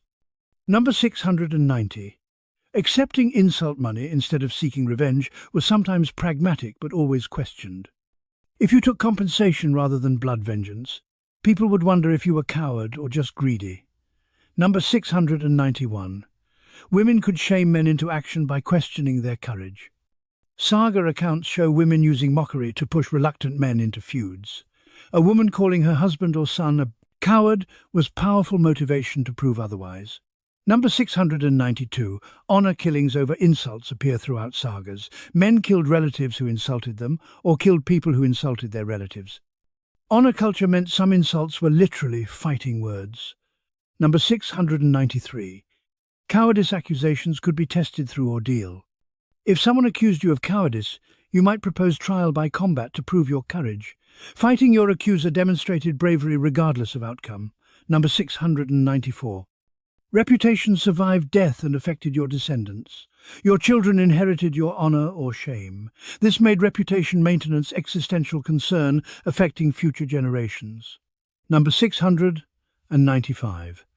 Hospitality refusal was grievous insult. Turning away travelers from your hall suggested they were unworthy of basic human decency. This could start feuds as serious as direct violence. Let's discuss Viking Age climate and environmental changes. Number 696. The medieval warm period from 950 to 1250 AD created optimal conditions for Viking expansion. Warmer temperatures meant longer growing seasons, less sea ice, and easier ocean crossings. Climate change enabled the Viking Age. Number 697. Greenland farming was only possible during the medieval warm period. The climate was warm enough for limited agriculture that later became impossible. When temperatures dropped, Greenland settlements couldn't sustain themselves. Number 698. Tree ring data shows climate variations during the Viking Age. Some years had excellent growing seasons, while others had crop failures. Climate unpredictability created survival pressures that might have motivated raiding. Number 699. The Little Ice Age beginning around 1300 ended Norse Greenland. Colder temperatures shortened growing seasons and expanded sea ice. The Greenland Norse slowly starved or left as their farming became unsustainable. Number 700. Volcanic eruptions in Iceland caused temporary climate disruptions. Ash clouds reduced sunlight and cooled temperatures globally. Icelanders learned to survive these crises, but they were genuinely catastrophic events. Number 701. Iceland's settlement period from 870 to 930 AD saw rapid colonization during optimal climate. The entire habitable island was claimed within 60 years. When climate worsened, no new land was available for expansion. Number 702. Sea ice records show Atlantic crossings were easier during the medieval warm period. Less ice meant safer navigation between Iceland, Greenland, and North America. Later, climate cooling made these routes increasingly dangerous. Number 703. Cod fishing expanded northward during warmer periods. Viking fishing communities followed cod stocks into Arctic waters. When temperatures dropped, fishing grounds shifted and some communities collapsed. Number 704. Walrus hunting in Greenland depended on sea ice patterns. Too much ice blocked access, too little changed walrus behavior. Climate changes affected this crucial trade resource unpredictably. Number 705. Drought years in Scandinavia motivated raiding abroad. When crops failed at home, young men joined raiding expeditions seeking wealth and food. Climate-driven desperation fueled some Viking expansion. Now let's discuss Viking influence on modern culture and misconceptions. Number 706. The horned helmet myth came from 19th century Romanticism. Wagner's operas dressed Vikings in horned helmets for dramatic effect. This fabrication became the popular image despite being completely false. Number 707. Vikings never drank from skulls of enemies. This myth came from mistranslation of skulls that actually referred to curved drinking horns. The confusion persisted because it made Vikings seem more savage and exotic. Number 708. The word Viking wasn't an ethnicity, it was a job description. Scandinavians who stayed home farming weren't Vikings. The term specifically meant those who went raiding or trading overseas. Number 709. Not all Vikings were warriors. Most were farmers, craftsmen, and merchants. The warrior stereotype reflects saga focus on dramatic violence rather than everyday agricultural work that occupied most people. Number 710. Viking helmets weren't uniform. Each warrior's helmet was individually made and varied widely in design. Hollywood's standardized Viking helmet is modern invention for costume consistency. Number 711. Vikings weren't universally tall and blonde. Physical diversity existed in Viking Age Scandinavia. DNA evidence shows brunettes, redheads, and people of mixed ancestry were all Vikings in their time. Number 712. The Viking warrior culture stereotype ignores sophisticated legal systems, literature, and commerce. Vikings had complex society with laws, poetry, and international trade networks. Reducing them to savage raiders does them serious disservice. Number 713. Viking women weren't all shield maidens. Most women's power came from managing households and property rather than fighting. The few possible female warriors were exceptions rather than the rule. Number 714. Vikings valued intelligence and cunning as much as physical strength. Saga heroes succeed through cleverness, not just violence.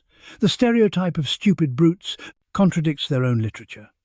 Number 715.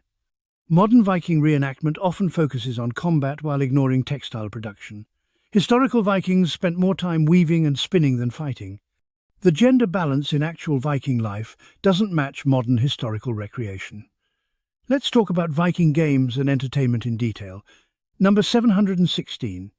Hnefatafl boards found in graves show how seriously Vikings took the game. This strategic board game required skill and planning. Burying gaming pieces with the dead suggests games continued in the afterlife. Number 717. Hnefatafl gameplay involved asymmetric forces. One player defended a king piece, while the other tried to capture it. This reflected Viking Age political reality where defending was a different challenge than attacking. Number 718. Gaming pieces were carved from various materials. Walrus ivory, whalebone, and amber pieces showed wealth and status. Beautiful game pieces were valuable possessions worth displaying. Number 719. Dice were made from bone, antler, or occasionally precious materials. Six-sided dice identical to modern ones appear in Viking Age contexts. Dice games involved gambling and probably cheating. Number 820. Loaded dice have been found in Viking sites. Weights were hidden inside dice to make certain numbers come up more often. Vikings cheated at gambling just like modern people. Number 721. Wrestling matches were formal competitions with rules. Vikings practiced specific wrestling techniques that appear in saga descriptions. Wrestling was sport, training, and entertainment simultaneously. Number 722. Horse fighting was controversial entertainment. Stallions were goaded into fighting while men bet on outcomes. This bloody sport was banned by Christian authorities as pagan and cruel. Number 723. Swimming competitions tested endurance and speed. Vikings would race long distances in cold water. Being a strong swimmer was practical survival skill and source of competitive pride. Number 724. Stone lifting contests demonstrated strength. Large stones served as permanent test of might, and lifting them earned respect. Some of these ancient test stones still exist in Scandinavia. Number 725. Weapon competitions tested combat skills without killing. Mock battles, target shooting with bows, and spear throwing were competitive sports.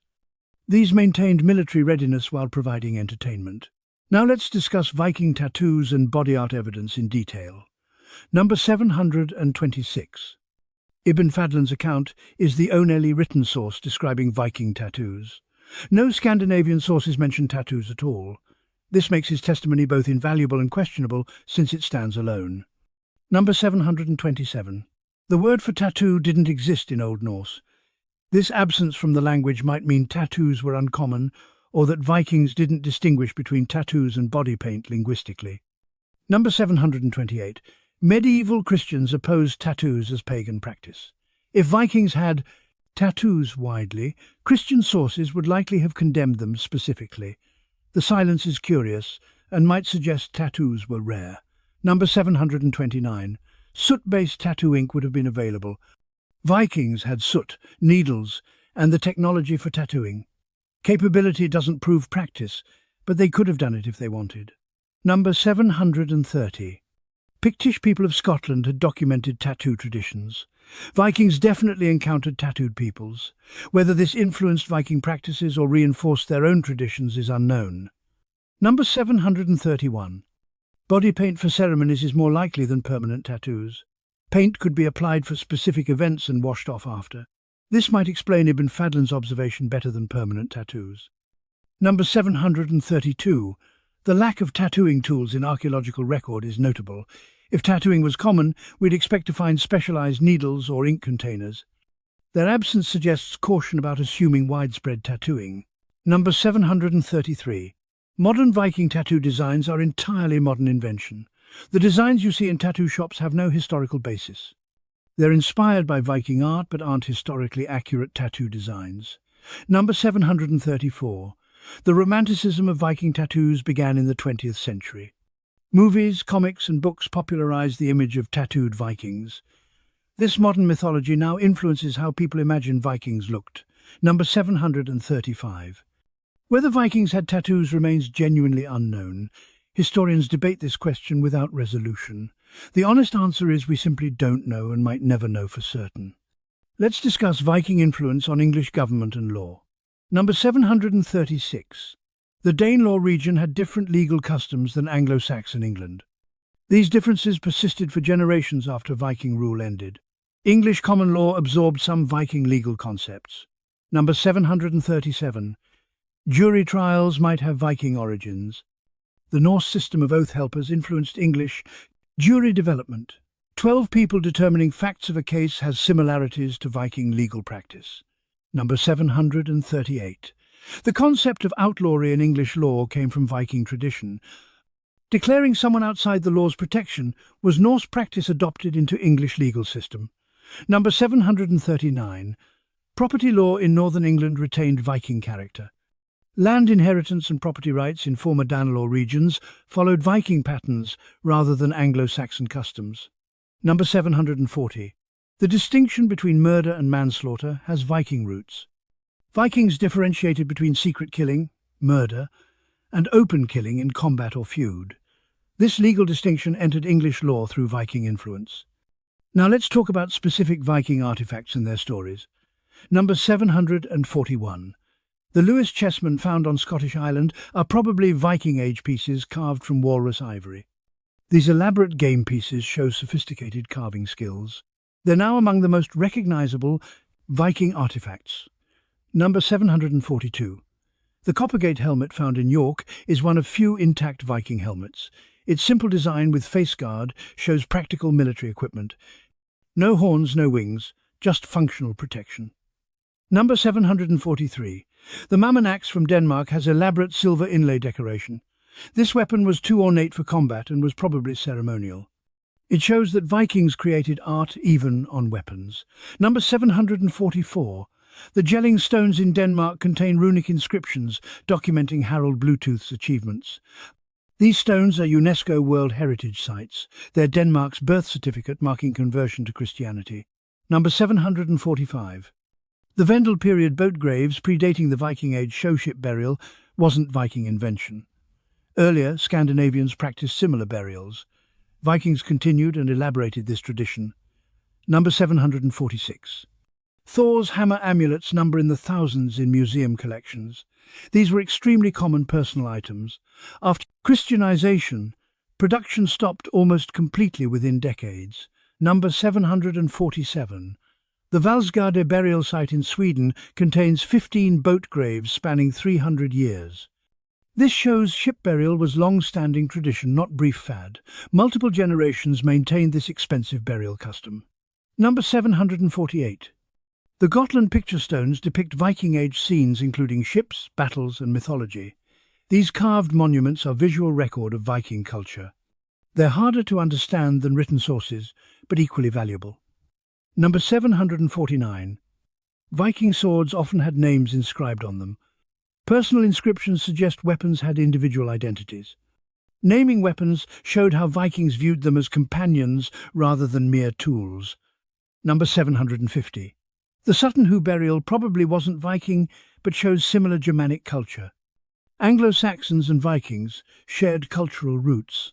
The spectacular ship burial demonstrates widespread Northern European burial traditions.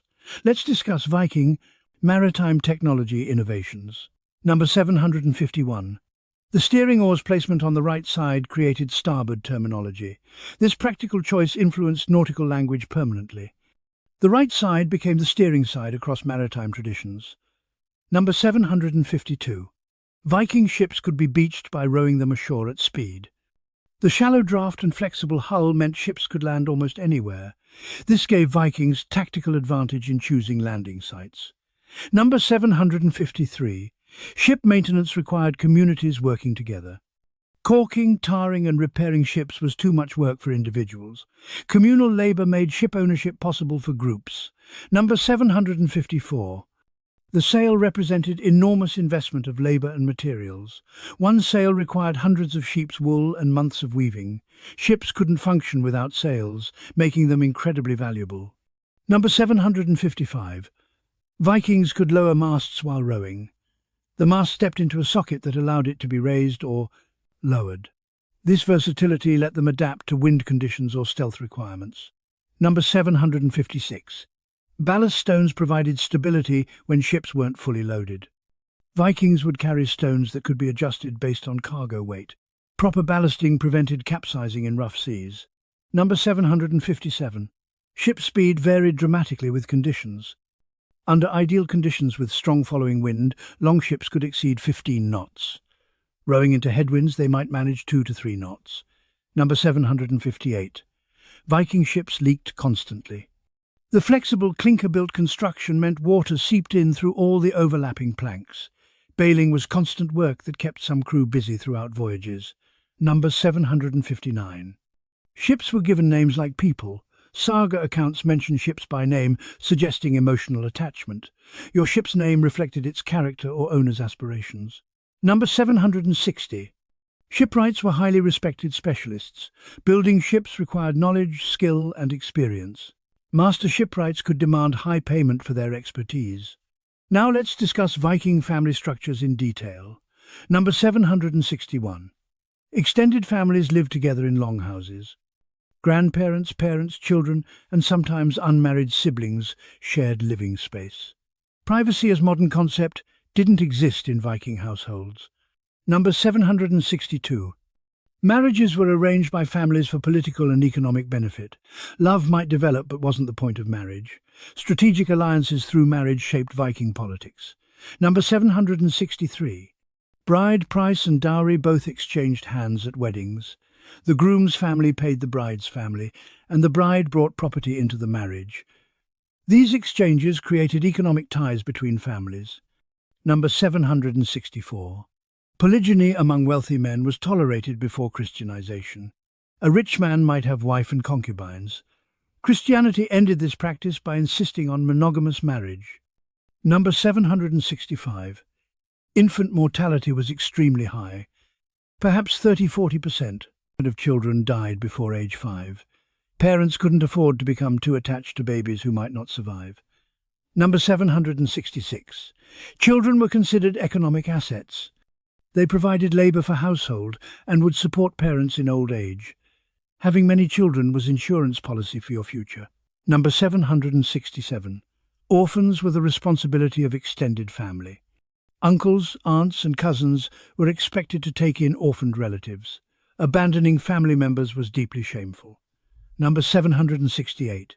Elderly parents lived with adult children. Nursing homes didn't exist. Children cared for aging parents at home. This created multi-generational households with complex dynamics. Number 769. Inheritance was divided among sons, with eldest sometimes receiving larger share. This could fragment property over generations. Younger sons often had to make their own fortunes through raiding or trade. Number 770. Daughters inherited if no sons existed. This ensured property stayed within family.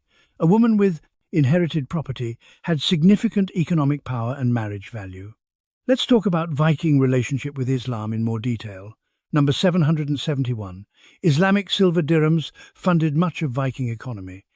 Hundreds of thousands of these coins flowed into Scandinavia through trade. Vikings melted many for hack silver but kept many intact. Number 772. Some Viking runestones mention journeys to Serkland, the land of the Saracens.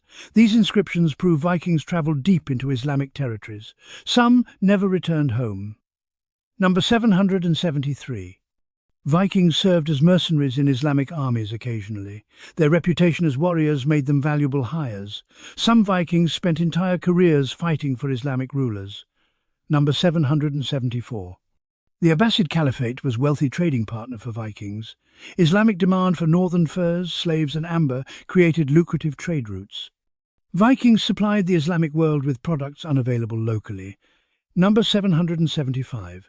Islamic merchants travelled to Beslit, Scandinavia, to trade directly.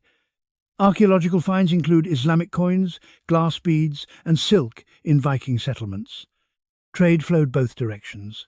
Number 776. Vikings adopted some Islamic fashion elements. Glass beads in Islamic styles appear in Viking graves. Cultural exchange went beyond just commerce into material culture. Number 777. No evidence suggests Vikings converted to Islam in significant numbers. Despite extensive trade contact, religious conversion was rare. Vikings generally kept their pagan beliefs or converted to Christianity, not Islam. Number 778.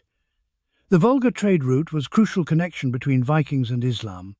Swedish Vikings dominated this route, creating wealth that funded Swedish kingdom development. The Rus state emerged from these trading networks. Number 779. Islamic sources describe Vikings as tall, tattooed and dirty.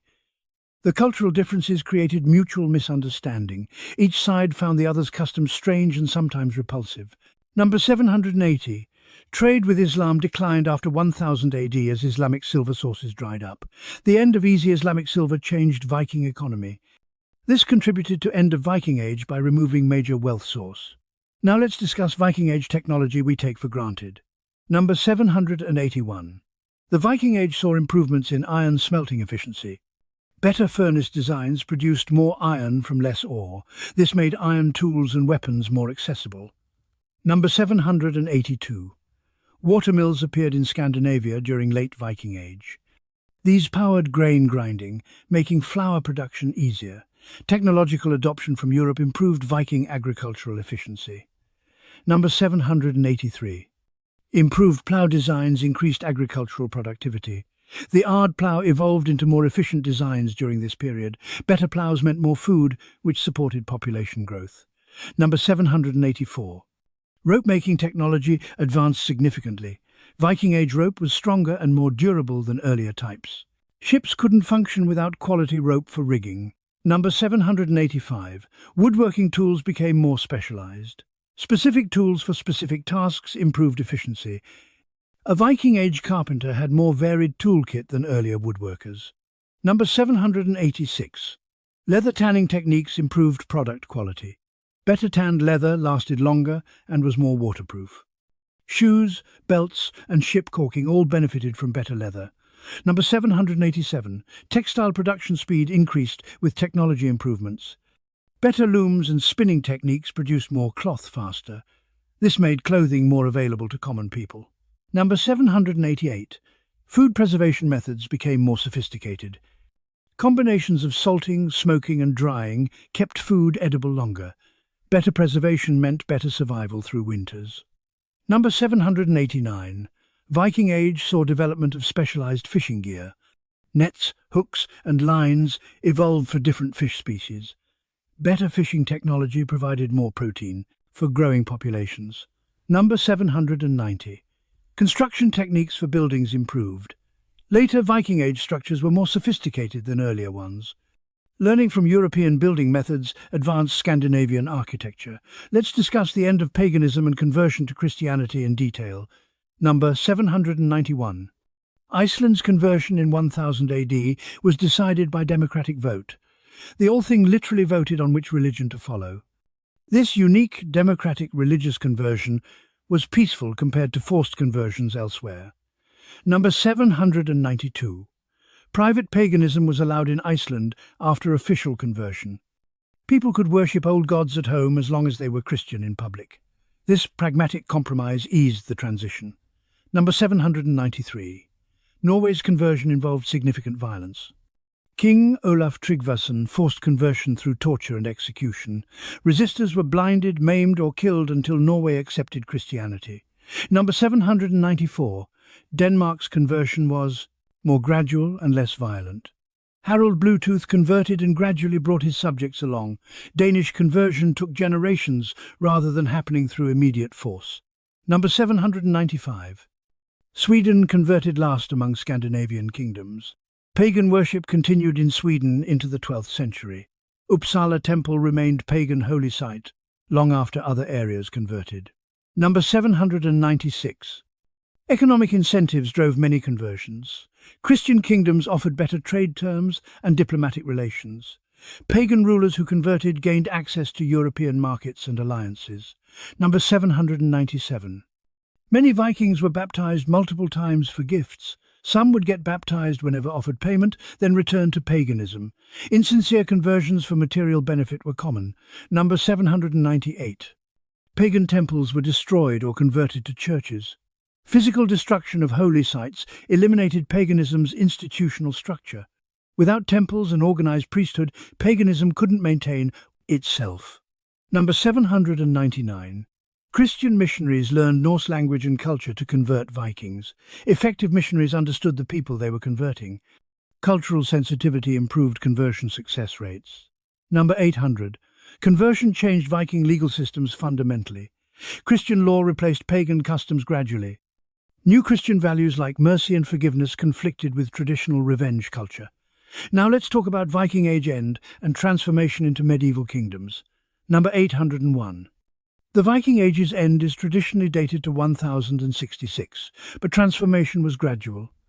Scandinavia didn't suddenly stop being Viking after Stamford Bridge. Cultural change took generations to complete. Number 802. Centralized kingdoms replaced warrior culture gradually. Kings monopolized violence and ended independent raiding. Professional armies replaced warrior bands seeking personal glory and wealth. Number 803. Towns grew larger and more permanent during late Viking Age. Urban living replaced scattered farmsteads gradually. Trade centers became administrative capitals as kingdoms centralized. Number 804. Written law replaced oral legal tradition. Literacy through Christianity meant laws could be written, studied, and standardized. This changed legal culture fundamentally over time. Number 805. Stone churches replaced wooden pagan temples.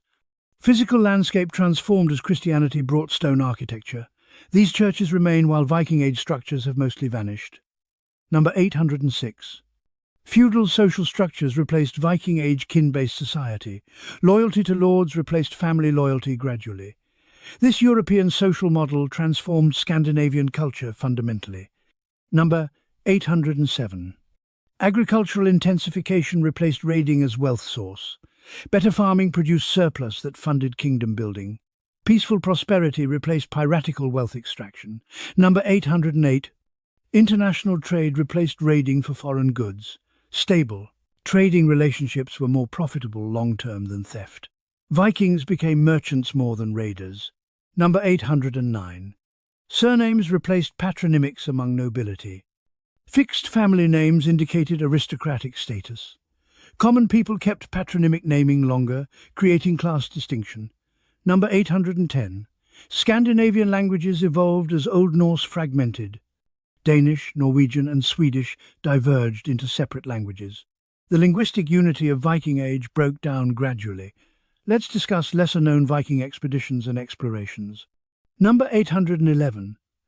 Vikings reached as far east as the Caspian Sea. They traded with peoples around the Caspian and might have reached even further. The eastern reach of Viking travel is less famous, but equally impressive. Number 812. Some Vikings traveled to Jerusalem on pilgrimage. After Christianization, Vikings made Holy Land pilgrimages. Rune stones commemorate men who died traveling to or from Jerusalem. Number 813. Vikings explored the White Sea in Dvele, Arctic Russia. This harsh region had valuable furs and sea mammals. Arctic expeditions were dangerous, but profitable for hardy traders. Number 814. The eastern Baltic was heavily traveled by Swedish Vikings.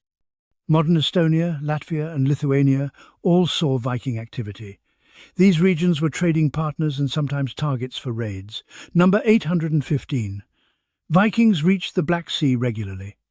The route down Russian rivers opened trade with Byzantine Empire. Black Sea ports were destinations for ambitious Viking traders. Number 816. Some Vikings may have reached North Africa. References in sources suggest expeditions south along Atlantic coasts. How far south Vikings travelled remains debated. Number 817. Vikings explored beyond Greenland along Canadian Arctic coast. The sagas mention lands beyond Vinland. How extensive their North American exploration was remains uncertain. Number 818. Arctic Norway was known to Vikings, though sparsely inhabited. The northern reaches of Scandinavia were explored for their resources. Cod fishing and fur trading drew Vikings north. Number 819. The Faroes were discovered and settled by Vikings around 800 AD. These isolated islands became permanent settlements. Faroese people descend from Viking Age colonists. Number 820. Vikings might have reached the Azores or Canary Islands. Some evidence suggests possible Viking presence in Atlantic islands. These potential discoveries remain controversial among historians. Now let's discuss Viking warfare psychology and berserker phenomenon in detail. Number 821. Berserkers might have used Amanita muscaria mushrooms. This hallucinogenic fungus grows in Scandinavia and causes altered states. Whether berserkers actually used drugs or achieved frenzy through psychology is debated. Number 822. Pre-battle rituals induced psychological states in warriors. Shouting, shield-biting, and weapon-banging created group frenzy. Modern psychology understands how these rituals triggered fight response. Number 823. Berserker rage might have been psychological rather than chemical. Extreme stress, fear, and adrenaline can produce trance-like states naturally. Medieval people attributed this to magic or divine possession. Number 824. Warriors who survived berserker episodes were exhausted and sometimes injured. The post-battle crash left berserkers weakened. This suggests genuine physical and psychological toll from their battle state. Number 825. Not all warriors were berserkers. These were specialists, possibly genetic outliers who could enter altered states. Most Vikings fought normally without going berserk. Number 826. Christian sources describe berserkers as demon-possessed. The rage states couldn't be explained by Christian theology except as demonic. This demonization helped justify suppressing pagan warrior traditions. Number 827. Legal codes specifically mention problems with berserkers. Laws addressed what to do when someone went berserk outside battle. The phenomenon was common, enough to require legal framework. Number 828. Some berserkers might have had medical conditions like epilepsy. Seizure disorders could be interpreted as battle frenzy. Medieval people wouldn't distinguish between neurological conditions and spiritual phenomena. Number 829. Young men seeking reputation might fake berserker behavior. Acting crazy and violent could intimidate enemies. Whether genuine altered state or performance art, the effect was similar. Number 830. Berserker tradition died with Christianization. Christian warrior culture valued controlled aggression. Wild, uncontrolled fighting was un-Christian and wasn't tolerated in Christian armies. Let's talk about Viking impact on European trade networks. Number 831. Vikings connected northern Europe to Mediterranean and Middle Eastern trade. They created routes linking previously separate economic zones. This integration enriched all regions involved. Number 832. Silver flowing into Scandinavia from trade created monetary economy. Previously, Vikings used barter or gift-giving. Silver coins and hack silver monetized Scandinavian economy. Number 833. Slave trading connected Vikings to global human trafficking networks. Slaves captured in Europe were sold in Middle Eastern markets. This horrific trade generated enormous wealth. Number 834. Fur trade made northern peoples wealthy. Vikings controlled supply of premium furs from Arctic regions. Islamic and European demand for luxury furs funded Viking economy. Number 835. Amber from Baltic shores was valuable trade good. Vikings monopolized amber supply to some markets. This semi-precious material was prized for jewelry across Europe and Middle East. Number 836. Walrus ivory trade funded Greenland settlements. Before African elephant ivory dominated, walrus ivory was premium material. Greenland Norse survived by supplying this luxury good. Number 837. Iron export from Scandinavia supplied European markets. Quality Scandinavian iron was valuable. Bog iron. Mining and smelting became important export industry. Number 838. Vikings distributed Islamic silver throughout Europe. Coins from Baghdad ended up in England and Ireland. Vikings were money changers and bullion dealers in medieval economy. Number 839. Trade towns became multicultural zones. Hedeby, Birka and Dublin hosted merchants from across known world. These were medieval global cities before globalization. Number 840. Viking trading networks survived Viking Age's end. The routes and connections established during Viking Age continued operating. Medieval European trade built on Viking foundations. Now let's discuss Viking women's economic power in detail. Number 841. Women controlled household finances in Viking society. The keys to storerooms hung at women's belts, symbolizing this authority. Men might earn wealth, but women managed its distribution. Number 842. Textile production was women's domain and major income source. Cloth was valuable trade good that women produced. This gave women economic leverage within households. Number 843. Widows inherited full property and operated independently. A widow with property was economically autonomous individual. Some women became wealthy through managing inherited estates. Number 844. Women could be merchants and traders. Though less common than male traders, female merchants appear in sources. Women weren't legally barred from commercial activity. Number 845. Divorce settlements could leave women wealthier than marriage. Women took dowry plus compensation in divorces. Some women strategically divorced to improve their economic position. Number 846. Women controlled ale production, which was commercial activity.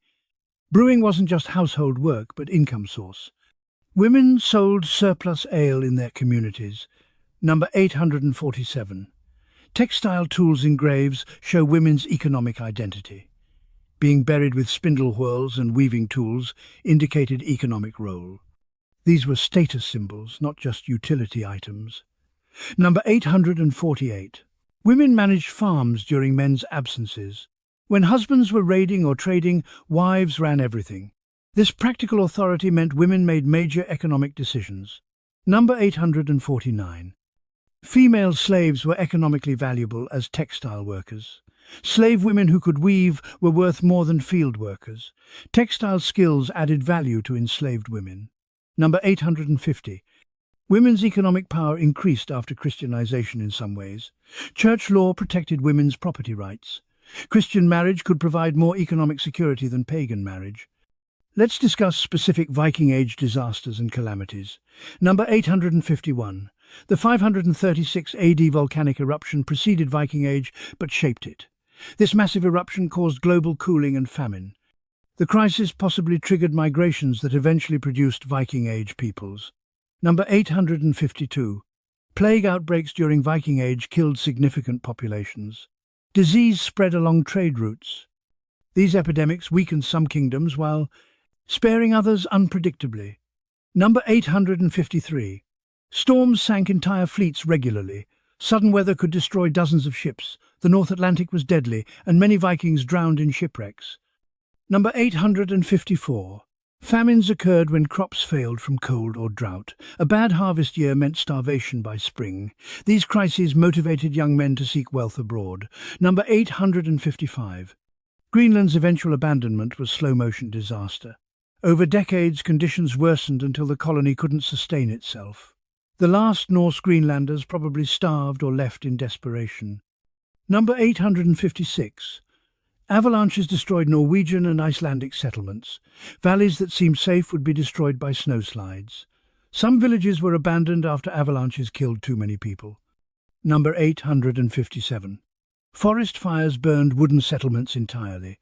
Once fire started, there was no stopping it. Entire towns burned down, requiring complete rebuilding from scratch.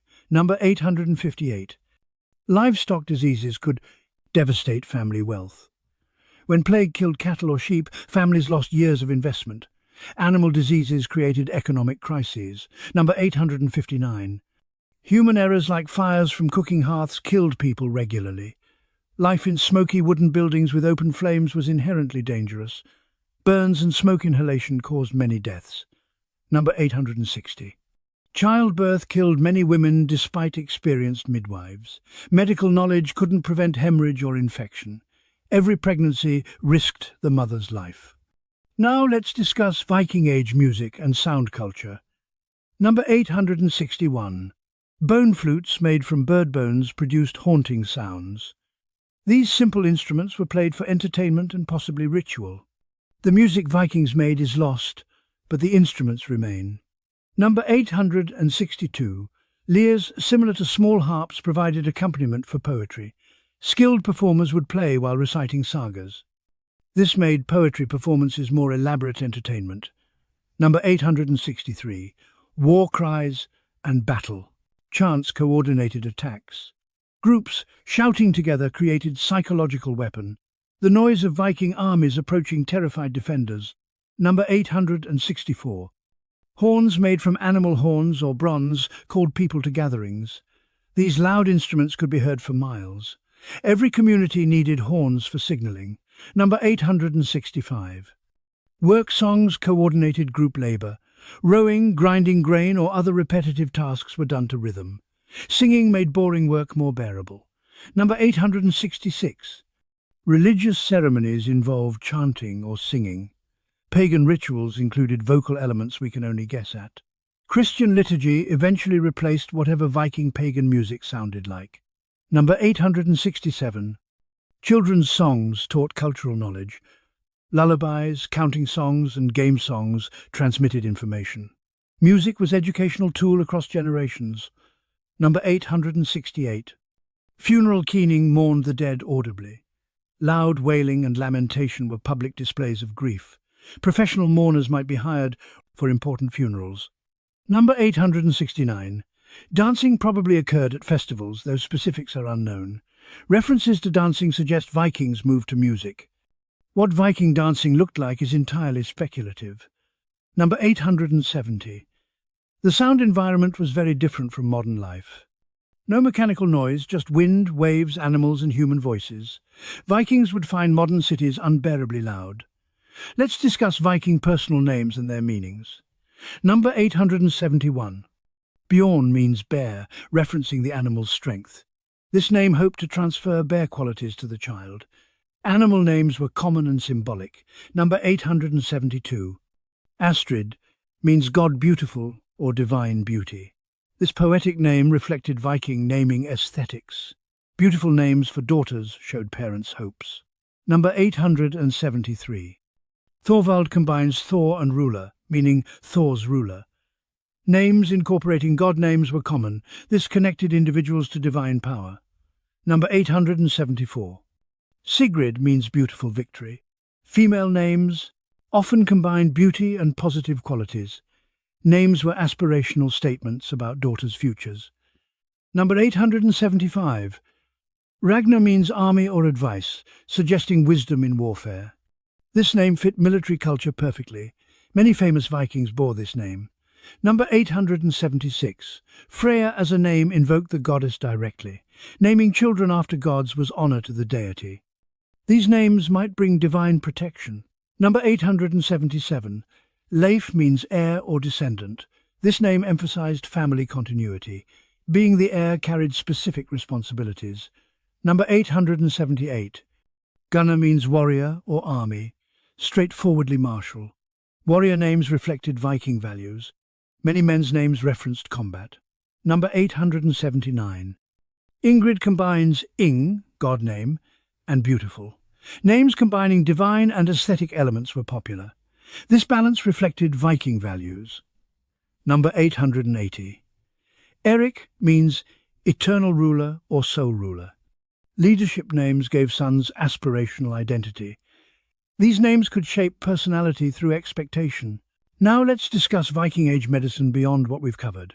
Number 881. Broken bones that healed crooked show treatment limits. Vikings could set simple breaks, but complex fractures healed poorly. Many warriors lived with permanent injuries. Number 882. Wounds were assessed partly by smell. Infected wounds smelled bad, helping diagnose dangerous infections. This crude diagnostic worked reasonably well. Number 883. Cauterization stopped bleeding but caused horrible scarring. Burning wounds closed them but destroyed tissue. It was better than bleeding to death but painful and disfiguring. Number 884. Vikings might have understood infection risk. They cleaned wounds and used honey partly because it worked. Empirical observation taught some medical principles. Number 885.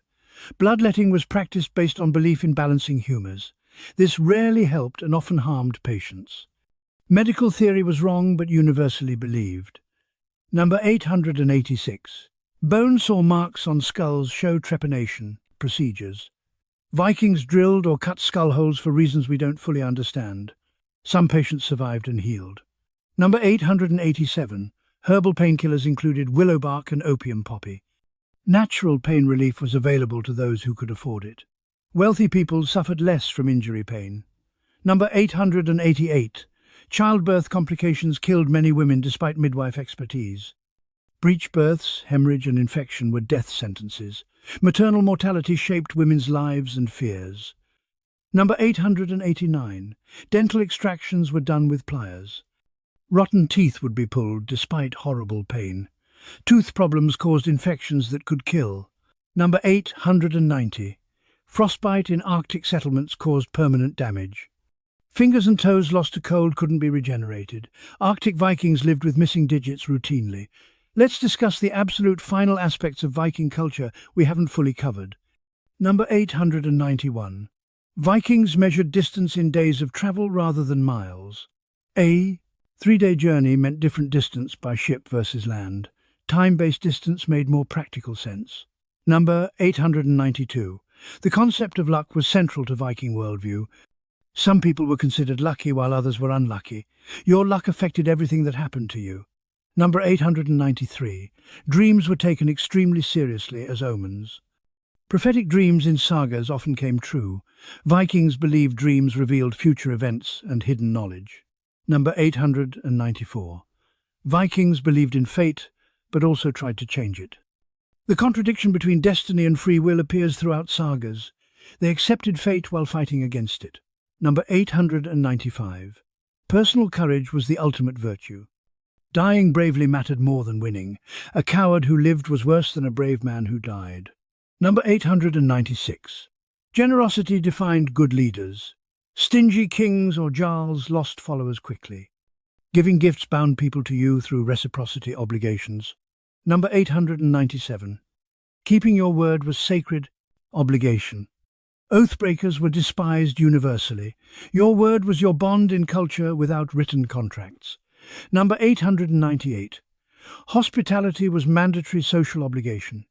Turning away travellers was shameful. Hosting strangers was both duty and opportunity to hear news. Number 899. Vengeance was moral obligation, not personal choice. Failing to avenge relatives shamed your entire family. The duty to seek revenge shaped Viking psychology.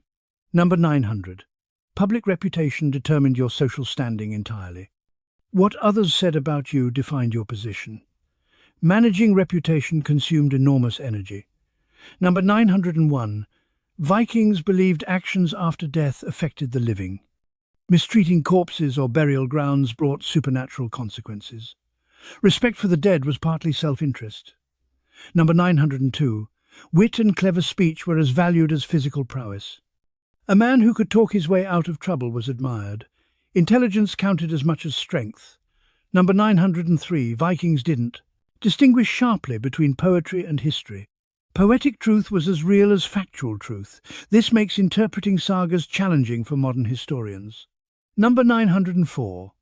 The natural world was full of spirits and supernatural beings. Land spirits, elves and other entities inhabited the landscape. Vikings navigated both physical and spiritual worlds simultaneously. Number 905. Vikings believed objects could have luck or fate attached. A lucky sword brought victory, an unlucky one brought death. Objects weren't inert but possessed qualities. Number 906. Curses and blessings had real power in Viking belief. Words could harm or help beyond their literal meaning. This gave language almost magical force. Number 907.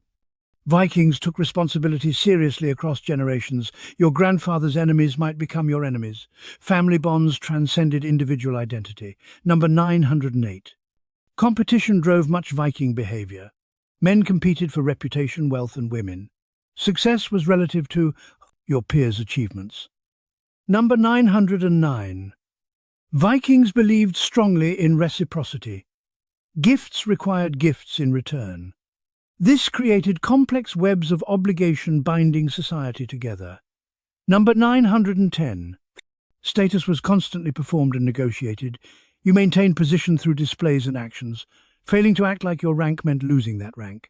Number 911. Vikings distinguished between different types of killing.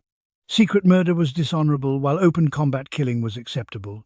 Intent and circumstances mattered legally and morally. Number 912. The concept of Viking as verb shows how they viewed raiding. It was activity you did, not identity. You went Viking, came home and returned to farming. Number 913. Vikings lived in extended present without modern time consciousness. No clocks, appointments or schedules structured daily life. Time was seasonal, not hourly. Number 914. Oral culture meant memory was crucial skill. People who could memorize poems, laws and genealogies were valuable. Forgetting meant losing knowledge forever. Number 915. Vikings saw themselves as neither good nor evil. These moral categories come from Christianity. Viking ethics were about honor, courage, and reputation instead. Number 916. The natural world was harsh but not hostile. Vikings didn't romanticize nature or fear it. They lived with nature pragmatically as resource and challenge. Number 917. Vikings believed in multiple realities simultaneously.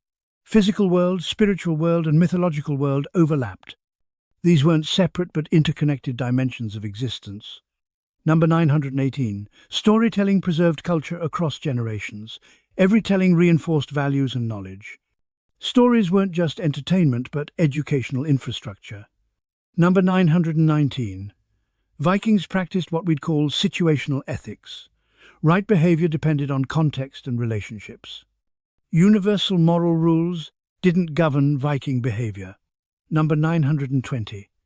Personal autonomy was highly valued within social constraints. Individual choice mattered, but always within framework of family and community obligations. Final facts covering remaining aspects of Viking culture. Number 921. Scandinavian unity didn't exist during Viking Age. Danes, Norwegians and Swedes saw themselves as different peoples. Modern nationalism created backwards projection of unity that didn't exist. Number 922. Vikings had no written history until Christians introduced literacy. Everything before 1100 AD was oral tradition written down later. This creates serious source problems for historians. Number 923. The term Dark Ages for this period is misleading. Viking Age Scandinavia wasn't dark or backwards. It was sophisticated in ways medieval Europeans often weren't. Number 924. Vikings didn't see themselves as Vikings. This is modern label for people who saw themselves as Danes, Norse, Swedes, etc. Viking as identity is modern invention. Number 925. Most archaeological Viking sites are graves. Daily. Life sites decay while stone graves survive. This biases our understanding toward death rather than life. Number 926. Climate cooling ended Viking Age partly by making raiding less profitable. Harsher weather meant shorter sailing seasons. Environmental factors shaped history as much as human choices. Number 927. The transition to medieval Christianity destroyed much Viking culture. Books burned, temples demolished, oral traditions suppressed. We've lost enormous amounts of knowledge forever. Number 928. Iceland preserved more Viking culture than Scandinavia proper. Geographic isolation protected old ways longer. Ironically, the colony preserved parent culture better than homeland. Number 929. Vikings influenced English language more than French despite Norman conquest. The Danelos' linguistic legacy was profound and lasting. We speak English shaped by Viking settlement. Number 930. Modern Scandinavia would horrify and confuse Vikings. Peaceful welfare states, gender equality, and pacifism contradict Viking values completely. Cultural transformation has been total. Number 931. Some Viking genetic lines died out completely. Lost families, abandoned settlements, and lineage extinctions erased some Viking bloodlines entirely from human gene pool. Number 932. Vikings never had unified military or strategy. Each raid, expedition or settlement was independent operation. Coordinated Viking action was rare and temporary. Number 933.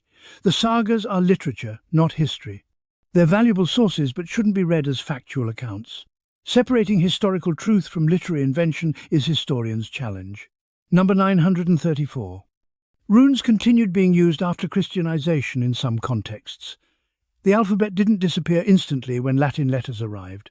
Transition took centuries in some regions. Number 935. Vikings had essentially no written records from their own perspective during their time. Everything we know comes from Christian or Islamic outsiders, or, later, Icelandic sources. Vikings remain partly mysterious because they didn't write their own history contemporaneously. Number 936. Modern Viking reenactment culture has its own mythology. Reenactors develop traditions that aren't historical but become authentic through repetition. This creates second layer of modern Viking mythology. Number 937. White supremacists misappropriating Viking imagery is modern problem. Nazis and neo-Nazis falsely claim Viking heritage for racist ideology. This politicization has nothing to do with actual Viking history. Number 938.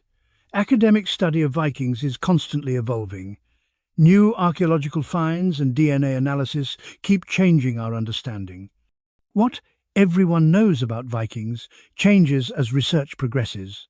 Number 939. Vikings were humans with human concerns. They worried about crops, loved their children, and feared death. The exotic details shouldn't obscure their basic humanity. Number 940. Viking legacy in modern culture is massive. From language to place names to cultural values, Vikings shaped modern world. Their influence persists 1,000 years after Viking Age ended. Number 941. The romantic Viking image developed in 19th century nationalism. Vikings became symbols of national identity for Scandinavian nations. This romanticism distorted historical Vikings into mythological figures. Number 942. Vikings would be unimpressed by our technology, but amazed by our agriculture. They'd understand smartphones' purpose, but marvel at year-round fresh food. Historical perspective changes what seems impressive. Number 943. Viking women's lives are hardest to reconstruct historically. Male-authored sources ignore women unless they're exceptional. Most Viking women's stories are forever lost. Number 944. Children's experiences during Viking Age are almost entirely unknown. Sources rarely mention children except in crisis. Viking childhood is historical blank spot. Number 945. Vikings experienced emotions we'd recognize instantly. Love, fear, anger, joy. Human psychology hasn't changed. The surface culture was different, but emotional core was identical. Number 946. Some Viking Age questions will never be answered. Lost knowledge is permanently lost. Historians must accept uncertainty about many Viking practices and beliefs. Number 947. Vikings influenced later European history beyond medieval period. Norman conquest of England reshaped British history. Viking descendants continued shaping events centuries later. Number 948. The Viking Age wasn't a distinct period to people living through it. Our historical divisions are retrospective labels. People didn't wake up thinking, I'm living in Viking Age. Number 949. Vikings were simultaneously sophisticated and brutal. They created beautiful art and committed horrible atrocities. Human complexity means they were both civilized and savage. Number 950. Modern moral judgments of Vikings are anachronistic. They lived by different ethics in different time. Understanding requires setting aside modern values temporarily. Number 951. Viking achievement in exploration rivals, age of exploration explorers. Crossing Atlantic in open boats was incredible feat. Vikings deserve credit as world-class navigators and explorers. Number 952. The Viking diaspora spread Norse people across Europe permanently. Modern European genetics include Viking ancestry widely. They literally became part of European population. Number 953. Viking Age ended, but Viking descendants continued. The people didn't disappear, they evolved. Modern Scandinavians are Vikings' direct descendants, culturally transformed but genetically continuous. Number 954. Vikings live in modern imagination as much as history. The cultural impact of Viking image exceeds historical reality. Vikings are both historical people and ongoing mythology. Number 955. Every generation reinvents Vikings for its own purposes. 19th century had different Vikings than 21st century. Vikings are cultural, mirror reflecting contemporary concerns. Number 956. Vikings were neither noble savages nor barbaric monsters. These stereotypes oversimplify complex culture. Real Vikings were complicated, humans defying simple categorization. Number 957.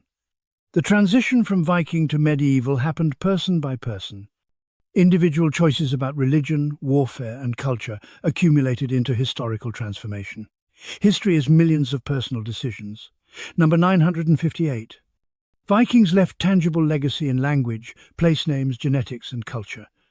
Their influence is measurable and lasting. They genuinely shaped the modern world. Number 959. Vikings proved that civilization can take many forms. They built sophisticated society without cities or writing initially. European civilization wasn't the only possible path. Number 960. The Viking Age shows how quickly cultures can transform. Within 300 years, pagan raiders became Christian kingdoms. Cultural change can be remarkably rapid. Number 961. Vikings demonstrate humans' adaptability to extreme environments. From Mediterranean to Arctic, they survived everywhere. Human flexibility allowed Viking expansion. Number 962. Technology mattered, but culture mattered more for Viking success. Ships enabled expansion, but culture drove it. Material conditions set possibilities, but choices determined outcomes. Number 963. Vikings prove that primitive doesn't mean simple. Complex oral culture, sophisticated art, and intricate social structure existed without writing. Literacy isn't prerequisite for sophistication. Number 964. The Viking Age was fundamentally about humans seeking better lives. Economic pressure, adventure-seeking, and ambition drove expansion. Universal human motivations explain Viking behavior. Number 965. Vikings shaped European history when Europe shaped world history. Their impact rippled through centuries. Small population had outsized historical influence. Number 966. Studying Vikings requires multiple disciplines. Archaeology, linguistics, genetics, history, and literature all contribute. Interdisciplinary approach is essential for understanding Vikings. Number 967. Vikings remind us that history is made by real people, not forces or trends, but individual humans making choices. History happens one person at a time. Number 968. The end of Viking Age wasn't sad for people living through it. Progress and prosperity replaced raiding culture. Vikings themselves chose transformation. Number 969. Vikings were products of their time and geography. Specific circumstances created specific culture. Different conditions would have produced different Vikings. Number 970. Number 9. Viking studies continue evolving as new evidence emerges. Shipwrecks found, graves excavated, DNA analyzed. Our understanding keeps improving. Number 971. Vikings were one of many medieval cultures. Focusing only on Vikings misses broader medieval context. They existed alongside many other fascinating cultures. Number 972. The Viking Age was a brief moment in human history. 300 years is blip compared to human history's length, yet their impact endured far beyond their time. Number 973. Vikings show how individuals can shape history. Leaders' decisions affected thousands of lives. Personal agency mattered in historical outcomes. Number 974. The Viking legacy includes both positive and negative, exploration and artistic achievement alongside slavery and violence. Complete legacy is morally mixed. Number 975. Vikings remind us that values change across time. What they considered honorable seems strange today. Moral relativism acknowledges cultural differences. Number 976. Studying Vikings teaches humility about modern assumptions. Our values aren't universal or eternal. Different times held different truths. Number 977. Vikings were neither heroes nor villains, but humans. Complex, contradictory, and comprehensible. Understanding requires seeing them as people. Number 978. The archaeological record of Vikings is incomplete. Much has been lost to time and decay. We see fragments of much larger reality. Number 979. Written sources about Vikings have biases. Christian authors had agendas. Sagas had literary purposes. Every source requires critical analysis. Number 980. Vikings participated in broader medieval world. They weren't isolated but connected to global trade and politics. Context matters for understanding. Number 981. Geographic determinism partly explains Vikings. Limited farmland, easy sea access, and harsh climate influenced choices. Environment shaped culture significantly. Number 982. Viking Age demographics remain somewhat mysterious. Population estimates vary widely among historians. We don't know exactly how many Vikings existed. Number 983. Social mobility existed but was limited in Viking society. Some slaves gained freedom. Some poor men grew rich, but most people died in the class they were born into. Number 984. Vikings loved gambling based on archaeological and textual evidence. Dice, board games, and betting were popular pastimes. Gambling seems to be universal human activity. Number 985. Physical strength mattered enormously in Viking culture. Survival required hard physical labor daily. Weakness was practical disadvantage and social liability. Number 986. Vikings had humor we'd recognize. Sarcasm, irony, and wit appear throughout sagas. Comedy transcends cultural boundaries somewhat. Number 987. Political intrigue in Viking Age was as complex as any era. Alliances, betrayals, and power struggles filled Viking politics. Human political behavior doesn't change much. Number 988. Economic inequality existed in Viking society. Wealthy jarls and poor farmers lived very different lives. Class divisions were real and significant. Number 989.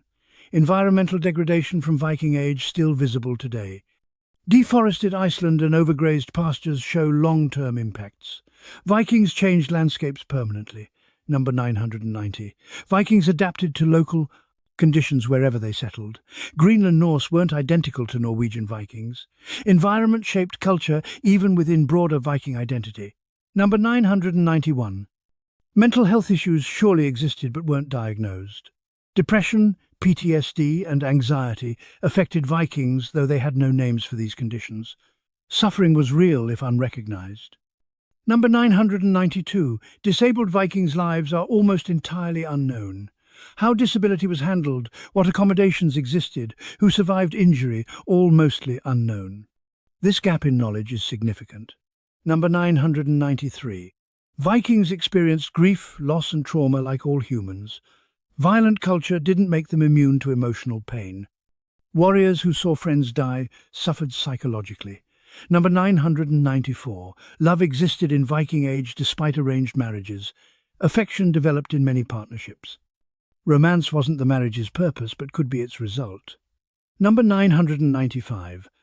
Vikings experienced beauty and sought aesthetic experiences.